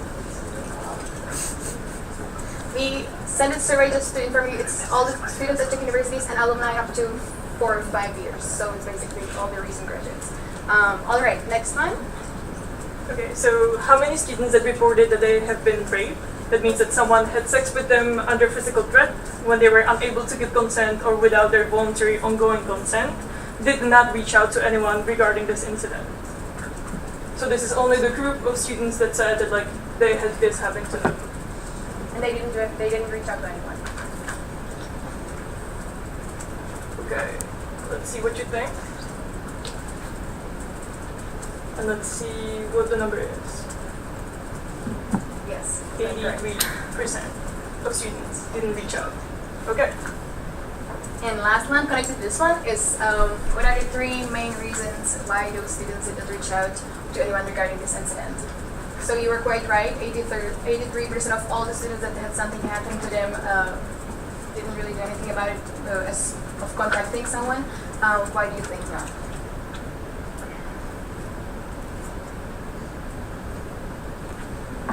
Okay, let's see what you think.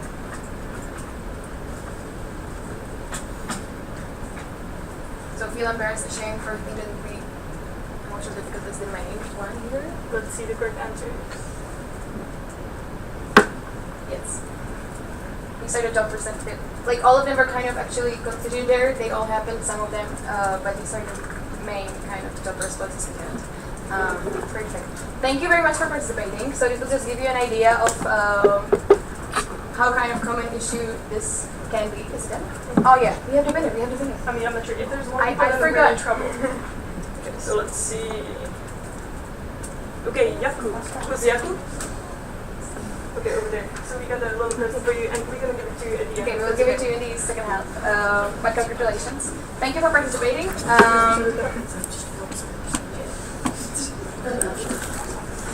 Yes, and so this was just to kind of give you an idea how common this issue is and what, how many people kind of do not really know what to do about it when something like this happened to them. And that's the kind of topic, the main topic of our workshops. And to show you a little sneak peek of what the workshops are, so we're not just talking about it and saying you what we may do, we decided to give you like a tiny exercise or activity preview of what the workshop consists of. And it would be, it's called Spectrum of Opinions, and we would like to all kind of invite you, because it's an interactive activity, to stand up and go to the hallway with us. And then we're gonna give you all the instructions. So like if we can all set up and go to the hallway, and we'll tell you more stuff.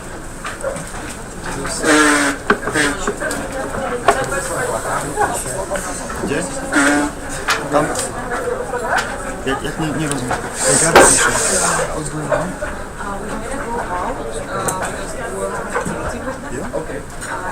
Já nevím, jestli funguje zvuk, to mě přijde, že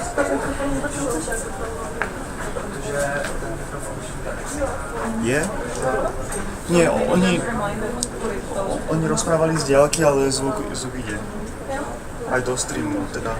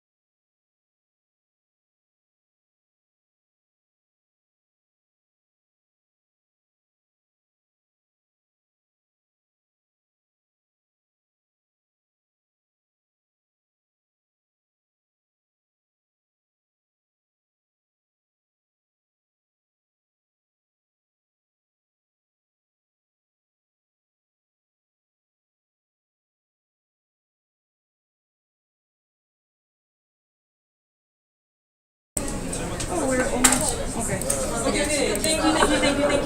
you so much again for participating. This is the last slide. This is the very last slide that we have, and like it's kind of like connected to what we were like kind of saying and how we were moving. So like based on the data and based on like I know like our friends and everyone, we kind of know that this is happening, and we know that like the universities are not really addressing it, and like to push through that, it's kind of like very hard task, and it might take like several years to kind of show them that like it's important. But what we can do is to find active students, peers or near peers who would be kind of like contact points and like those who can be like the superheroes, like you are, who can help the person in need. So if something happens and someone comes up to you, you're gonna be able to address it and to help the person, and that's thanks to our workshops. Yeah, we call it active bystander, and that's only one part of the workshop. We just saw kind of a sneak peek. That's how we begin, how to open the discussion, and it's very much based on you and how you think you can handle the situation. So it's not something we come and tell you, oh, this is how you do it in every case. No, it's more like what do you think in your common sense, what do you agree with your peers could be the best kind of action in the situation. Also, it very much depends if it happens to your friends, that you don't need to push anyone to do anything. It's very much kind of participative. But we design these workshops mainly, in your case, I think, with an ESN for you as kind of coordinators, board members, the people at your local sections, that you are dealing with the Erasmus students who are coming into your schools and universities, that you know what kind of information to give them, where to kind of address them, and all those things. We put the main skills that you get, that you recognize the situation, you know how to help your friend, you open the topics, you're not really ashamed to talk about it, you're not afraid. And there's a lot more kind of in the future what we could incorporate in. For example, we talked with Adele about possibilities of training bars and stuffs in the bars that your students go to in your local cities. Or even doing like a more interactive like interaction workshop for your students if some of your section is very much interested. So this is just a possibility from us, and we're very much open to discuss with you, what you're interested in and what you would like to for your specific environment to deal with. Yeah, we kind of take it that like if you go rafting and you've never done it before, so before you kind of have to tell you what happens like if you fall under the water, and you have it in your mind, and when it happens you know what to do. So like training you like this, that's our like first point and like giant success that like you can help someone else. We're super sorry that like we're short on time. We're gonna stay and you can like have as many questions as you want later. But I'm not sure if like right now we should just quit it and then wait until 4, and if you want to ask us anything, you are super happy to. Okay, sounds good. So thank you so much for your attention, and we're gonna be outside, and you can come up to us and ask any questions that you have. Yeah, thank you so much for the opportunity. This has been like really great. Thank you guys.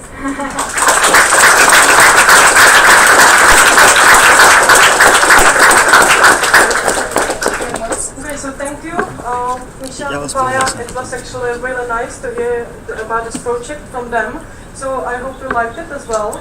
I think it's very interesting for our network, and it's also a very current problem that we might be struggling with. So the next steps would be that we think about it, or you think about it. What do you think about the project? Would you like to try it? Would you like to attend the workshop or not? And during summer we will discuss this further. All the options. We will also talk to DZS about this, and during summer, we will try to come up with a plan. If your section would like to participate, if you would like to be trained, like to be a mentor or something, in order to be able to help our international students. So guys, think about it, and during summer we will get back to this. And once again, thank you very much to the girls from Consent. I don't know where they are. Over there. Good. Amazing. So yeah, thank you very much.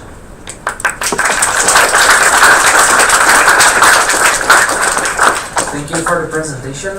Sadly, there is no time assigned for discussion, so you will have to ask during the coffee break. We will continue with the next presentation about action plan for 2020-2021, presented by the future National Board.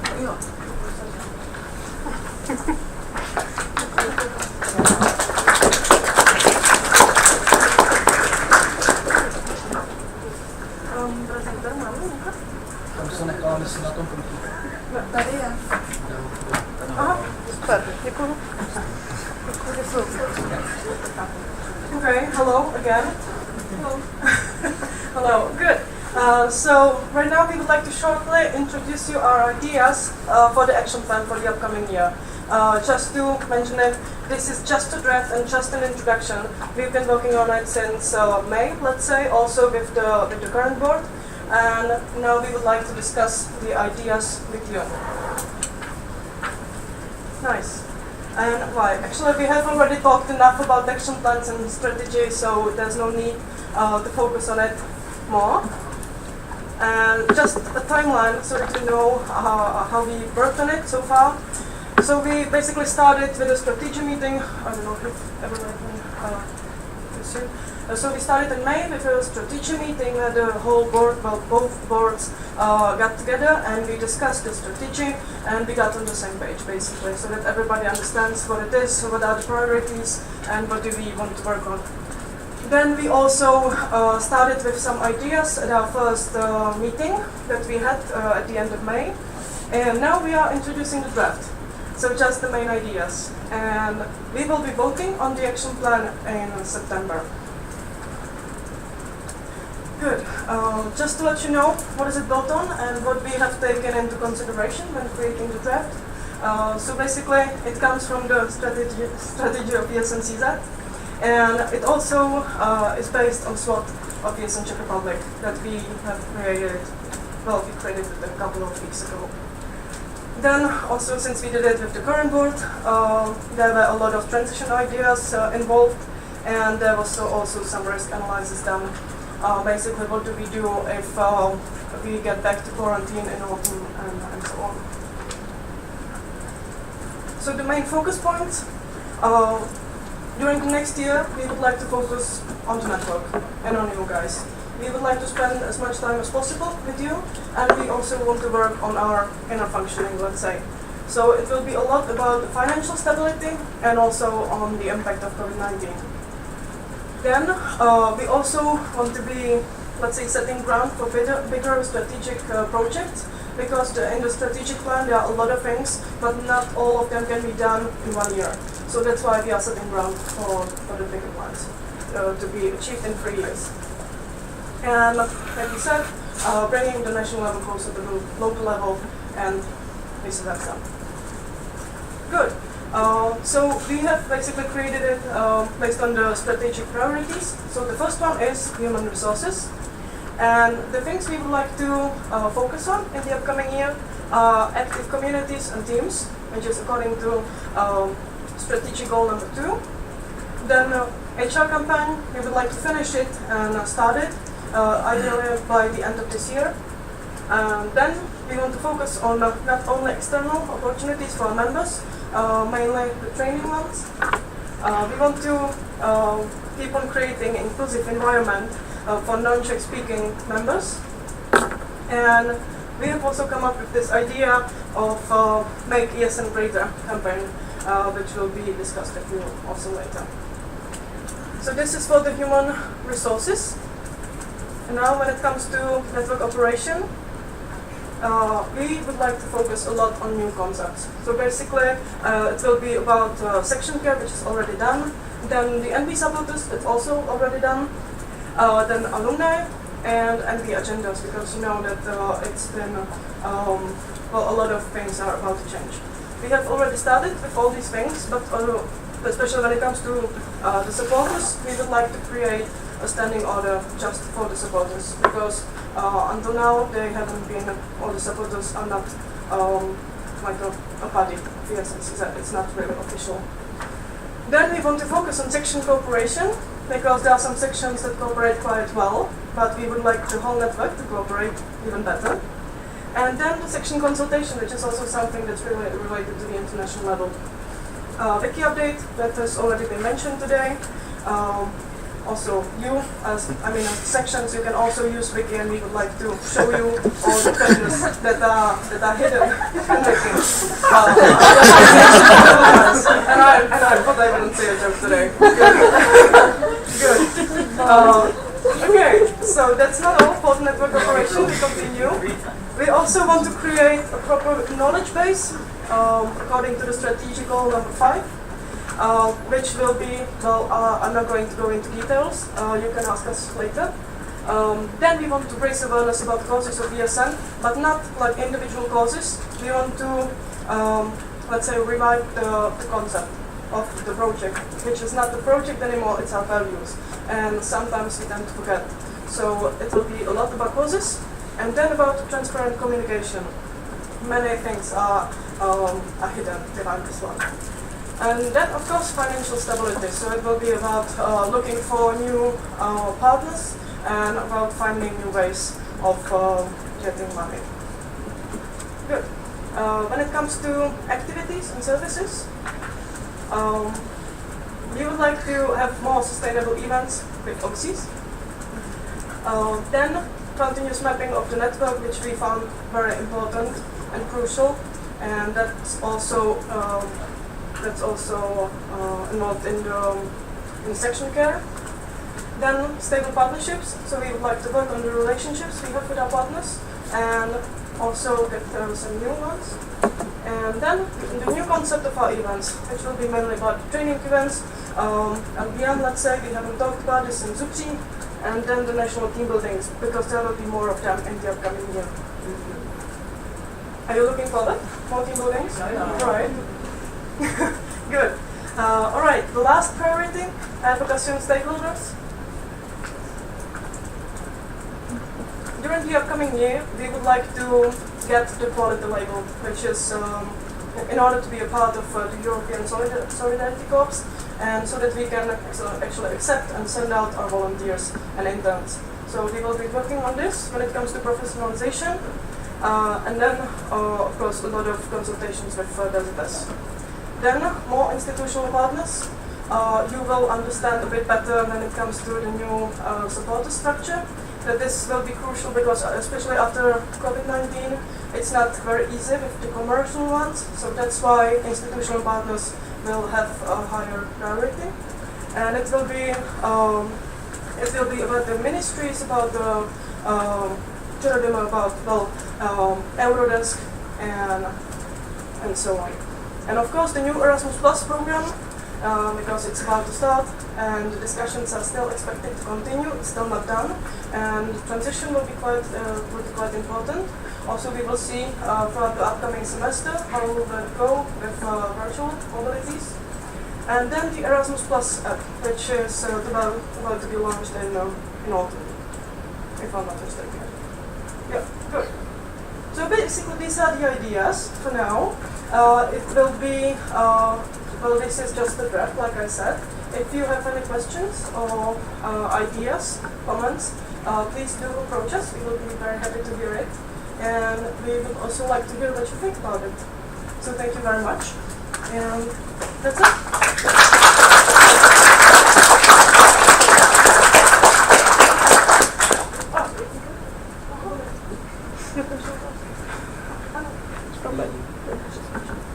Okay, there is time assigned for discussion, so I open the speakers list. Are there any questions?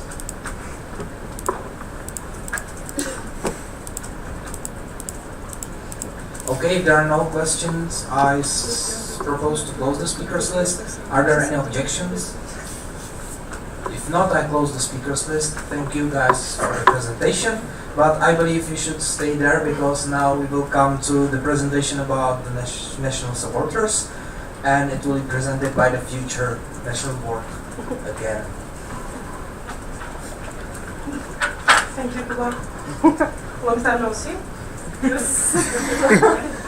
Alright, so now here comes the funny part, because we would like to introduce you the new structure of the national supporters. And well, the open call is coming, so just that you know, it will be very funky, and we are definitely not selling Sloninky here. Okay, so to introduce you, my supporters for the next year, it will be the education officer that will take care of, because you see there's a new one, there's a liaison officer.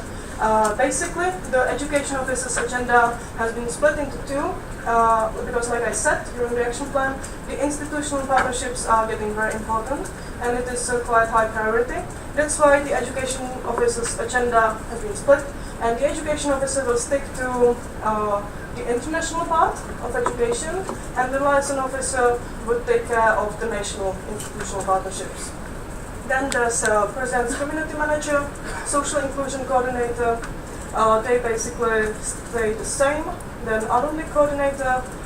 We hope to work with our alumni a lot more during the upcoming year. And then, to be defined, Education Committee. Because we believe that in our network there are a lot of people that are very experienced, and if you guys are interested, after this open call for the supporters, there will be another open call in case you want to join the committee. And if you are interested in those projects, but you don't, you want to work on just the partial things. It's not like a full-time mandate, let's say. So this is for my supporters. And Gabi?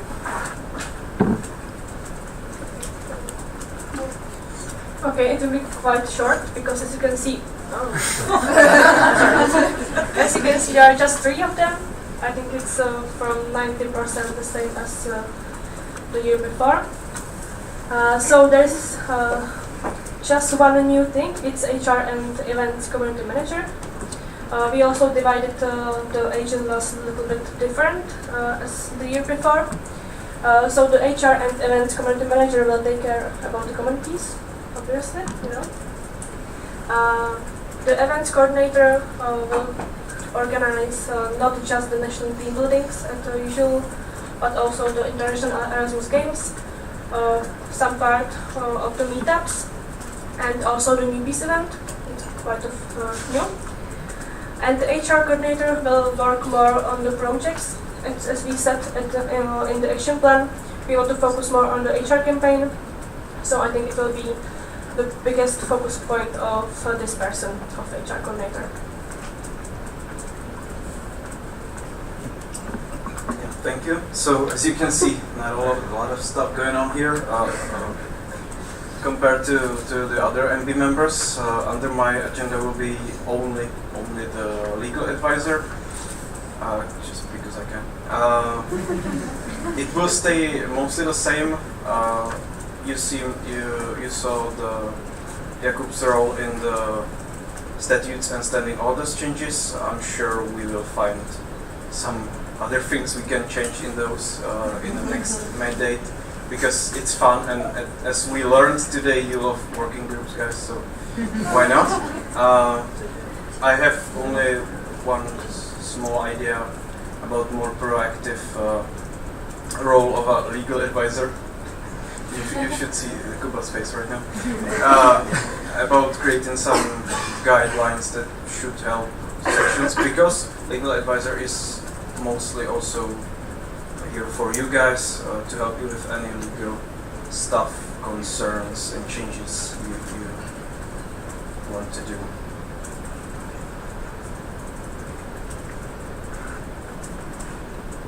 Thank you. So I will have also only one supporter. It will be the causes coordinator, and it will take care of the health and well-being, environmental sustainability, culture, and also skills and employment. We will be working more for the proposition of the causes as a whole, as already Angelka said.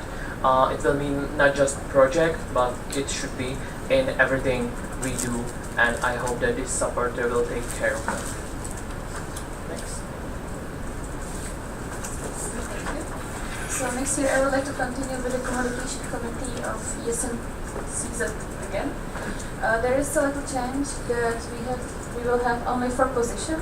That means that there will be a communication community manager, which will take care of the community, of the CMs and PRs.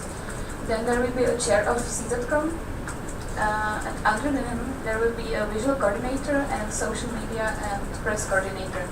The social media and press coordinator, it's one position. It used to be 2 of them, so now it's merged, and it will be more easier to work together in one team.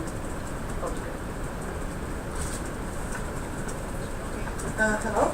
So I will be looking for 2 friends It will be the ESN Challenge Coordinator and the Marketing Coordinator, and together we will try to aim for a higher visibility of ESN CZ to external stakeholders.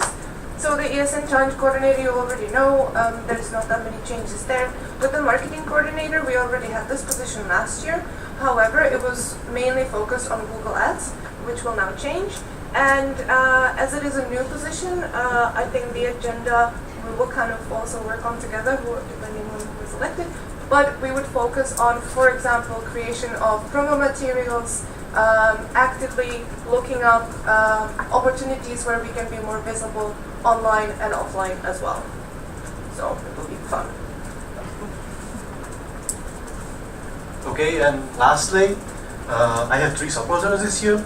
First is IT Community Manager, because we are really lacking IT people in our network, so I would like to focus on recruiting new ones.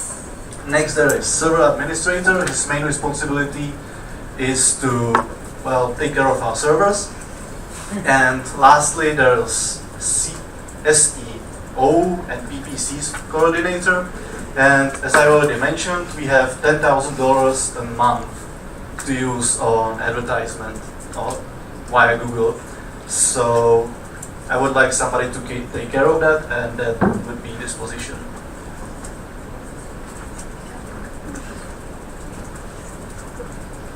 Okay, just to explain the whole concept a little bit more. It has also changed a bit because, like we've mentioned, we would like to include the supporters in the standing orders. So we are actually not looking forward. We are inviting you to join us on the national level. So if you are motivated, let's say, enough, if you have experience, if you have a general overview of what's going on in ESN, and if you, well, we all speak English, so good. We already got that one. So we would like to welcome you in our team, of course. Then there are also some of the new things, because when it comes to such a high number of supporters, it's sometimes hard to keep an overview of the activity of all of them. So we would also like to encourage all the new supporters to be in contact with us, to give some reports, which has already been happening, but not as actively as we would wish. And then all the supporters also would be encouraged to create and follow an action plan that is based on our strategy. Also, it would be really nice if you joined us sometimes on our calls or our meetings, because it's fun. And okay, just to also explain the changes from the previous years. These are the positions that have been not abolished, because we believe that these positions are still needed, but it's not a priority according to the action plan and the strategy right now. And also there would be just too many supporters, and it would not be as effective as it can be actually. That's why we are not opening the call for the grants advisor, for the international coordinator, CLR administrative press coordinator, that is actually merged with the social media, health and well-being, environment and culture advisors. Because like Vladia mentioned, this is also merged, and there will be the causes coordinator. And when it comes to the training coordinator position, education and training in general is a very important priority for ESN Czech Republic, and we would like to vote on that. That's why we, after long discussions, we have decided to, let's say, move the whole training coordinator agenda to the new position that will be in DNB instead of DNR, which will also be discussed with you. And I've already heard some gossips, so I believe I can say it, right? Because well, you already know it, some of you. So the new NR agenda will be, or we are proposing it to be the network manager, who will take care of knowledge and training of the network. So this will be discussed further, also with you, and hopefully we will vote on the changes, official changes, in November, National Assembly. However, we will already start the mandate with the changes implemented, and we will see how it works, so that we have time until November to see if it works or not, and we can still adjust it a little bit. And some details about the open call. So on the 1st of July, we will open the call, so you can actually apply for some of the positions, or a position, let's say. Then we will close it on the 17th, and on the 20th, we will introduce the new members of the national level. From the 20th till the end of July, there will be a transition period, and the mandate starts on the 1st of August. Also, we have already planned the NBs about this meeting that will take place in the middle of October. So this is just for you to know. You can already start drafting your applications, because we will be very much looking forward to reading them, and hopefully we will also get to work together as much as possible. So thank you very much.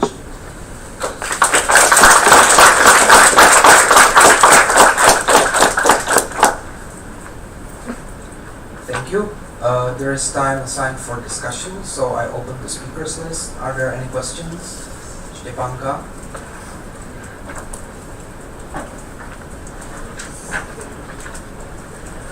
Hi, Stephanie, ESN CZ Prague. I wonder why, I understand it, but I am not sure if all the people understand social inclusion is part of the causes. So I would love to know why it's split, and it's split under 2 people. So if you can explain it to us. Yes, thank you.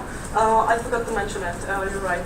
Actually, the causes coordinator, it's still the same basically, because the agenda is really huge, and we were actually thinking for a while about splitting the agenda into 2, like social inclusion and Erasmus in schools, because one thing, it's a high priority for us. For the network, it's the cause that we have most developed, and it's also a priority for our national agency. So we basically build on that, and our relationship really depends on social inclusion. And also, it's a priority of ESN International and European institutions. That's why we have decided to keep it this way, and the other causes will be under the causes coordinator. So this is why. Thank you. And Martin? Yeah. Martin also.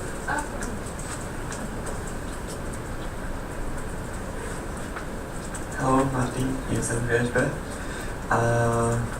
It will be actually 2 questions, but regarding only one position, so I hope I can wrap it under one. Regarding the events coordinator,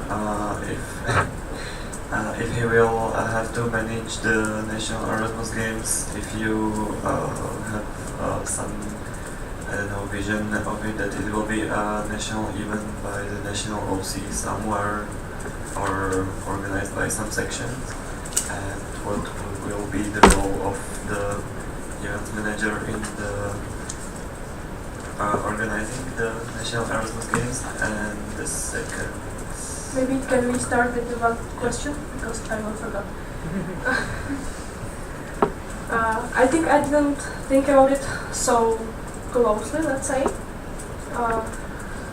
It should work that the events manager will try to find some section who will cooperate with him or her, whatever, and they will create it together.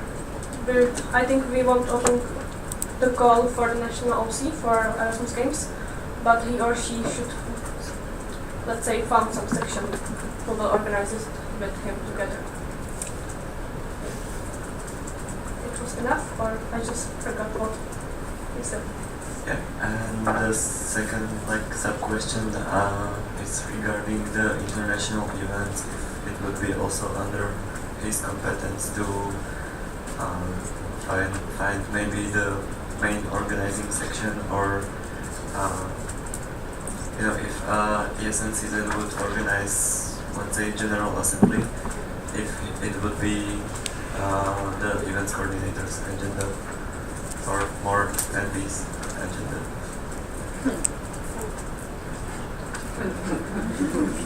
That's a tricky one. Thank you.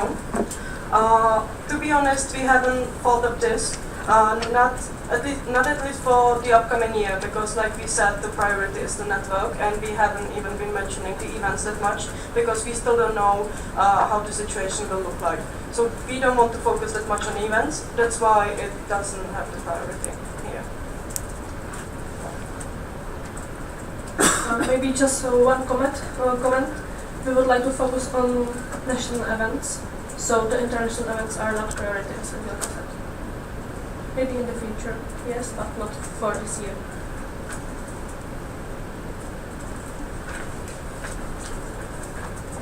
Are there any additional questions of the type? ESN CZ. I would like to ask, until when does the mandate is designed for the NB supporters? Because you didn't mention. As this year and the previous year, it's until end of July. Thanks.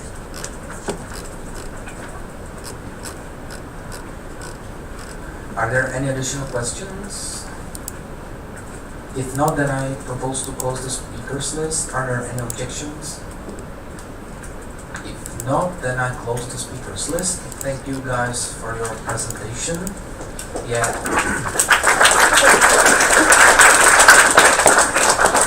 And we continue with the presentation about national events presented by Gabi.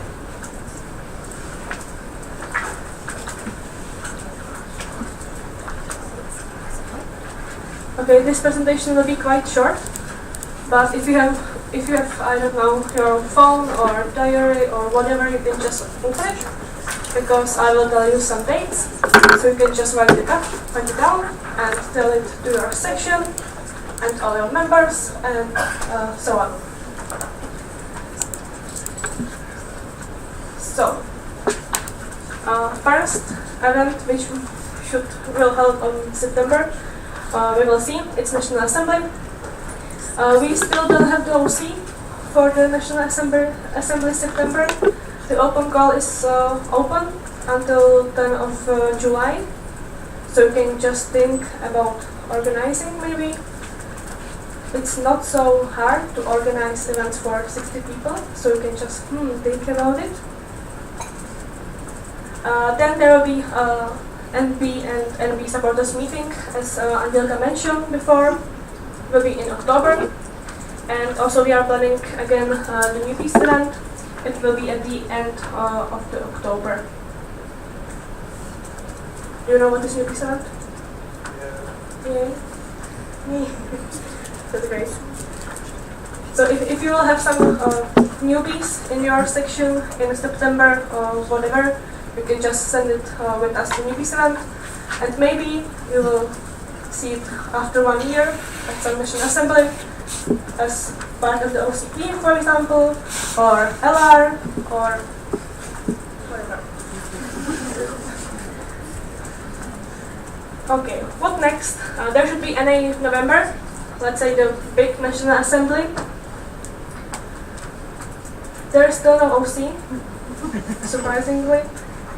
The open call is also open until 10th of July, so you can also think about organizing, maybe, because we don't want to be, online all the semester.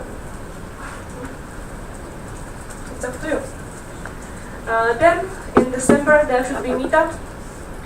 During the summer we will manage some topics, let's say. So we will see. And then, let's say something new. As we mentioned before, we would like to have some more team buildings. And the first one will be before Christmas, because we are missing the Christmas National Assembly, and some of you were sad about this. So there will be, let's say, Christmas team building or gathering, whatever. It will be for 1 day. We don't have all the concept now, but it should be open for everybody, for newbies, for members, for alumni, whatever. It will be just hanging out, let's say. Yeah. I think we will send more information during the summer about the concept and so on. Yeah, it was quite short, as I said. So if you have some questions, you can ask.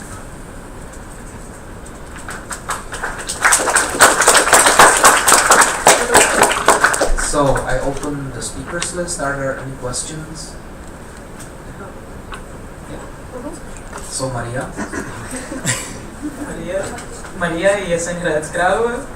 Can you take the notes from me? Oh, okay. No. Okay. Just a second, because. Oh, this is so long. That's what she said. Okay. My question is: last year, a lot of the meetups had always the warning somehow that said that the meeting, like the workshops, would be either in English or in Czech. And my question is if this will still be the policy for this upcoming year, or are we officially moving to it's going to be in English unless said otherwise?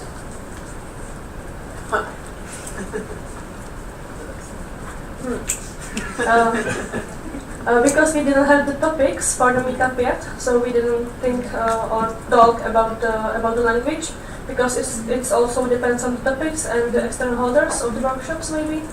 So I think we will see which topics will be there and what holders should hold workshops. But it should be also open for English-speaking people, of course. Thank you. Thank you. Next question was from Martin from VŠB. Hello, Martin, ESN VHB. It's maybe more like a comment that the date of NA September, I think it's not a very good date, because I would say it's the end of the orientation week for most of the sections. So if you can bear in mind for the future planning that to see some academic calendars when proposing some dates.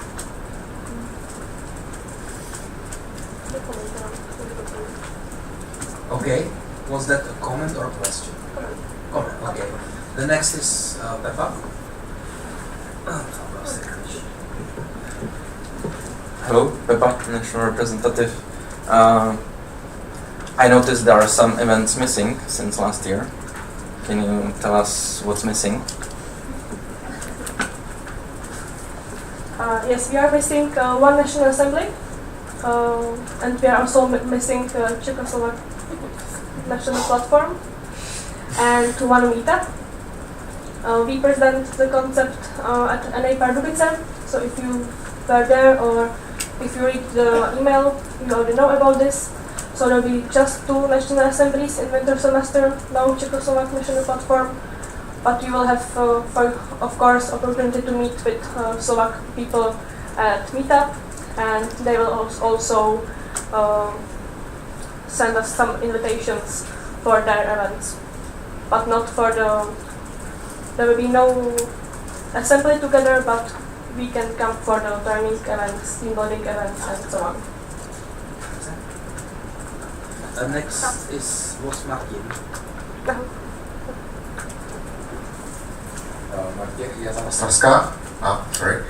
I want to ask if, in case there is no OC for both of national assemblies, will you launch open call again, at least for some of those 2, or not? You mean the open call for the OC or for the national OC? OC for national assemblies. But Those 2. If we should open the open call for national OC or just open the call again? Open call for organizing a national assembly. I understand, but we can open the call as it's now. Yeah. That section can apply, or we can open the call for national OC as it was for this assembly. No, I so mean what do like you mean? 4 sections. 4 sections. Yeah. I think the open call is open for second time. Yeah. So I think we won't open again because it's quite late. Like because for the National Assembly is in September, and the open call is open until 10 of July. So it's like 1.5 months before the assembly. November 1.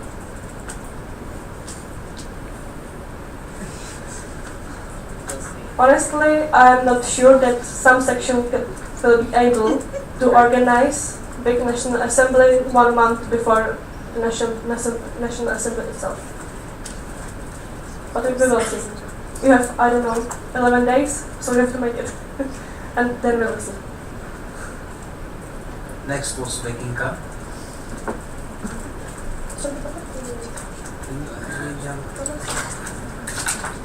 Hi, Vicky, ESN Czech Republic.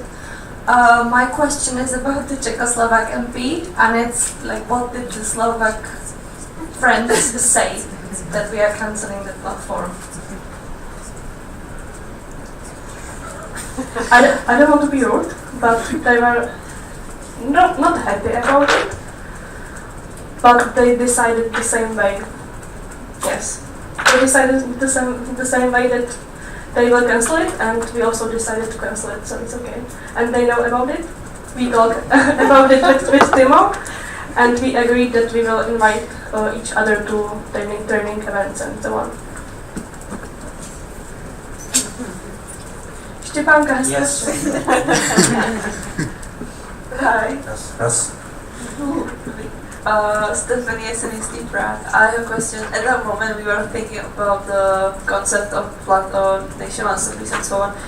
I wasn't thinking about the National Assembly in September, but at this moment, I feel like it's not suitable because I think a lot of sections are more, let's say, interested in their orientation week than into making National Assembly, obviously because they are expecting the students. So if you were thinking about changing the concept for the next year, I know it was hard to change the concept for right now, for the next year, but at that moment we were speaking about it. I wasn't like, it wasn't in my mind that it will be like an MA September and orientation weeks, and it will be like, you know.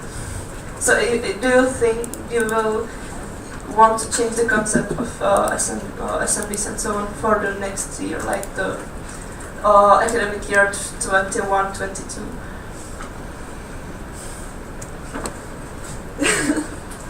Honestly, it was kind of hard to pick some dates because in October it's kind of late to have first National Assembly of new National Board, and we also didn't want to have it during the orientation weeks, so we put it before the orientation weeks.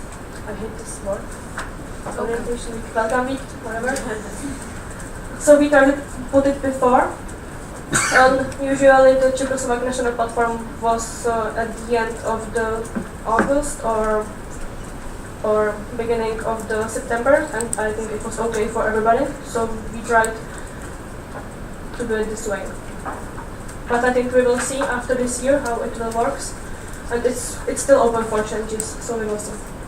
Thank you. Are there any questions? If there are no additional questions, I propose to close the speakers list. Any objections? If not, I close the speakers list. Thank you, Gabe, for the presentation. And we continue with the section care, where Gabe and Anilka will present.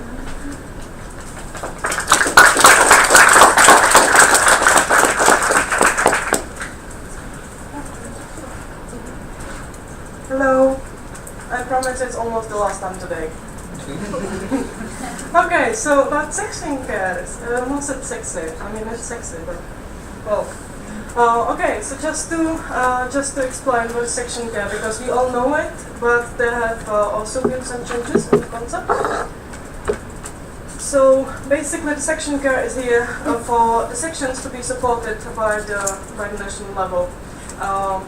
It is about best practice sharing, about mentoring, and about bringing the national level closer to the local level. So if you ever have any problems, you can always approach an NB member, your section care responsible, and we can help with basically any problems you would face.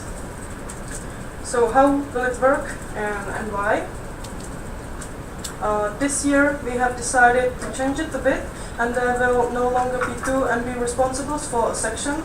This year there will be only 1 person per section, and each ND member will have only 2 or 3 sections. Why? Because in the previous years, when the members had around 5 or 6 sections as section care, it was quite difficult in taking into consideration all the events that we have to attend throughout the semester. It's quite difficult to invest the time the sections need because it's not enough. And also, you already noticed, it's action plan priority. That's why we have decided to leave it only for 1 person. You always know that you can approach any member if you need anything, but primarily it will be about the section care, so that we can have more individual focus on you. How can we actually support your sections? It can be about basically anything. You have read the concept already, I believe. So it can be about problem solving, we can deliver workshops or sessions, we can provide you with some toolkits or manuals if you ever have any problems. We can also have calls, we can meet in person, we can also get some section care time during our national assemblies. And yeah, we just want to spend more time with you. So that's why we have decided to change it this way. And yeah, Gavin. Yeah, I hope you already noticed that we sent the email about the priorities with the concept and so on, and you have time until Sunday to fill your section priorities. So here comes the results, and you will see. It's going for a long time last day, okay? So you will see who is your ND responsible for the upcoming academic year. So we'll start with Ayel. What do you think? Which section? Who wants to? Okay, so we'll start with ESN device. Then ESN UT Brno. And third one, ICCT UNCAP. Okay, that's Angelica. What about me? Okay. Oh. Yes, Nara Scala. Okay, it's surprise. Yes, I'm only now. And yes, I'm EST Brown. So, so, what about Lukáš?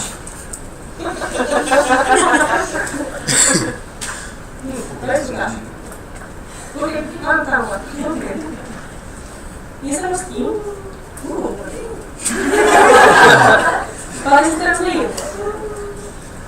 So, welcome on board. So, who's next? Claudia. Claudia. No. Jestem Ostravka. Yeah. Jestem CZ brátra. Okay, it's only so long. So, what about Michigan? Here we go. Yes, no, that's.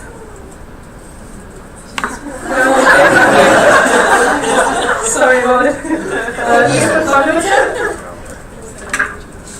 and yes, no, BNPU, Ostrava.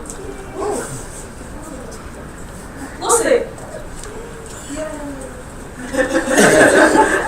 Yes, no, doesn't.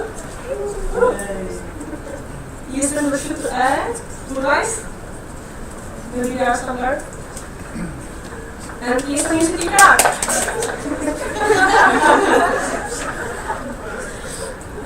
And what about them? Who are you think? Which questions? Who are you? Yes, no, you feel almost? Yes, no, Mandela Brno. Who is listening? Okay.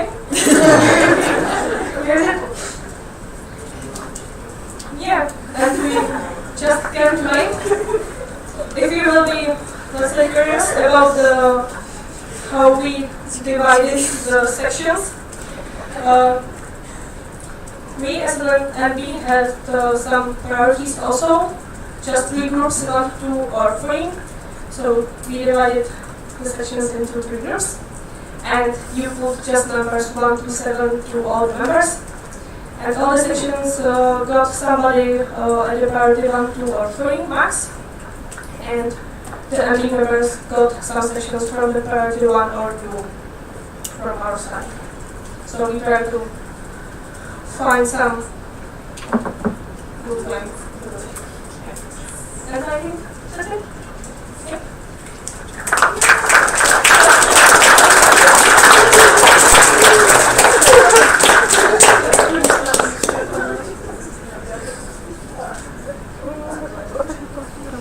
Okay, I open the speakers list. Are there any questions?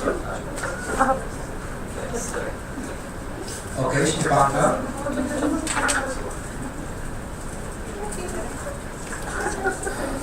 Hi, Stephanie, ESN CZ. We are pretty excited to have Gabby or Adele, so I would have to ask you if you will come to visit us. Even if you are not with our sexy care.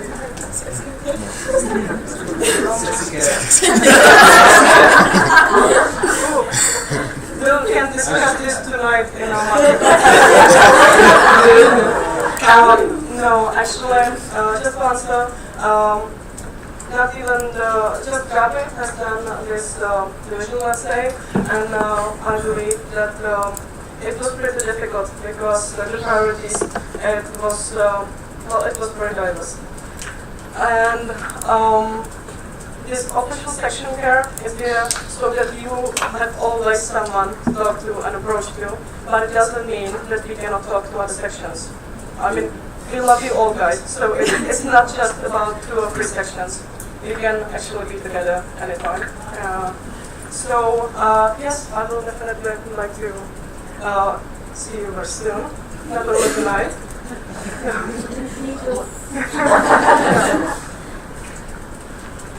Thank you. Other board members are also welcome.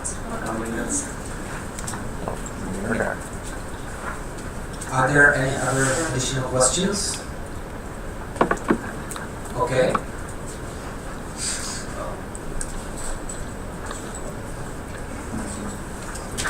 So hello, Lucia, is the member. I would like to ask if we need a section somebody else than our section care member of MB. Should we ask him, or can we just contact that member? Like, if you know what I mean. Like about the communication, like I know all of you have a lot of work, so it's better to ask him and to get a contact to him or not. Thank you, Lucia.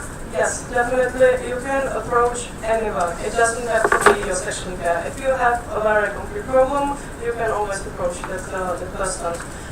Because at least for me, I still perceive the national board as the board for the sections mainly, because what would be the national level without sections? So it's not only about section care, but we are here for you, and we mean it when we say it.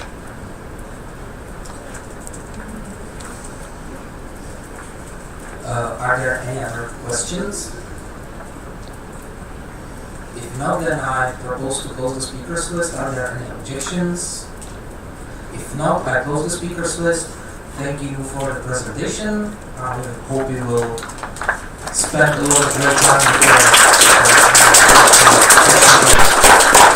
and because we have 15 minutes exactly until the scheduled coffee break, I would like to move the point number 21, budget proposal for 2020-2021, before the coffee break.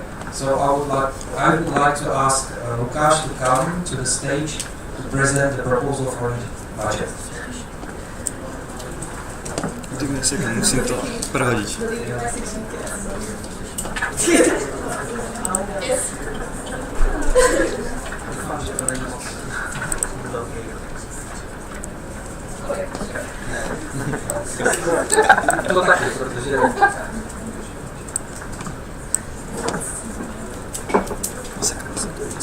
So, now for the funny part, money. Okay, so it's not gonna be that fun. We have a bit higher deficit than usual, but do not worry, there's still time to panic later. Please go ahead. Yep. Yeah. This might help.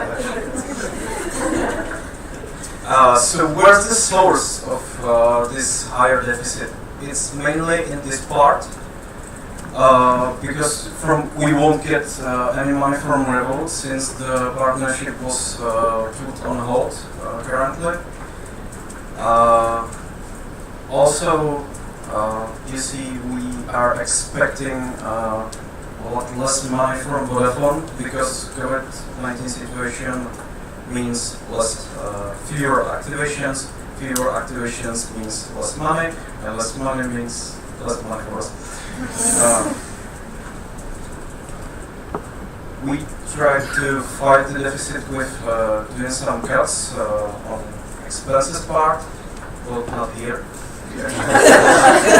Not quite here. We actually raised the first one, A1 part, but that's just adjustment to the reality, to the situation and to the calculation Adam gave me. So if you have any problem with this, that's easy. So you can ask him later about it. Although we get the third part by 5,000, we still keep some reserve here for some extra expenses on mainly on hardware for NAs. Over here, it's pretty much the same. We only cut a few thousand from the last two rows. Not much to say here. We kept this support for the national events, but only because we are planning to have fewer events. So we are not lowering the support for each one event. We slightly lowered the expected expenses towards partners on assembly since they don't usually stay for the entire assembly.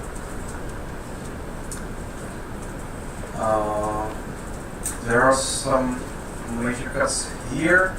We lowered by 5,000 C6 row. That's an adjustment according to last budget real expenses. And after agreement with Mishka, we lowered the C7 row for promo because the 40,000 for last year, for last budget were meant basically mostly for the new logo and new visual identity implementation, which has been done mostly, so we could afford to lower it.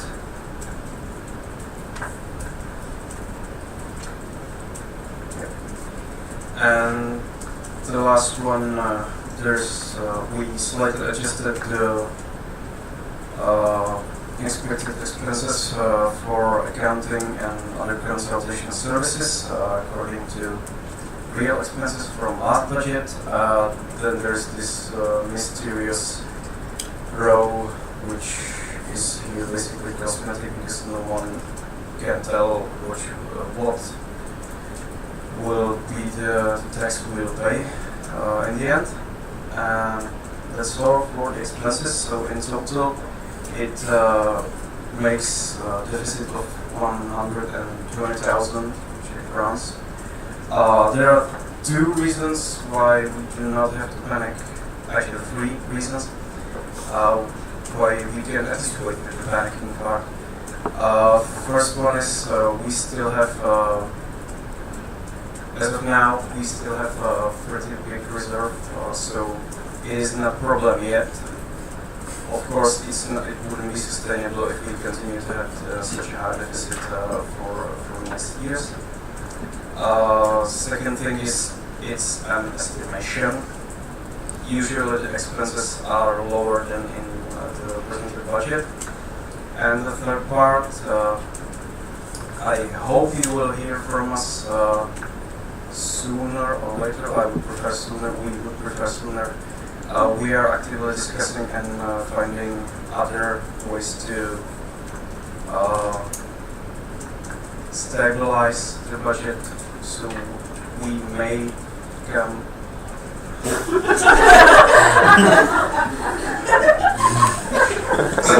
we may come in front of you very soon with some amendments to this budget.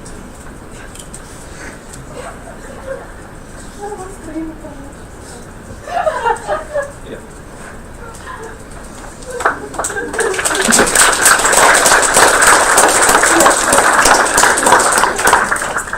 So I open the speakers list. Are there any questions?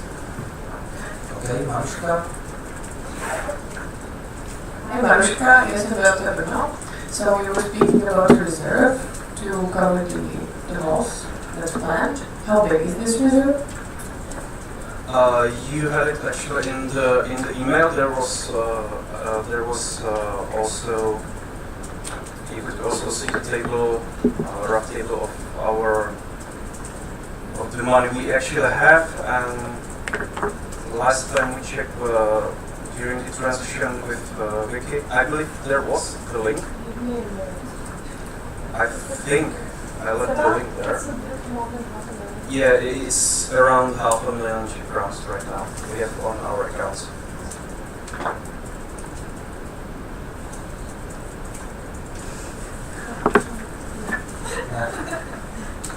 Any additional questions? Štěpánka?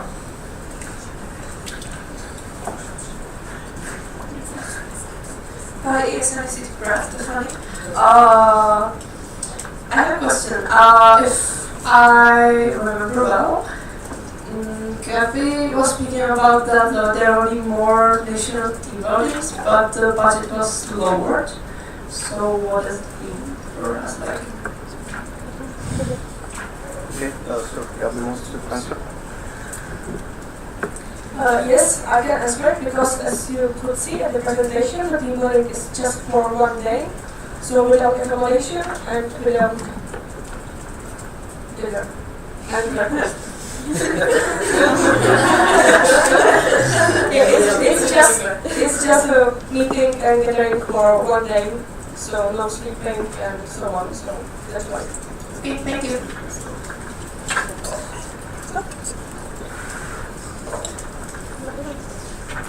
Are there any additional questions? Okay, everyone wants to go for the coffee break, so I propose to close the speakers list. Any objections? So no objections, so I close the speakers list. Thank you, Lukáš, for your presentation.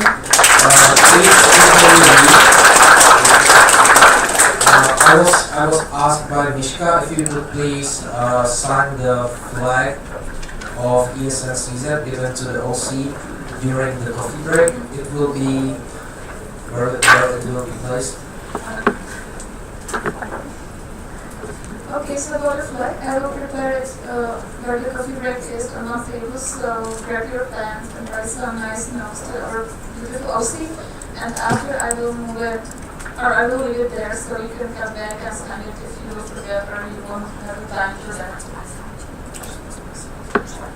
But it will be outside this room, so please do so. Thank you. So that's all. Now there will be coffee break and we will meet again at 10 to 5.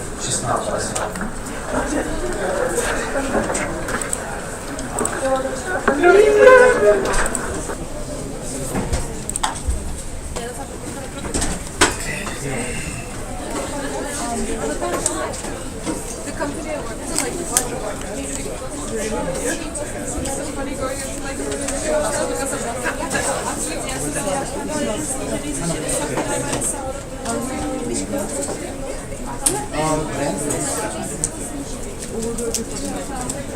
It's the magic. The number one.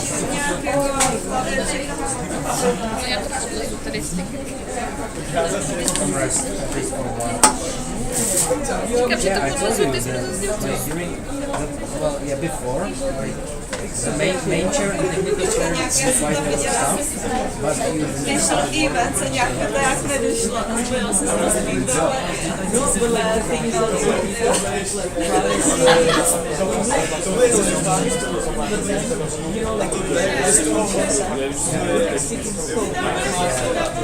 I mean, they're very articulate, like, beautiful.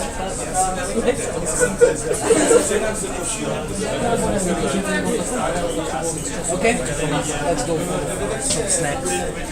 Not much of snacks, but maybe coffee. Yes. Yes. No, jasně, to stačí.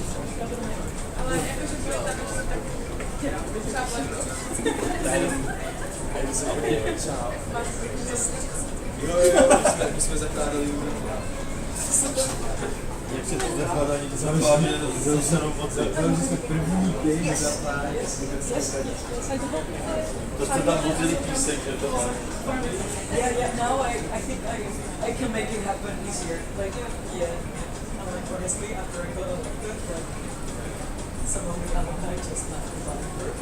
I think that's actually because it's like, my mental piece is like, so much better. Yeah. So like, now it's lovely. No, ale musím říct.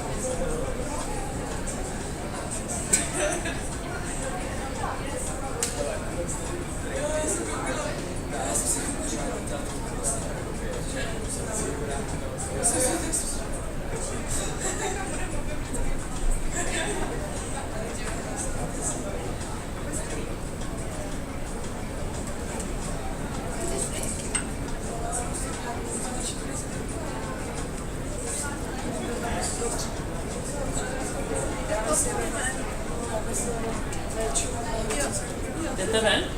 Jo, no,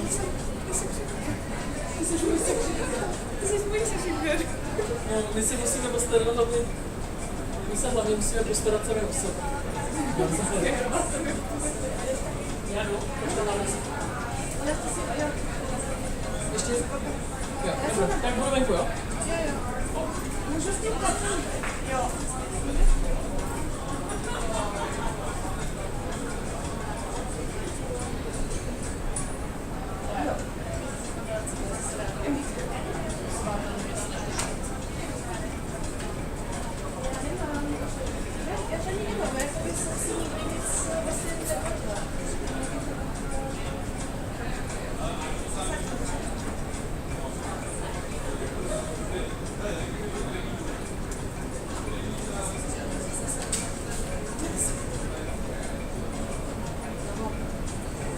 Dneska nebo včera večer. A jo, a to první já jsem zase zase.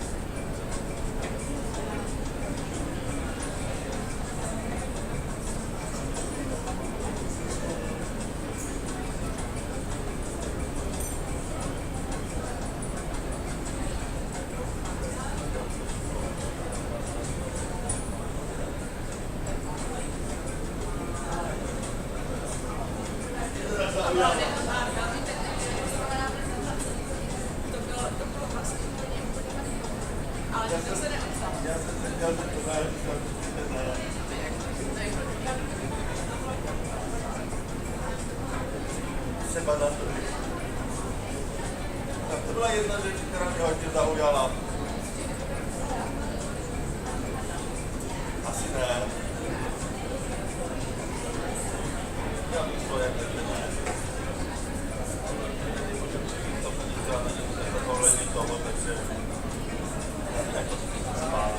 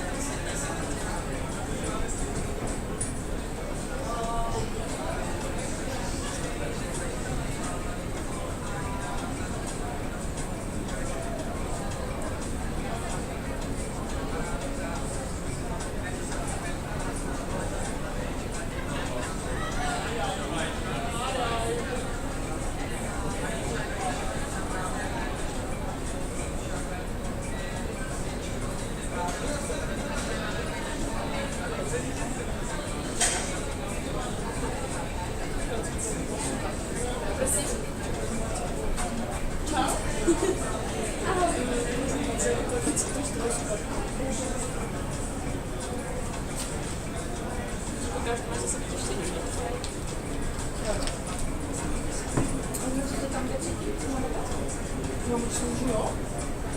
Já teda nemám.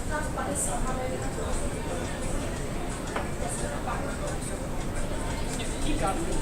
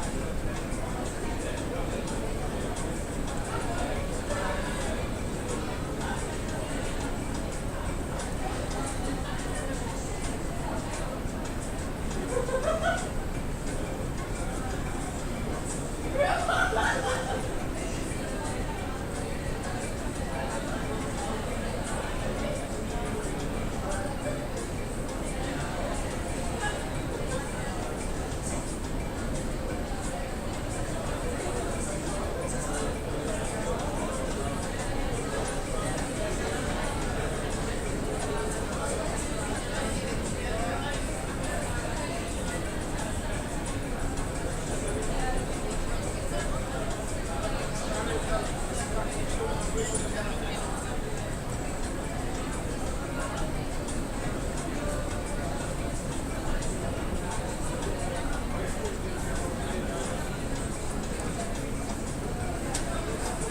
jak vznikla Make Music? Jo, no, a oni typek, Kosty se to úplně extrémně líbilo. On z toho byl úplně strašně nadšený. A pak se proto i ptal prostě na to. Jo, my jsme i pracovali.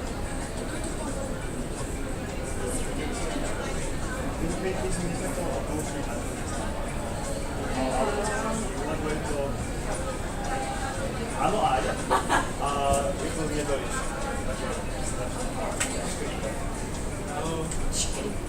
Kde máme ústřičku s megafonem? Máme 2 minuty.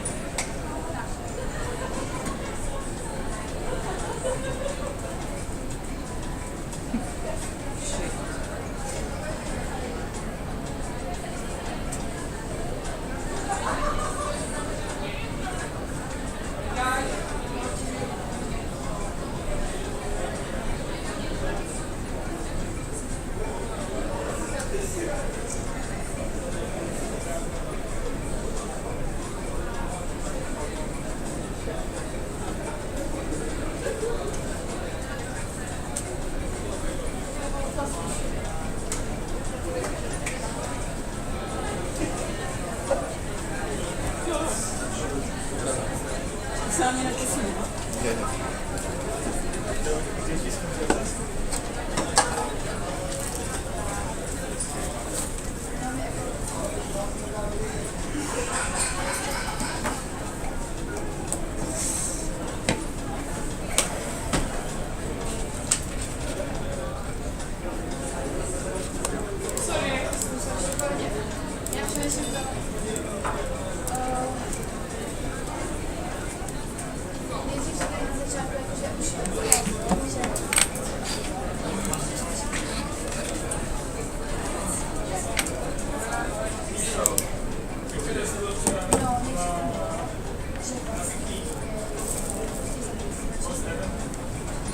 Which microphone do you think? Which one do you prefer? To close next to your mouth.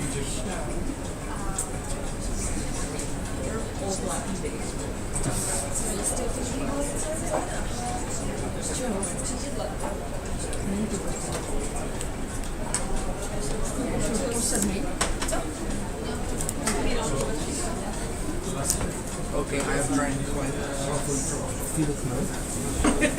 So you will kick in 20 minutes? We are going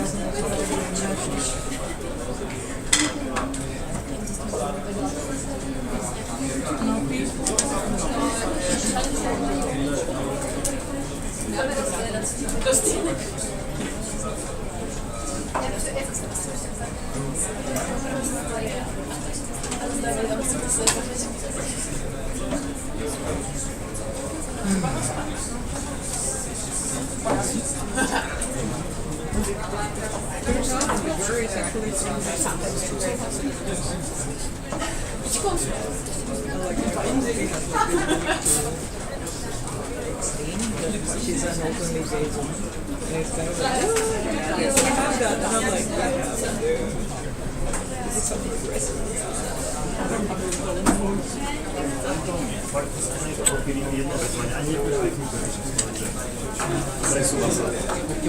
Co? Co? Má to pádný důvod.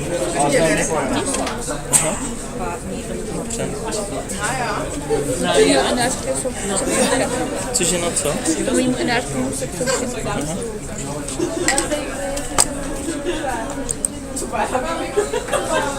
Guys, could you listen to me? Teď Nie wiem, jak jsem řekl, že možná to bude něco lepší a ty víš, tak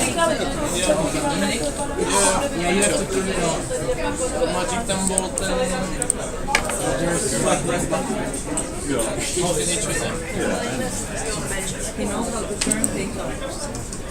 Okay, could you please sit down?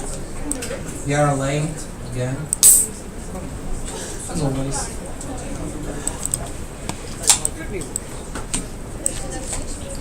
Ne. No. Yeah. Okay. Yeah, guys, I hope you don't mind, but we would make a quick selfie with the guests from consent. Yeah, I'm pretty sure you don't mind. So. Thank you. You have like excited face. No. Alright, ready?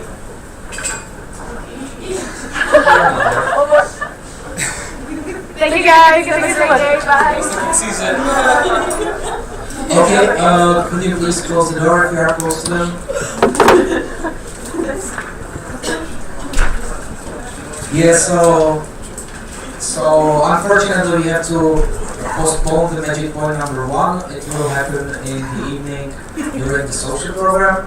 So we will go right to the voting, number 3, which is regarding the SOS changes, the strategy and the budget. So I guess I can start up for one. So first we need a quorum check, again, because we were out for a while. So the question is, that's from Asterix and Obelix. So the question is, cože, moje ryba smrdí, and there are 3 options. Není čerstvá, je čerstvá, and čerstvá, nečerstvá, stejně smrdí. Sorry, páchnu stejně. I should learn my own questions. So who is for the option number 1? Thank you. Who is for option number 2? Thank you. And who is for option number 3?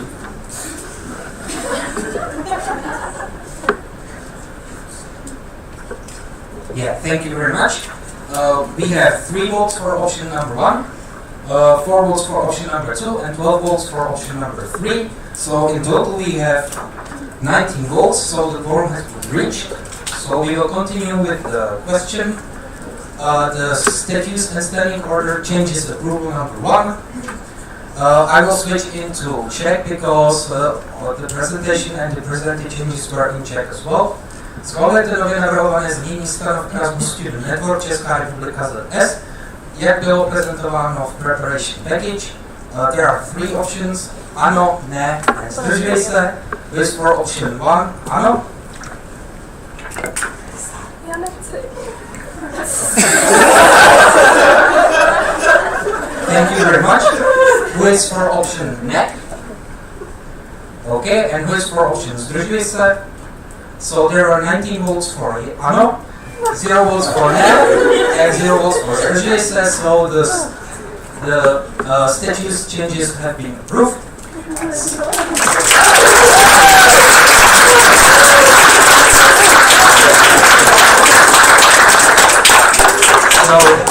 we have 5 more changes left.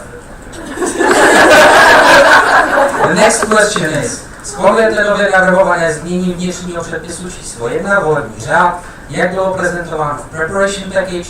There are 3 options, again, ano, ne, and zdržuje se. Who is for option ano?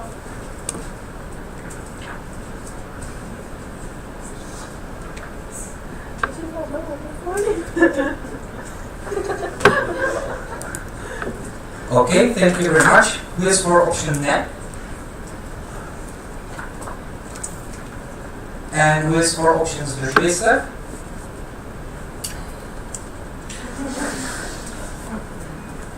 For some reason I have counted 20 votes, so we will repeat it again. Who is for option ano?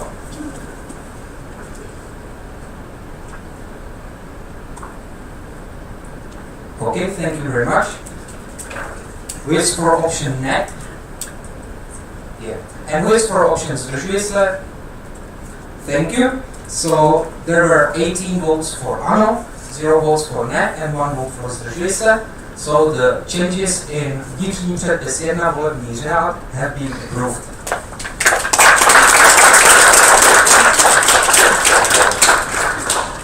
Next. The question is, schvalujete nově navrhované znění vnitřního předpisu 2, jednací řád, jak bylo prezentováno v preparation package.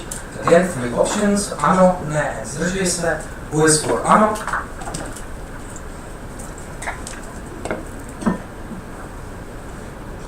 Thank you very much. Who is for ne? Okay, and who is for zdržuje se? So there are 19 votes for ano, so the changes in vnitřní předpis 2 have been approved.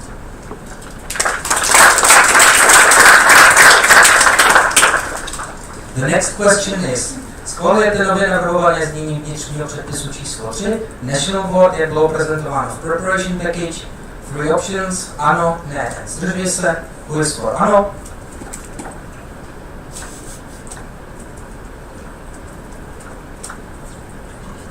Thank you very much.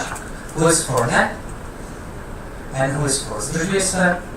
So there have been 19 votes for ano, 0 votes for ne, and 0 votes for zdržuje se. So the changes in vnitřní předpis číslo 3 have been approved.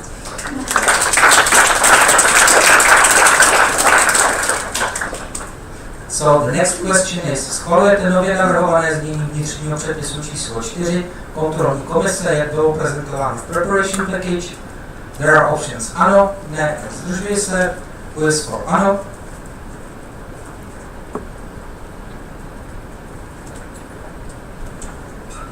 Thank you very much. Who is for ne? Okay, and who is for zdržuje se? There have been 19 votes for ano, 0 votes for ne, and 0 votes for zdržuje se. So the changes in vnitřní předpis číslo 4 have been approved.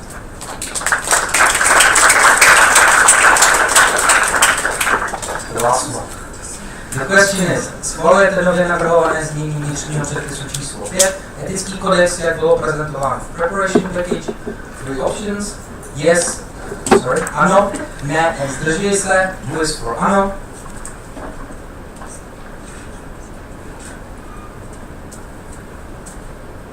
Thank you very much. Who is for ne? And who is for zdržuje se? Okay, there have been 19 votes for ano, 0 votes for ne, and 0 votes for zdržuje se. So the vnitřní předpis číslo 5 have been approved.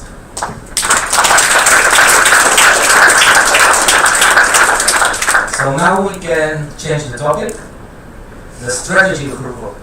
So now we can switch back to English because the strategy and the whole process has been presented in English. So the question is, do you approve the process description of the strategy ESN CZ in the form it was presented in the preparation package? There are three options, yes, no, and abstain. Who is for yes?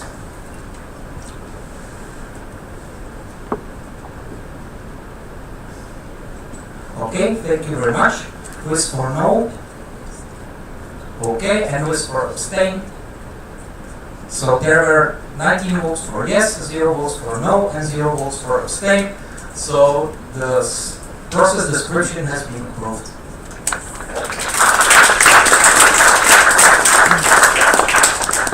The next question is, do you approve the strategy ESN CZ for the years 2020 to 2023 in the form it was presented in the preparation package? There are three options, yes, no, and abstain. Who is for yes?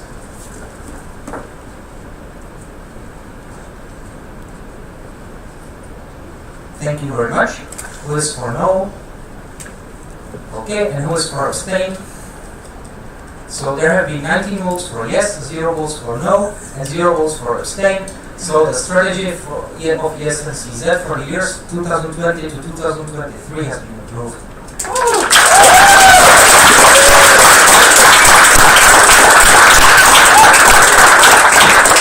And the final voting for today is about budget. So the question is, do you approve the budget for academic year 2020-2021 in the form it was presented in the preparation package? There are three options, yes, no, and abstain. Who is for yes?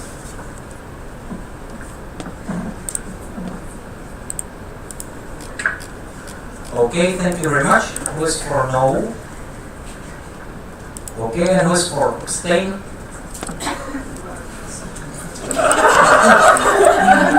So there are 19 votes for yes, 0 votes for no, and 0 votes for abstain. So this budget approval for the academic year of 2020-2021 has been approved.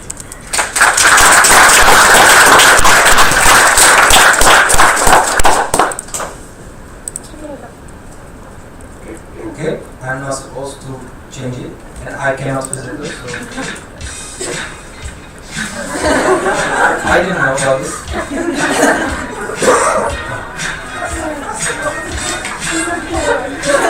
No, you have to stop.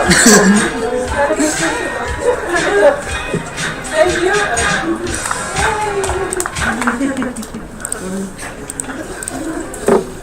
Okay. I still cannot control. Well, you can. I have a story with the puppet.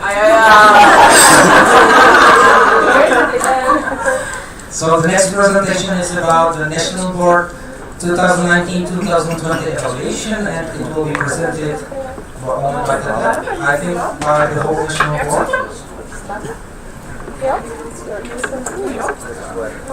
Klikaj pomali. Co? Klikaj pomali. Jo.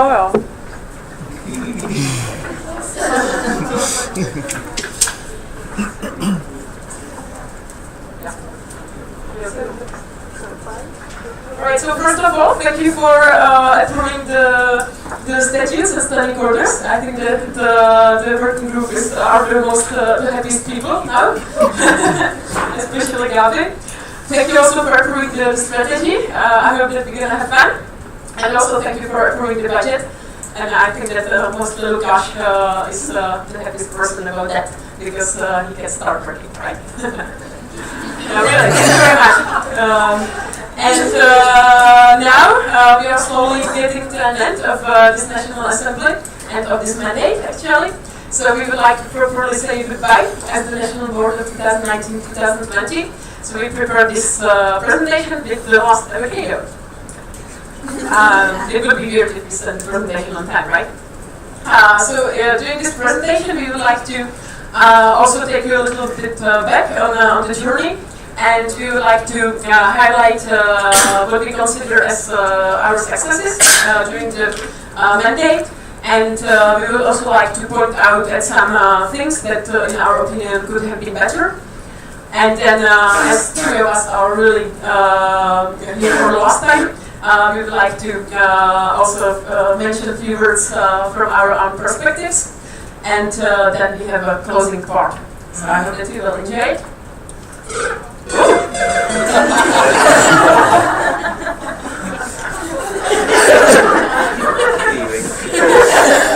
This is so cool. I'm not sure if you get the point, but maybe the people will start to send the presentation later.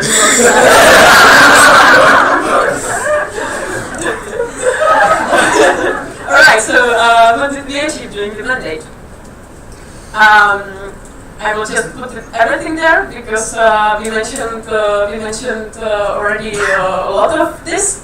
So we believe that our work towards the network was successful in terms of mapping the network, mapping the needs, mapping the reality. It was also part of the creation of the strategy.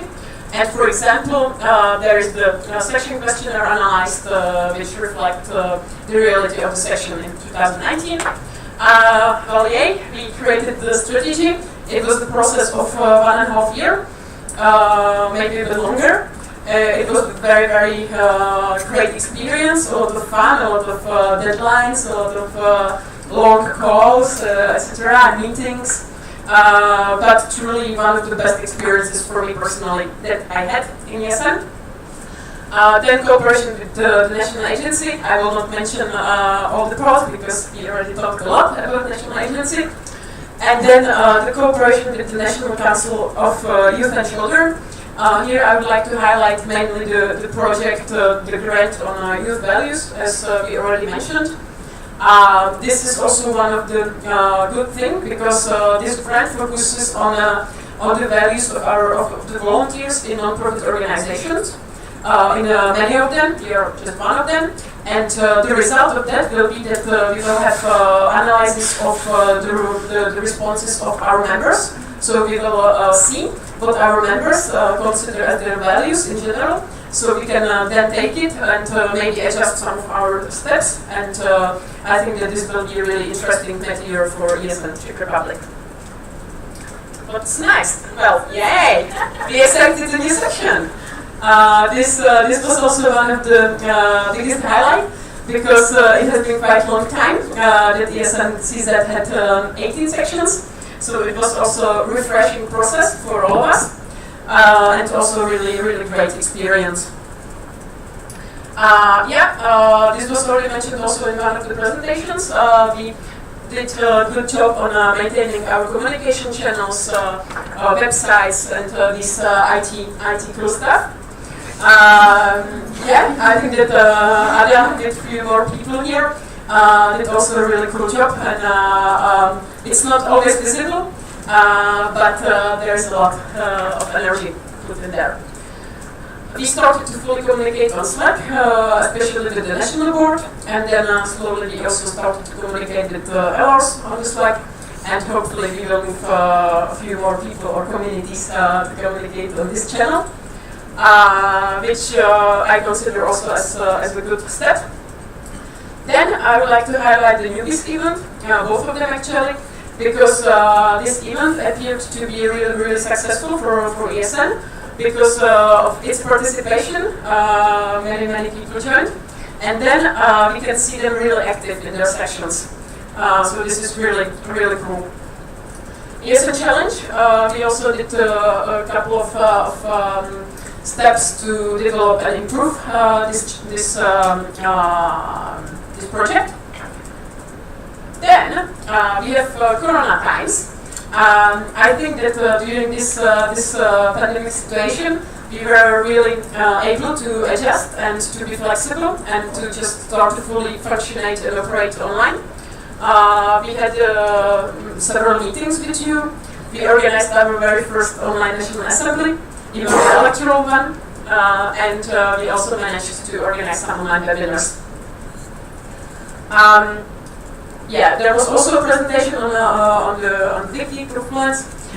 So we believe that we also did a good job on maintaining our knowledge base databases. And we also spent some time with creating some cookbooks or nice tables that our successors will hopefully be glad to use. And we accepted the new visual identity, which was also really important for our network. We have been in the process of implementation. If the number is not different, it's correct. 15 out of 19 sections are using the new visual identity, which is a really great number. And there are also some materials and templates available for you guys. So now, what could go better?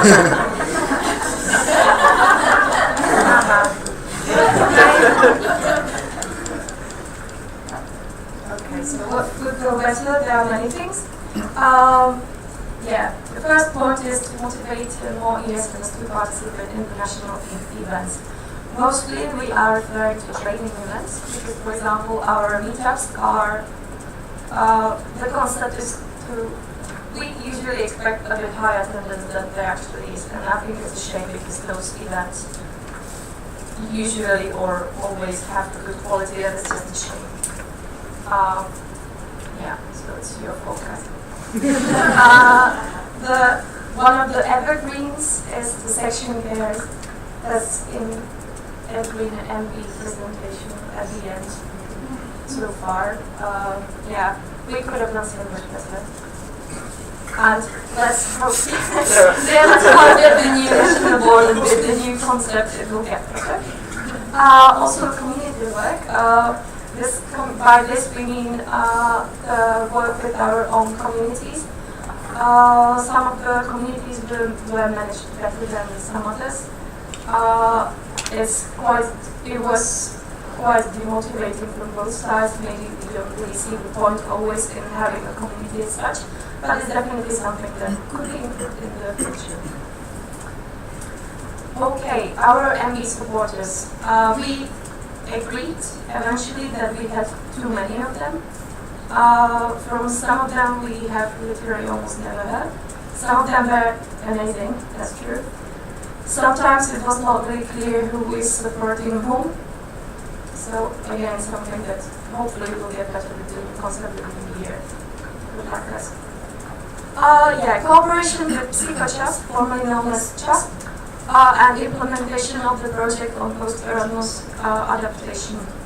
It was not a failure, but it could be better on both parts. You know, the communication deadlines, it was difficult to do that. I think the girls who were in charge would definitely agree.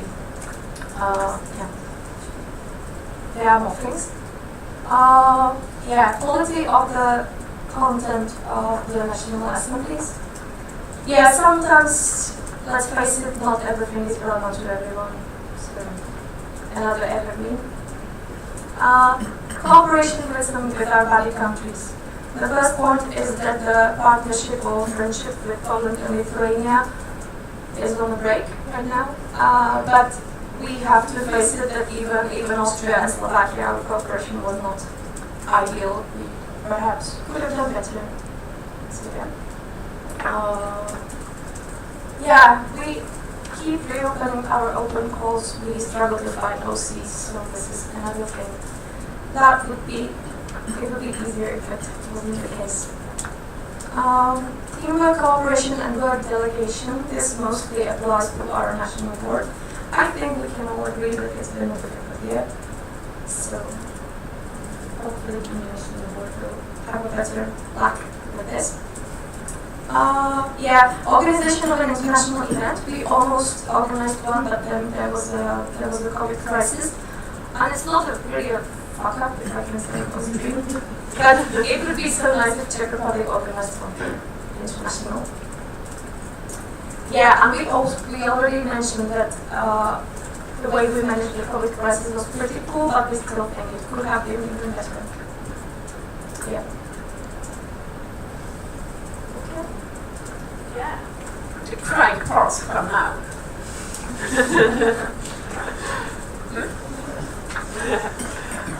All right.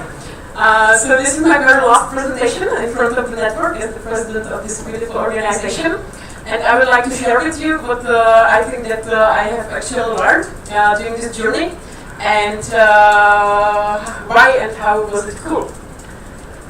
First of all, I think that being in ESN is a really great opportunity to learn to work with people and communicate with people.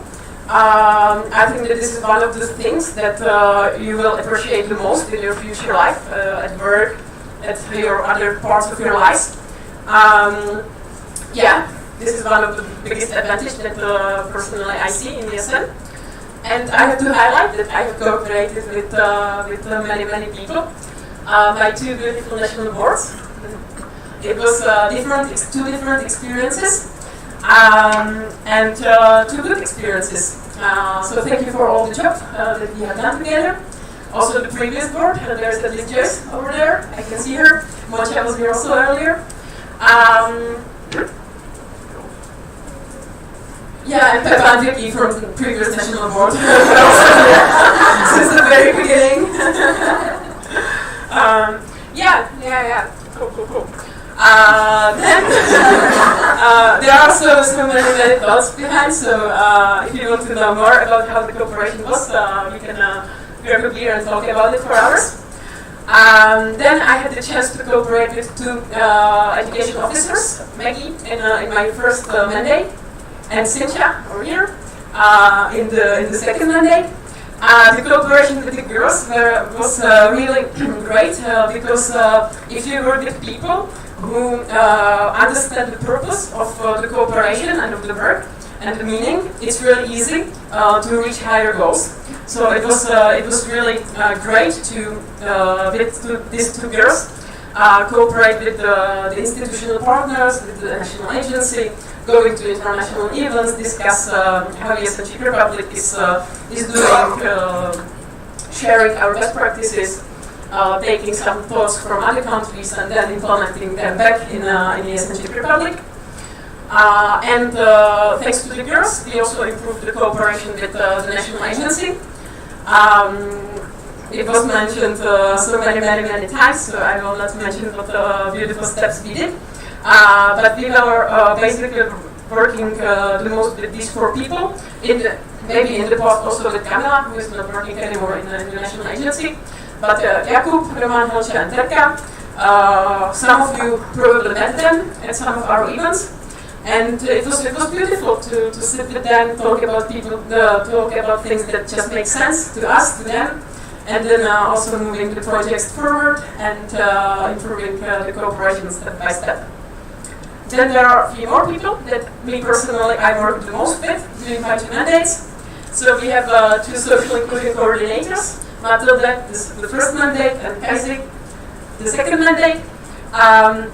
These 2 girls were also there for help for the community of social inclusion coordinators, and also for me and Cynthia in terms of cooperation with the national agency and working on the project of Erasmus in schools.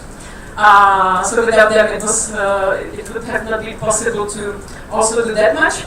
So thank you also for all your work that you have done and motivation that you brought to the network. Then to grant advisors, usual in the first mandate, Risha in the second mandate. Thanks to these 2 guys, we were able to discover a few opportunities in terms of grants for ESN Czech Republic and also sections. Yes, eventually we found out that maybe this is the field that could be reached a bit differently than we were doing until now.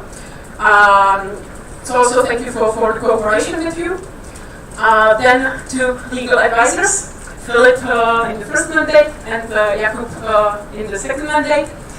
So thanks to these 2 guys, we would not be able to do all these changes in our beautiful documents. And also, they were there of help when we didn't understand something when it comes to the legal matters of non-profit organizations, Czech law, etc., etc. This is a mystery for me. So really thank you for that, and also all the support that you provided to the sections with their statutes and legal matters. And then since January, I had the chance to cooperate with Adele a bit closer, as she was the President's community manager. In my eyes, this was a really good step to open this position, because it's being in the board, in the national board, it's really, you don't have time for everything. So working with the community, to be honest, was one of the things that I didn't have time as much as I would wish. So thanks to Adele, we were able to make a lot of things and also move this cooperation further. And thanks to Adele, I was also able to work a bit more with the community of presidents and vice presidents. So thank you also for that. It's always nice to see new people there and managing the sections, going through your stuff, and managing all the work that you are eventually doing for the international students. I really enjoyed that as well. And I wish also you good luck in your future month and mandates. So these are the people that I worked the most with. Of course, there's the whole network. But yeah, we were closer with these people. What else did I learn, or not learn, but experienced in ESN, is the teamwork and leadership. Because to be honest, being a leader in an NGO is completely different from being a leader at work, where people come and they're working, they get their money, and it's completely different if you are doing something voluntarily. It was sometimes really challenging, but I believe that also this was one of the best things that ESN could learn me. And I have just a few examples of teams that I either was part or was a leader. So for example, I worked in a team where the members were really proactive and knew what they want to achieve, like 100%. But sometimes it was hard to agree on the approach on how to actually reach our common goal and keep the direction. Of course, it was hard to divide priorities and combine ESN with work and personal life. Then I was part of a team where I was supposed to be given some tasks, but well, there was no one checking up on me, so I was just doing my job and hoping that it will be okay. This also happened to me in ESN. I also worked with a team where the members had different priorities and work habits, and also where ESN was not everything, which is fine. But also it was quite difficult to find our common goal, as I believe that sometimes it was even missing. Still it was hard to combine ESN with work and personal life. Yay! One of the great things that I think that we all can learn in ESN is to work in international teams and in online teams. This is something that it's not common. It's not just a usual thing that you go through your life and you somehow learn how to work with international people and online. So this is one of the one of the best things that the ESN gave me. And then, for example, I worked in a team where the members were not on the same page on what ESN means to them. So it was quite hard to bring them on the same page. It was challenging. So all in all, it was a really interesting experience to try the different leadership styles, working with different people, and still going to this one goal that we have in common, but we all choose different ways, so it's quite hard then to manage the people. If you want to talk more about leadership in ESN, I will be happy to open this topic with you, because this is something that I really love. And of course, there were countless of memories, a few photos from this mandate. Yeah, we had meetings with our alumni, we had quite cool events with our national board supporters, my home section over there, yeah, and my successor. Now it will be on your shoulders. Alright, so I guess that I give the work to Vicky.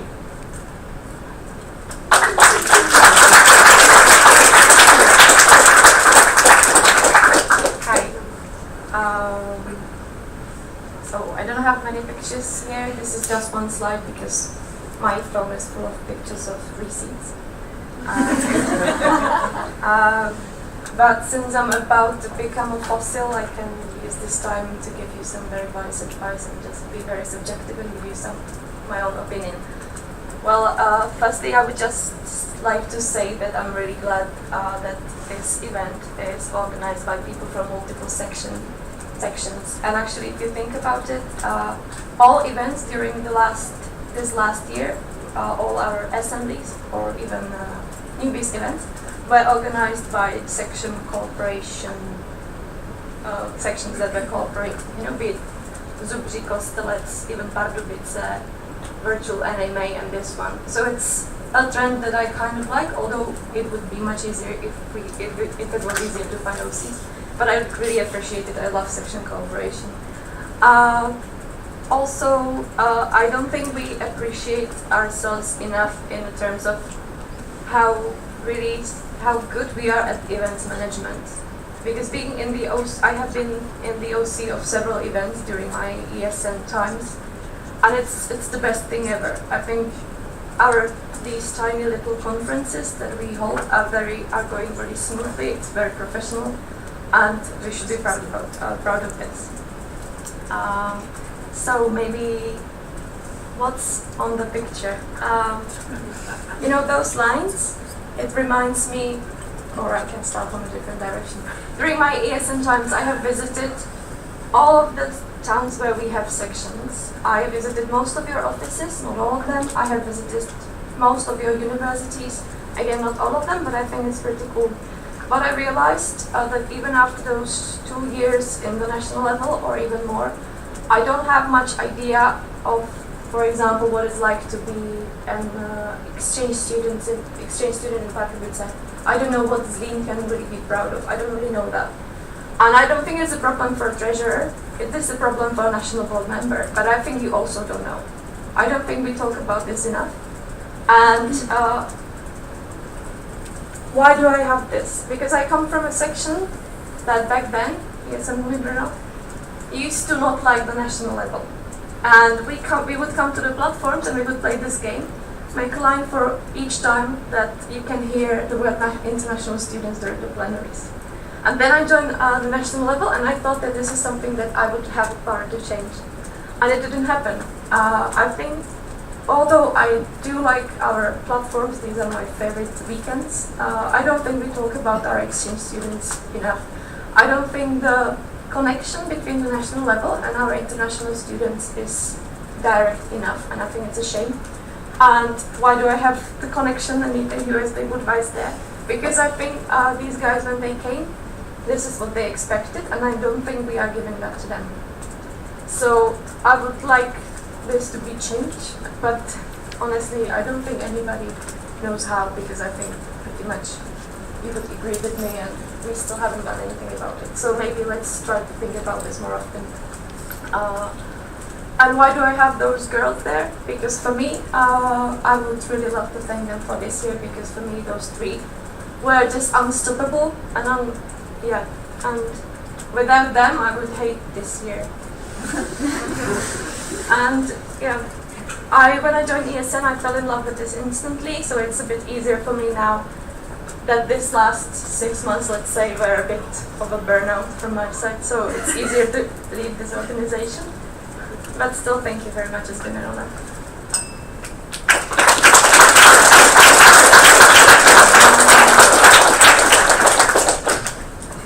It's now my slide, which is against good concept of presentation, where you should put just one thing your audience would focus on.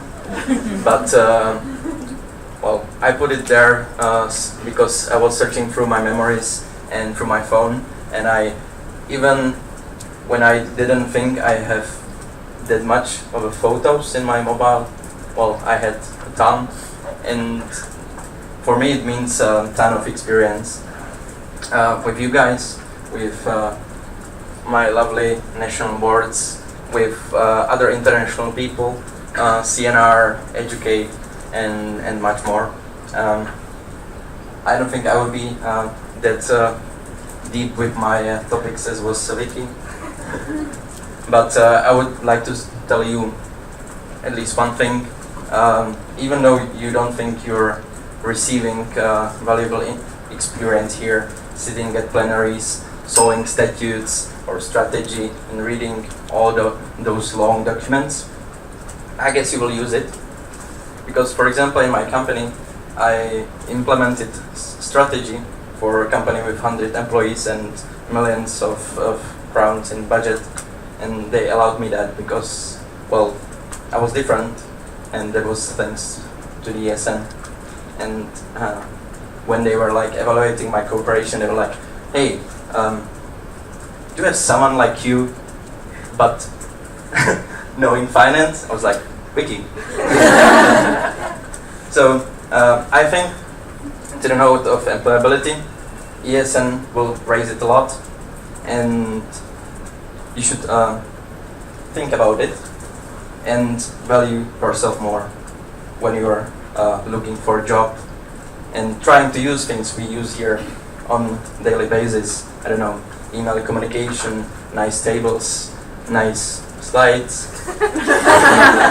And for us it's like standard, but if you go to a company, you will see, they don't know what that is, and you will teach them and they will appreciate it, and maybe it will be a rocket career for you and you will go up. That's all from me. I guess we're nearly out of time. 5 minutes. It's a goodbye presentation. It's a goodbye presentation. Yeah, so I would like to thank you that you allowed me to be part of this organization, that when I applied from Argentina, then you approved my application and I could be WPA, doing my work from Andes, calling 2 sections and searching for LT. That was quite fun. High can work. I can recommend that. So yeah, that's it. Just try your best, and I think it will be appreciated.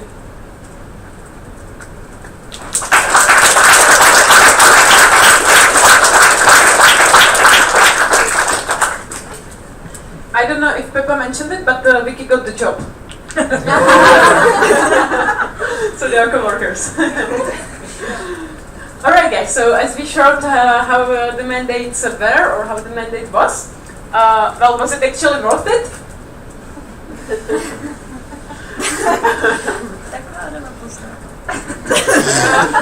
Yeah, he was like that majority of the mandate, huh?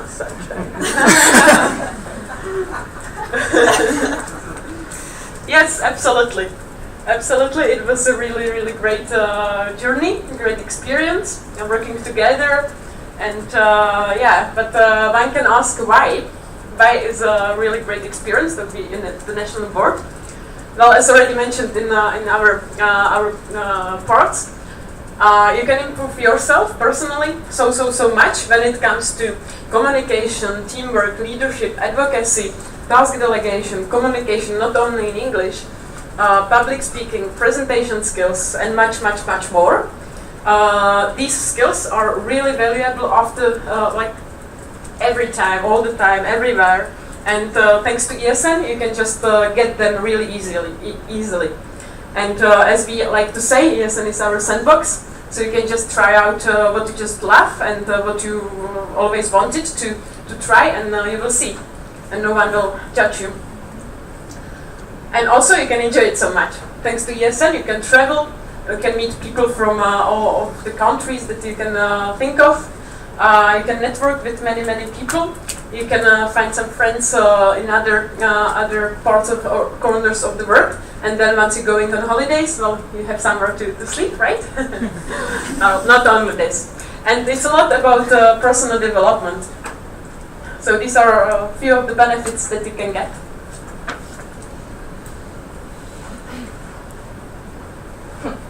So do you know cool student organizations in ESN? I don't think so.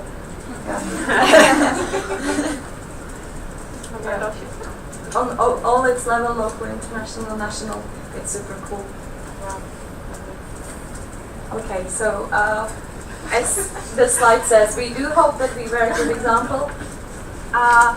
We hope to see or hear about you being active on all the levels, and we wish you all a great ESN journey, and we hope this presentation was at least a bit motivational for you to join the future national boards. Yay! So thank you for an amazing year with you guys, with the national board. Thank you, the whole network, for this cool year that we had spent together, and we have 3 or 4 more days. Yay! And good luck to the new board. Right? It will be in your hands.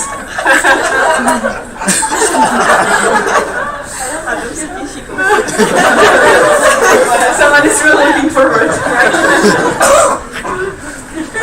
We wish you good luck. We wish you that everything is working, that you have also great opportunities to cooperate with people, that you enjoy it yourself, and that you also make a great step for ESN during these 12 months.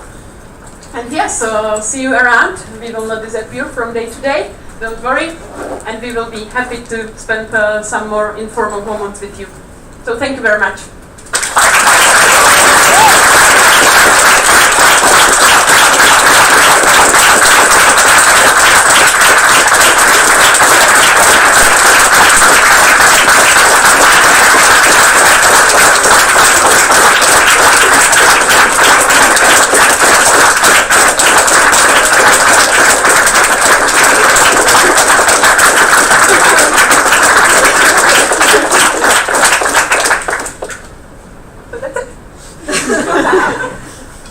It feels so good. Please do not leave because there is a time for discussion. So are there any questions or comments you would like to give to the soon to be leaving national board? Okay, I'm not actually. It's Radek, right? Yeah, Radek. Sorry, I'm blind, so. I have a question for Vicky. So you have last few days of your mandate, and you was completely bit said that about the section care, and I have my back hurts a little bit. So if you want, you can improve it. Would you like to? Of course. Of course. Okay, are there any other questions or comments?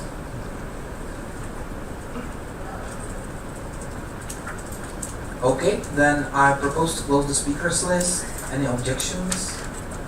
If no objections, I close the speakers list, and thank you very much for your presentation. Wish you good luck. So, I would like to ask OC and probably Angelka as well to come. I have that OC is supposed to take care of the magic point number 2, but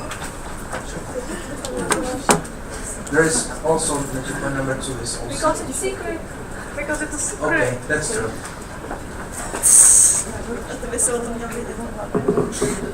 I promise this is the last time today you will hear from me. Really. And I would also like to ask my girl to come up here. Okay. I'm here.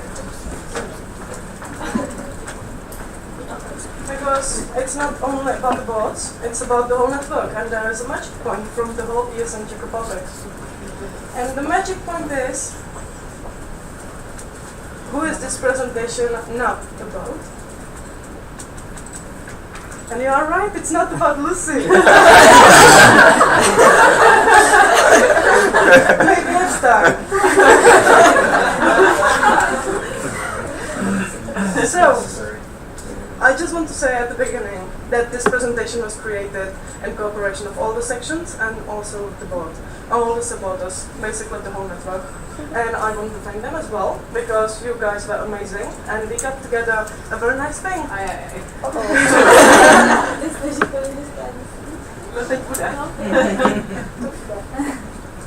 And maybe, yes, if you would like to stay here and sit down, you can also come up here. It's up to you. Because you already understand that this presentation is about you, right? Maybe we can sit next to each other. I will now dare to speak on behalf of the whole network. I hope you are okay with that. But I would like to say thank you very much to the three of you for spending those 2 mandates with us, because it was actually really amazing for most of us. And we are very glad that you have decided to do it, even for the second time. We have also found some things that were not published, like ever, and we have also discussed our alumni. So we got some treasures here. I know that yes, it's been said already many times, but being in the national board can be quite like roller coaster, right? But they have still survived 2 years, and they have not gone like the hair is still not grey, so it seems cool. And we are also very glad that you have decided, even in those important moments, that you have promised each other to run for it for the second time, and we are very glad as a network that you did.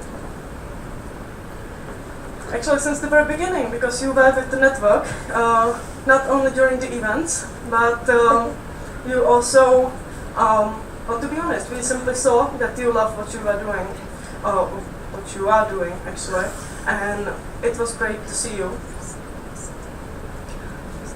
It was also amazing that you have spent so much time with us, with the sections.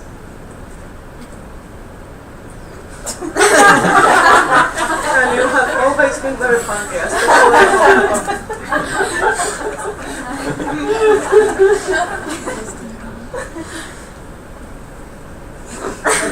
I mean, there's no comment right there. Yeah. You've been attending all of our events and the section care especially, and you always found time for each of us, which is something we actually really appreciate, and we are very thankful for that. And you also, you always cared about our trainings and about our education. Like you were really sharing your best practices, and also from the other sections, and I think that this is a great example for all of us. But now, concretely something about Tata. So Tata, since the very beginning, this section, best practice. This is a great best practice. Yeah, I was just about to say that. Thank you for sharing best practices since the very beginning in positions. And thank you. Thank you for being funny as hell, even though you have tried for us not to see it. Well, we're digging deep. And actually, since then, it's a bit more official, right? This is a bit more official, but this is where you started, and you were unstoppable since then, which is amazing. This is from their first team building. I believe that was the moment when Tata understood.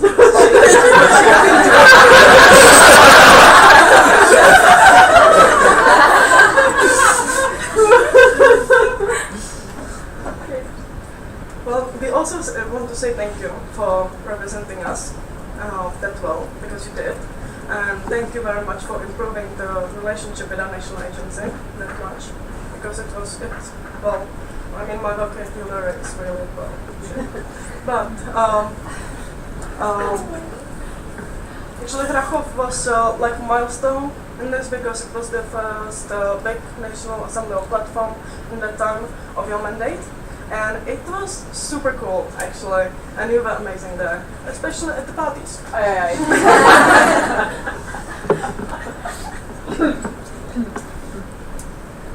Thank you very much for always finding our matching votes. And for making Jirka a little bit calmer, even though it didn't seem possible at the beginning. Also, thank you. Yes, thank you for preparing those little details. And I have to say, from what I know, that Tata is a master of preparing surprises for her teams. And what she did, I'm not going to mention it because I know it's a secret, right? It's best practice. It's for best the practice. communication manager. You can actually discuss this with the network later. Yeah. Yeah. So thank you for having held so many workshops and trainings and for caring that much about education and about the courses. Thank you for always finding time for the members and for your individual approach, especially. And wasn't that also found some time for our old friends? I mean, this is a goodbye. Not like they are not dying; they are staying with us. Okay, so this cannot be that sentimental. It was the co-founder of our section. Yeah, that was the co-founder. And there were also some sparks during the mandate. Yeah. So basically, so from what I understood, this is where it kind of started, right? I mean, the sparks. Yeah. Good.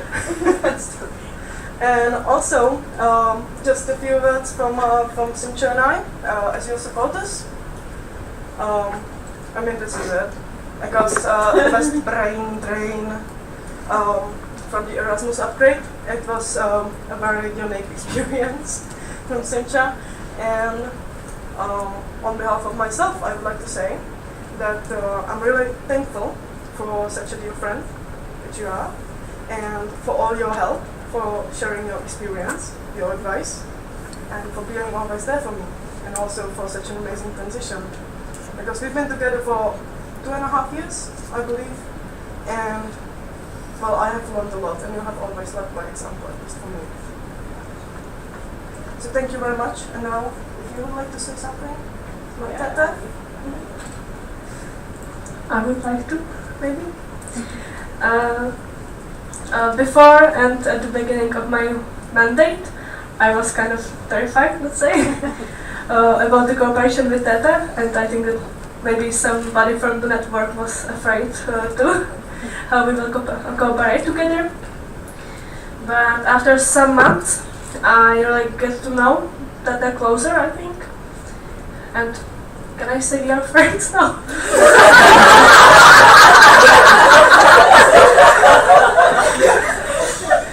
Of course. You know, the word friend, it's so heavy sometimes. Yeah, I just want to say that I'm really glad that I joined you in the team, in the mandate, and that we cooperate together. I enjoy it. And it was just great, and thank you for everything, for your help at the beginning, because I didn't know what to do, and so on. So just thank you that you made it with us. I think it's the best. Yeah. Okay, so I would also like to thank you. And in the beginning, I was scared, and my beginning was kind of rough, and we know how that was. So I am very happy that the first board I was in was led by you. And I would like to thank you for your patience and for always checking before any sessions that I know what I'm talking about, that I'm ready, and always checking that everything's okay. So thank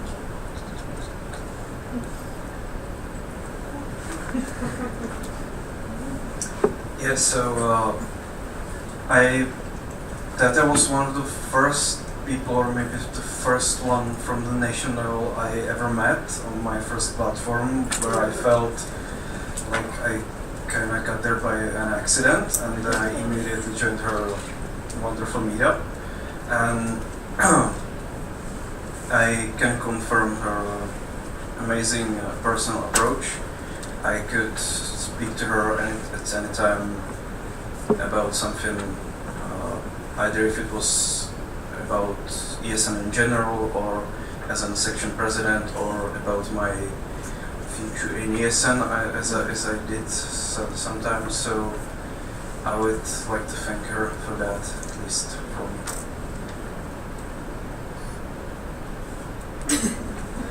Okay. You didn't have to. No, I want to. I'm just not good with words usually. The thing is, I remember my first MB meeting when we spent like 6 hours straight just going through strategies and stuff, and I think smoke was coming out of my ears. But every time we made sure that everybody is comfortable in the team, and it just made the whole year so much easier for me. And I know I'm hard to work with sometimes, but you seem to make it easier for me. Thank you.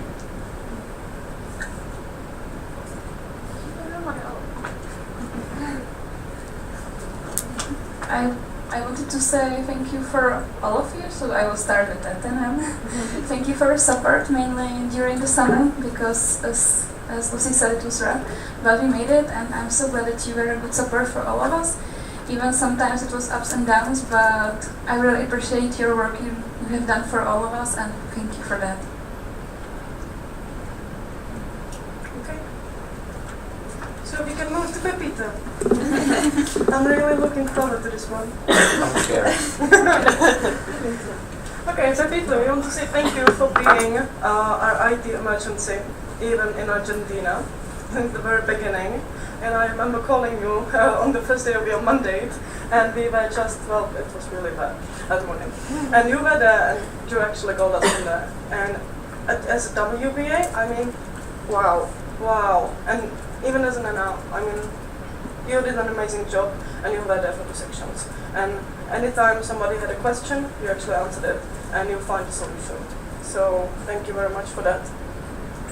Also, what we actually appreciate is that you have also mentioned it today as your strategic thinking, I would say, because you always try to connect the dots from the professional life and the ESN, which is really nice, and your inputs are very, very valuable.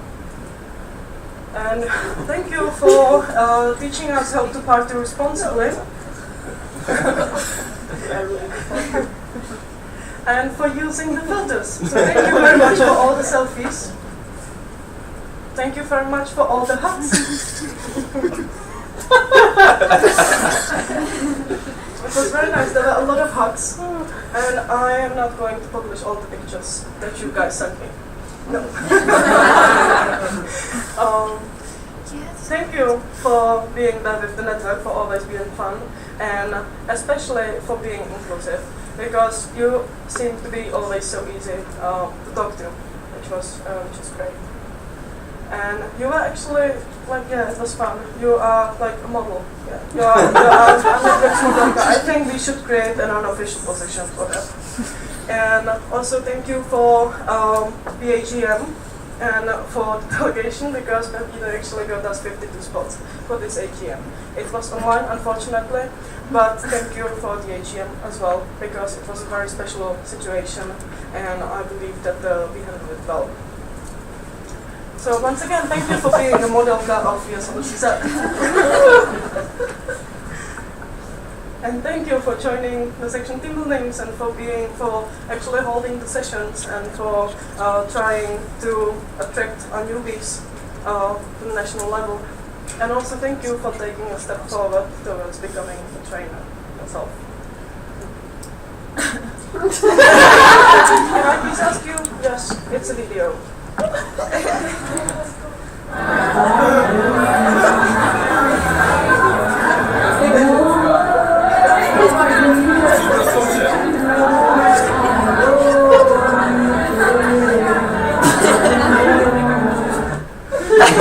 So thank you for being a great dancer. And thank you for all the selfies, for all the work you have done, because we know that it wasn't easy. And thank you for managing all the things, for all the ideas, and for your friendship, mainly. Thank you very much, Benita. Would you like to say? Okay, so I would like to say thank you, of course, for all your work and all the reading that you did as an NR, of course. I would like to thank you for being so fun, always, even though you were making fun of me. I didn't mind, it was hilarious. And thank you for teaching me how to dance to Andiamo Ako Mandare.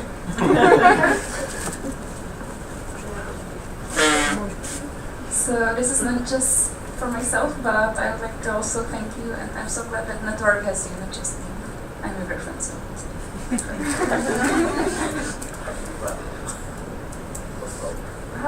That was all. Okay, I didn't understand. Okay, I would like to thank you for everything. I mean, not just. I really appreciate that you were always trying to help us with everything, not just with your agenda, but also with other stuff regarding the strategy, IT stuff, whatever just happened. You always knew what to do. I don't know how, but you did. I don't know. It was really great, and I really appreciate you helped me with some stuff in my work, in my job. Wow, thank you for it. And I want to say something that I forgot, but I think it's great how many information you have in your head, let's say. Not just about the international level, but just about everything. And yeah, he's like wicked, walking wicked. And you always trying to explain us everything about international level, which we didn't understand at all, I think, before. But now, can I say we do? We do understand the ESN review, not just like year before, but we do now, and thanks to this and everything else. I was really happy you were in the national board with me, mostly because I counted on you as sort of a safety net, because you were WPA before me, so every time I didn't know what to do, I just asked you and you helped me really quick. So it helped me get through definitely the beginning of my mandate, which was really hard for me, so thank you for that.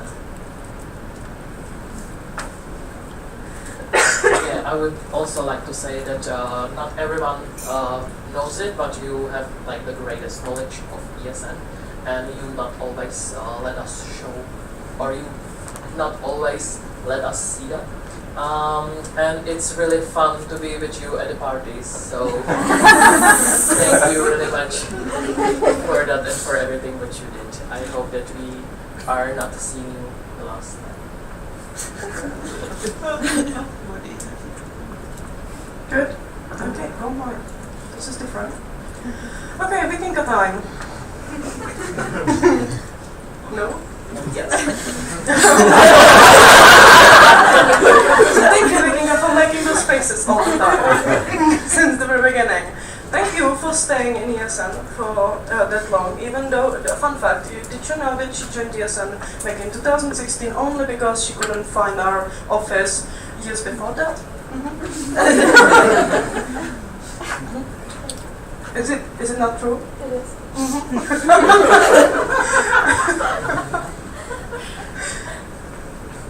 Thank you for networking as much as you did, especially with Slovak people. And actually this is a very nice memory for after being elected for the first and for the second time. So thank you for doing it again, because we know that it wasn't an easy decision, especially for the second time.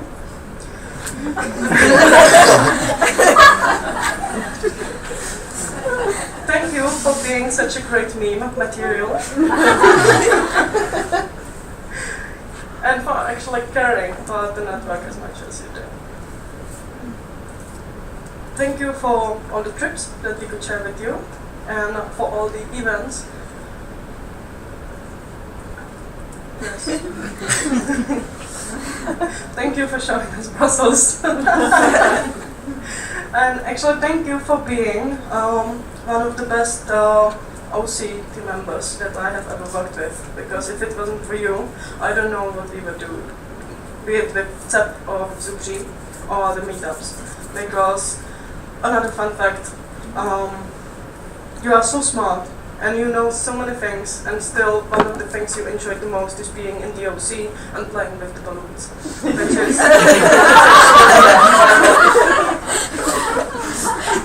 this is something I really admire, but honestly I don't know what we would have done without Vicky in the OC. Again, thank you for those faces, because you do it all the time. You either play with your hair or you do these faces. So it's really hard to find some normal pictures. Thank you for learning how to open a bottle of wine, finally, because we know Alaska. And thank you for always putting the international students on the first place. Because I know that we all think about them, but Vicky is usually the person that comes and says, hey look, and what about the international students? So this is actually really nice. And thank you for being such a great perfectionist and for doing everything for 1000%. I believe that you have not only been a treasurer, but an amazing team member as well. So thank you very much, Vicky. This is not a nun, you are getting an unofficial position. So Vicky, I would like to thank you basically for everything, for your drive, energy, enthusiasm. You're so smart, you know everything about the ESN, and I really appreciate it. And also, what I will miss the most, maybe, your peoples.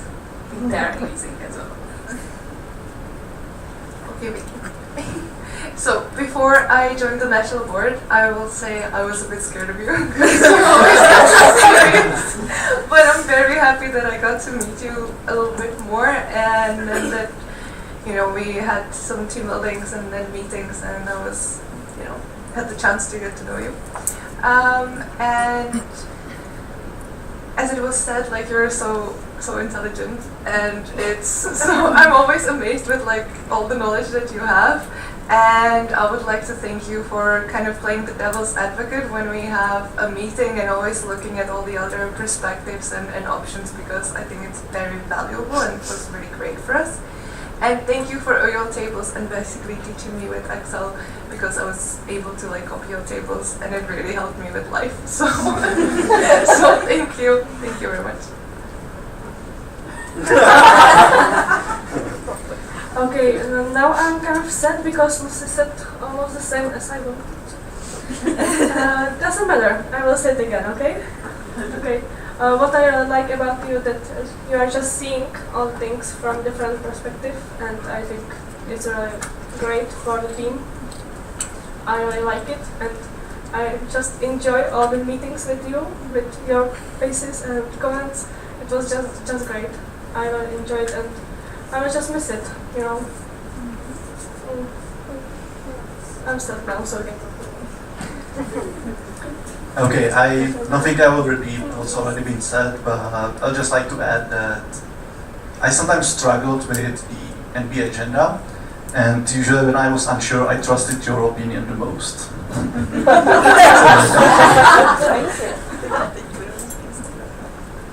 Yeah, one of the first characteristics of yours I learned is that you can be pretty skeptical about some things we do in ESN. Which is great. Also, you were and are skeptical about some things I'm skeptical as well. With all due respect to all my fellow NB members and the previous NB members and the future NB members, your candidacies were probably the best ones I've ever read, because where we would be without at least some humor, right? That includes presentations. Also, you were the source material for the best ESN meme ever created. Also, it seems like you are probably really good in selling slonik, selling an elephant. If you don't know, ask her. She likes to tell this joke a lot. Because it's about a year ago when we talked at the Austrian NP about the possibility of me running for the national board, and I was like that I didn't really know for which position, and you said, why not treasurer? And I said, you serious? And here we are. So yeah, that might be all from me. Oh no, it's not all. Because last but not least, I wanted to thank you for so far amazing transition, full of surprises. I think. By the way, do you know how she transferred the email address to me? She made me guess for the password.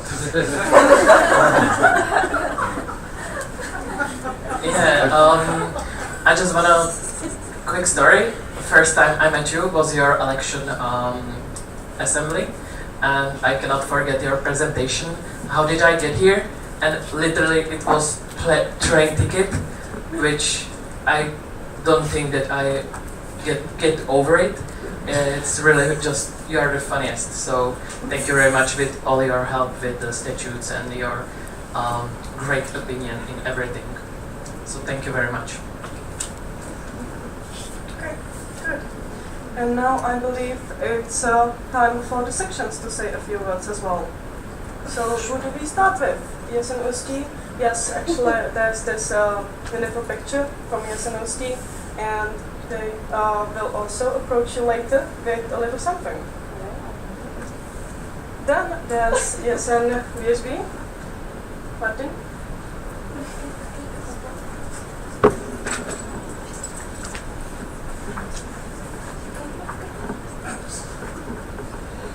So I would like to thank you that you were always an amazing source of motivation. I think for everybody who has ever been on an NP or meetup or who ever met you. So you're a great leader, thank you. Pepito, your first half mandate, there was some IT magic that, I don't know, 3 people understood, but everything was working perfect, so it was great. And for this year, I think everybody has really great memories of the funky time of ESN review, the transition period, and I think everybody who was at ZEP really enjoyed it, and also the preparations for AGM. I think it was awesome. And Vikinko, I said, I hope that Ostrava was for you something like a second Brno. Thank you for everything you have done for us, even though you think you could have done more. Maybe, who knows, but it was still amazing. Your help, your advices, and our workshop with the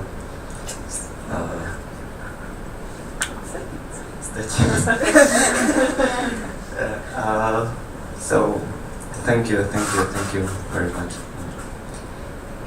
We hope to see you when you will have a way around Ostrava. Just drop us a message and we can have another workshop. Alright, thank you. And how about goodbyes?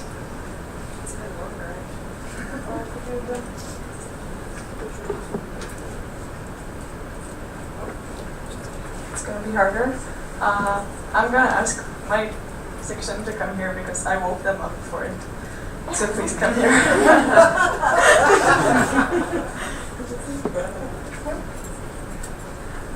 First of all, I would like to apologize because it's not going to be in English, sorry Maria. But I'm working on it. And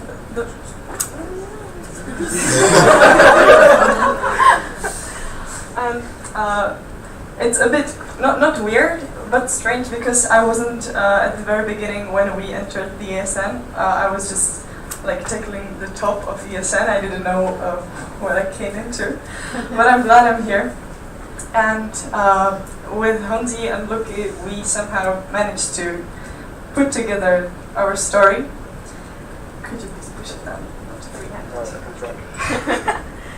So we made a kind of poetry because this is the best I can do. So, and we didn't have any pictures. So I will recite it. Sorry for the check again. Každý snad měl někdy sen se ze své škatulky dostat ven. Roztáhnout svá křídla veliká, aby byla vidět ta práce všeliká. Když někteří z našeho kruhu menšího objevili něco, než jsme my většího, od křídel husy podtrefené se náš společný příběh ESN vyne. Zpočátku celé té situace odtli jsme se u Liberce, tam jsme se zhada vyplazili na vršek Ještědu a posunuli jsme se hodně kupředu.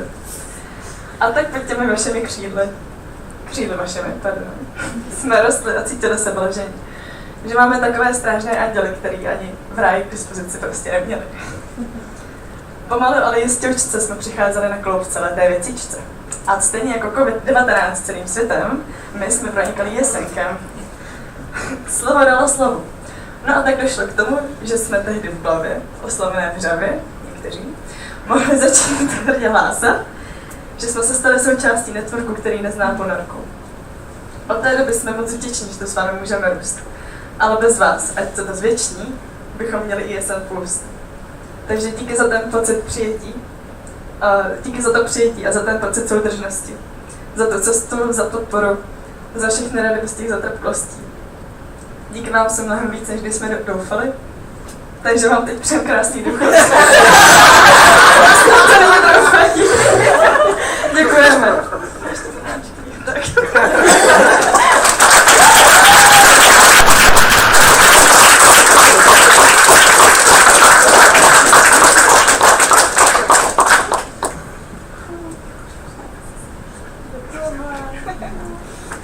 And from ESN CZ, there is a thank you note. They might also approach you later.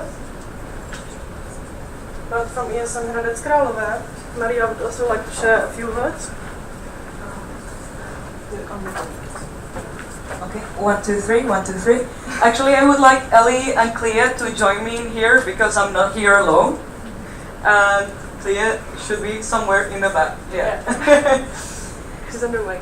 She's on the way. All right, she's coming a long way. So first,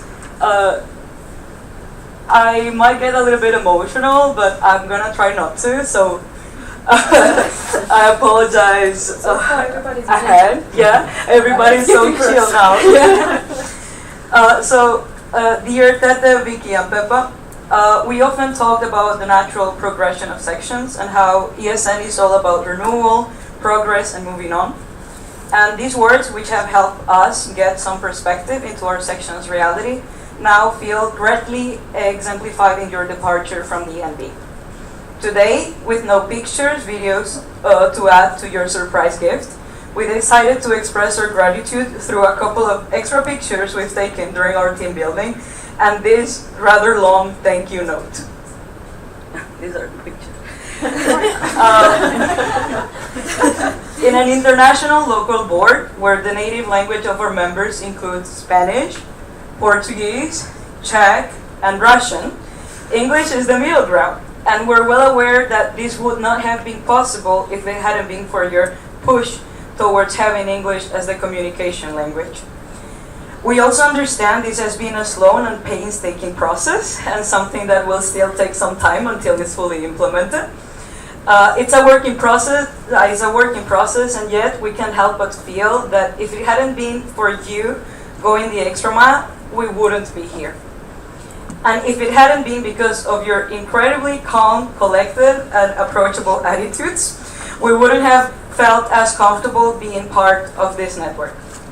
Because of this, we would like to thank you in the name of the upcoming board members, active members, and our current ones, as well, as I'm sure you'll come to realize, many other students like us. Wishing you all the best and still hoping to see you around. Maria, I'm the president, Veronica, vice president, Clea, social harassment, Ellie, kind of LR right now. Kind of LR, yeah. So thank you so much.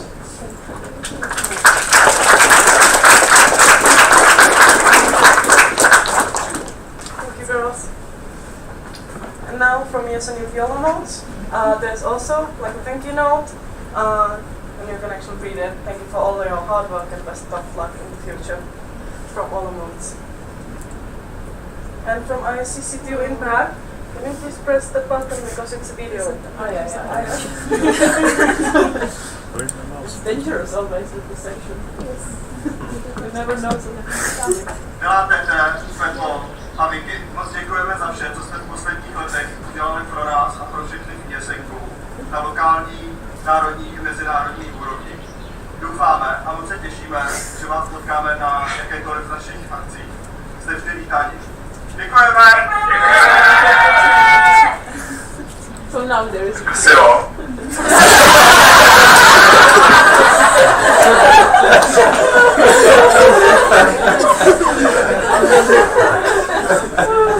I might have forgotten about this. Good. And from ESN Beauty Brno, I will pass the word to Maruška. And I will pass it.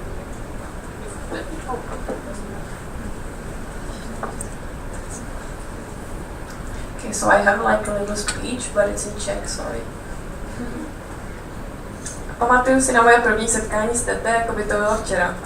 Na NA Pilsen jsem jela jako čerstvě zvolený LR s nutnou dávkou ostýchavosti a uplejtvání. Skoro nikoho jsem na národní úrovni neznala a v sále kulturáku, kde jsme měli plenárky, jsem se po dalším pozorování účastníků z bezpečné vzdálenosti nesměle usadila mezi neznámé tváře. Znáte to, máte pocit, jako že vás sleduje tisícovka očí a přitom se vás nikdo nevšímal. V tu chvíli jsem chtěla být v opuštěných a trčit v dalekých lesích. Koukám tak kolem sebe a osměluji se. Hroznové víno ukořistěné na coffee breaku, jdu snít k cizincům sedícím vedle sebe. Pak jsou plenárky a v mezičase se cítím trochu osaměle. Z ničeho nic se objeví ona. Přesně vím, kdo to je a co dělá, a vím taky, že nemá sebe menší tušení, kdo jsem a co dělám já. TT s brýlemi, za nimiž neustále hoří jiskřičky, jde za mnou a hází na mě úsměvy. Jsem přesvědčená, že jde za někým, kdo stojí přímo za mými zády, a rozhodnu se nepodnikat trapný krok, který se stal již každému z nás, zdravit někoho, kdo zdraví někoho úplně jiného. V tom se Tete zastaví a říká: ahoj Maruško, tak nenuceně, jako bychom se znali věky. Když jsem ji poprvé viděla při prezentaci její kandidátky na NP Prague, pojala jsem k ní obdiv, ale tímhle momentem se z ní stal můj vzor. Protože s lehkostí 2 roky vede stovky mladých lidí a motivuje je k dělání věcí prospěšných pro zahraniční studenty, pro Evropu a vlastně pro celý svět. Vedla a vede nás všechny dohromady i každého zvlášť. A za to jí patří obrovské díky.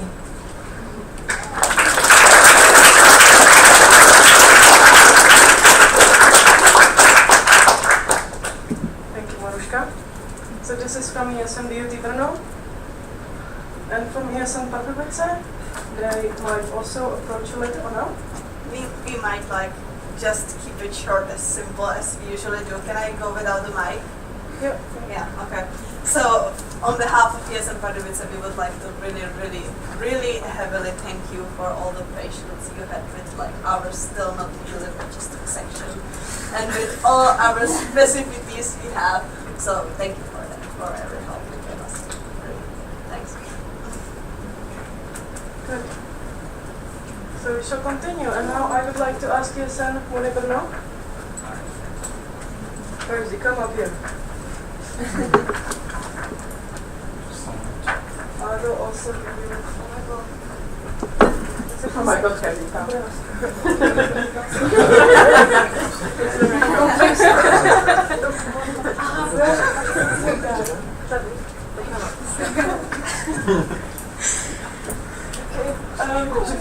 That was awkward, because I'm always.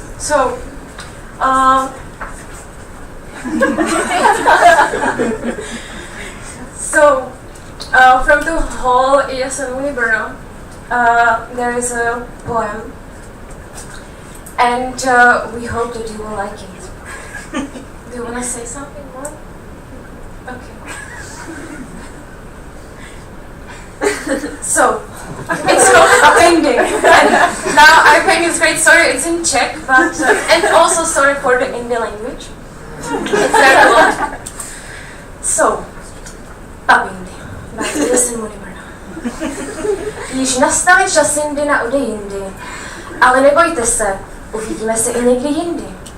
Na kávindu či čajindu vždy si najdem pauzindu.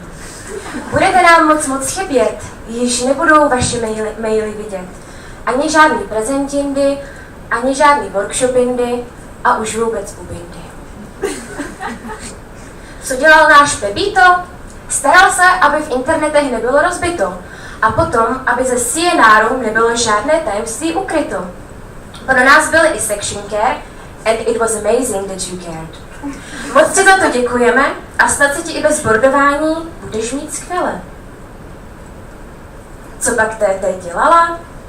O maily se starala. Vlastně o maily v ESN každý se stará.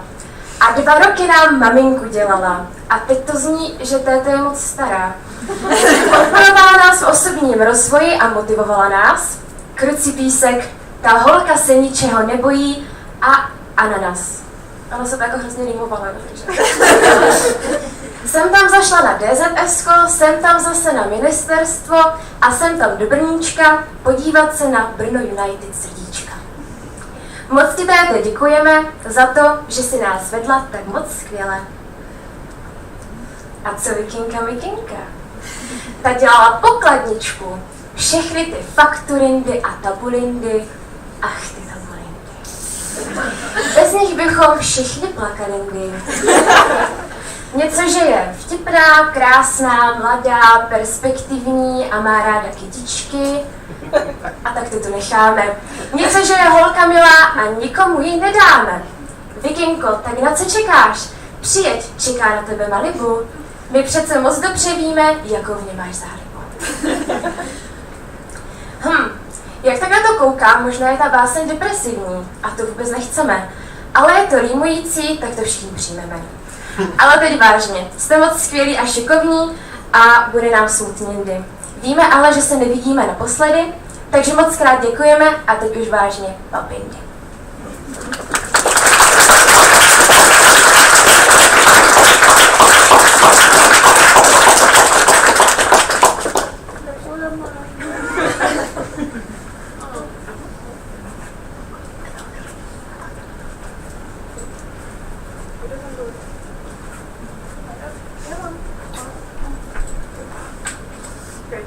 Thank you, Monet. And now from ESN University Prague, there's Giovanni coming. I mean, I'm not really good with words and I cannot be the previous one, so. This is working, okay. I remember the first time when I met you. I was in ESN 14 days and I went to Big National Assembly. It was that great platform and it was the first time we were elected. And at this moment, when you were elected, I thought that you are untouchable. Like I thought it's national board, and I didn't know what to think. But from this moment, a lot of things changed. And at this moment, I don't see you as the untouchable nation board. I see you as a friend. I can speak with you about ESN, but not just about ESN, but also about personal things. And I'm really glad, and I think that all the people in this building or in this room should know that these people are untouchable, and you were those who want me. And I really thank you in the name of our section. I think our section experienced that national board isn't untouchable. And well, thank you, and we have some small gift for you. Oh, thank you. So, penicillins. Thank you very much. I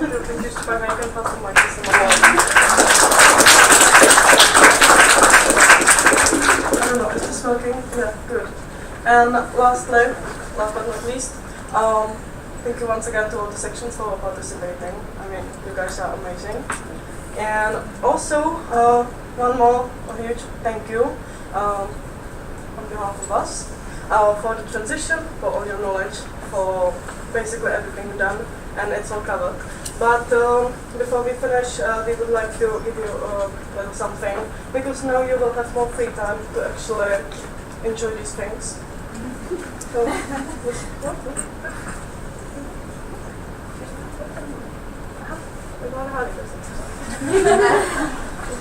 A tak nevím, co je správný.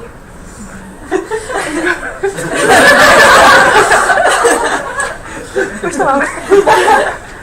Pepito, ty máš dárek.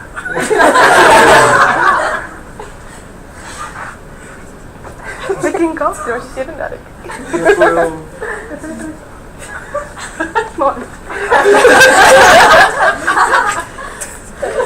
Já se nevidím za záhradu. Dárek. Mikrinko? Dárek. Tady chci se dát statu. Tady. Nebo jsem to dám teda?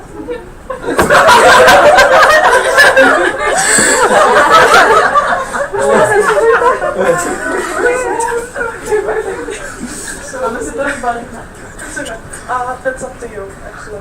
If you want.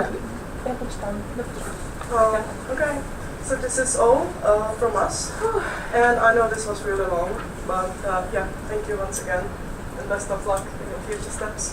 We hope to see you so many more times in the future. Yeah, good.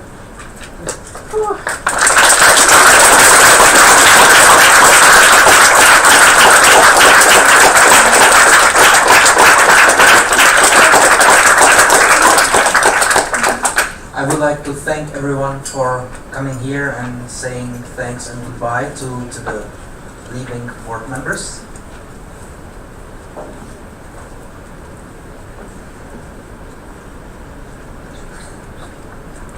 Okay, and before the last point in the agenda is closing, but before that I would like to, or not? So first. Okay, first, Gabi. I just would like to invite again the OC on the stage, please. Can you come here? No?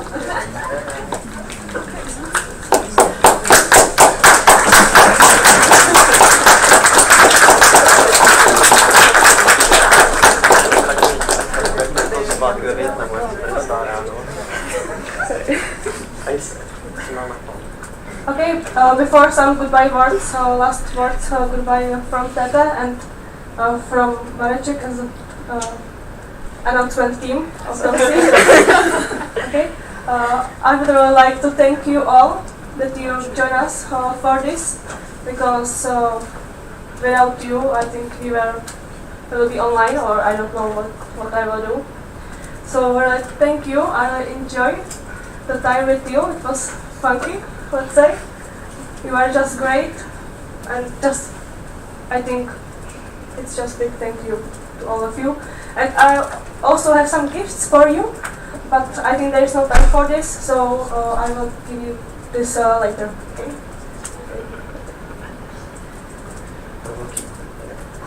Jo, pro velký úspěch ještě. No. Tak, so first, I would like to. So for the rest of the OC team, first I would love to thank you, Gabi. You're a great leader, and we were able, also thanks to organize. I think from our perspective, very nice platform. So that's a big thank you to you. And secondly, I would like to thank everybody who came here to this platform. Thank you very much. You were almost, not almost, you were on time, and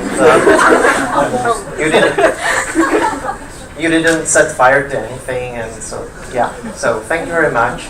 I hope you enjoy this platform too, and we're looking forward to seeing you tonight in the rest of the program.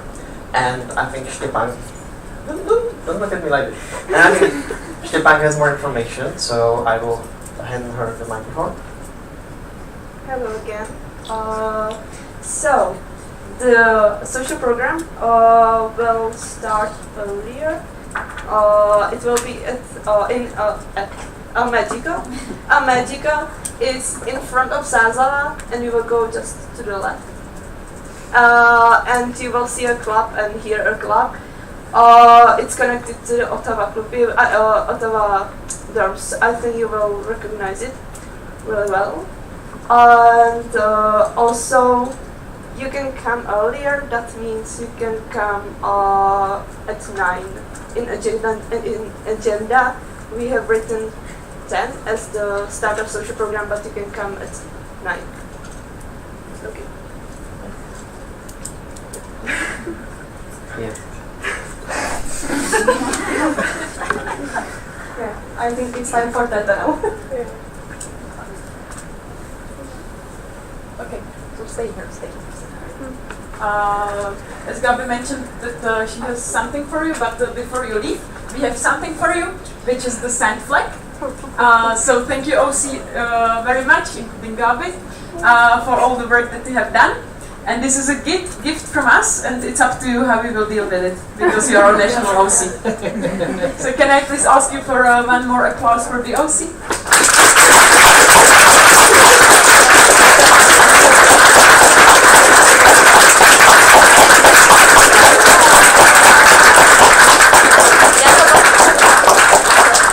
It's photo time, so look nice and smile.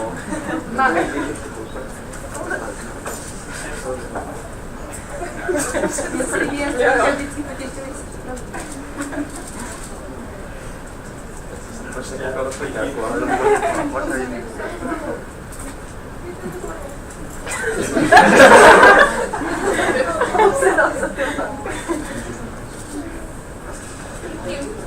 thank you very much.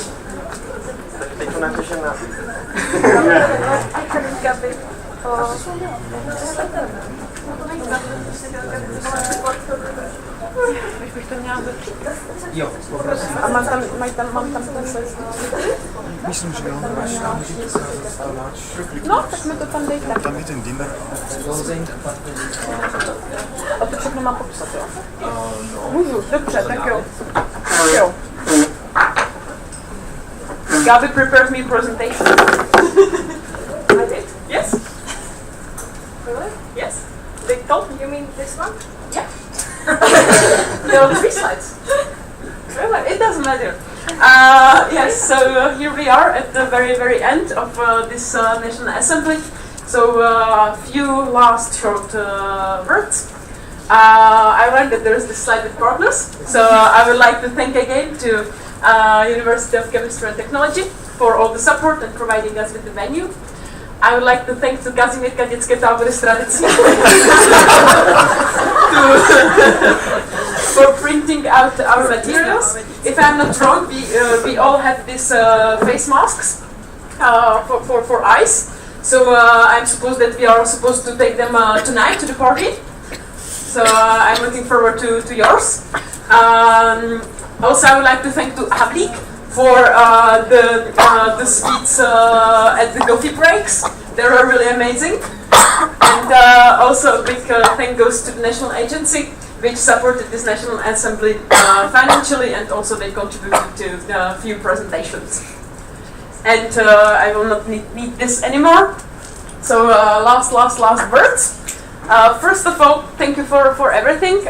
This last couple of minutes were really surprising for us and really emotional, and thank you for all this idea. I am guessing that Adelka has something to do with that.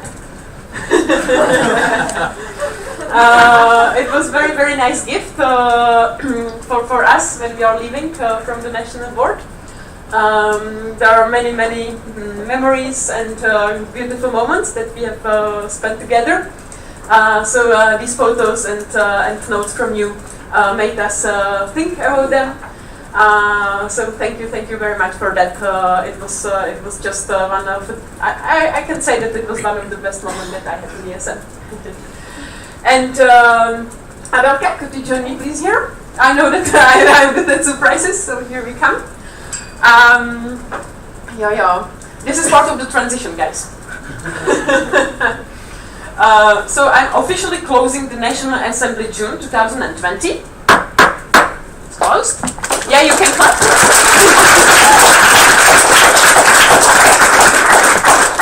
And Angelka, now it's your turn with this beautiful ESN hammer.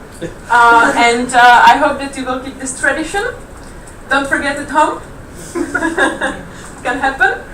And yes, I wish you the best of luck, and also to the whole network. Now you will be in hands of Adelka, and I'm sure that it will be amazing here.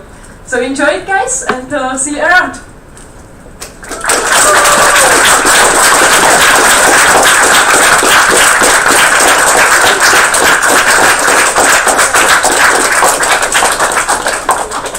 Just one last sentence or two maybe, because that I forgot about this.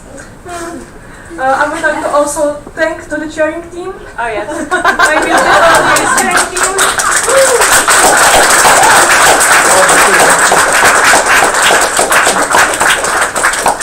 You were just great. I really enjoyed it, and I think this assembly at all, it was the best in my career. So thank you. You're welcome. Videos and the cheering team, it was just great.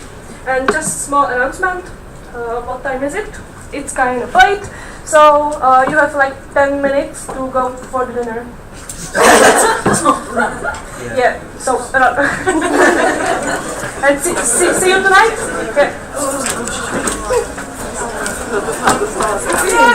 Yeah, this is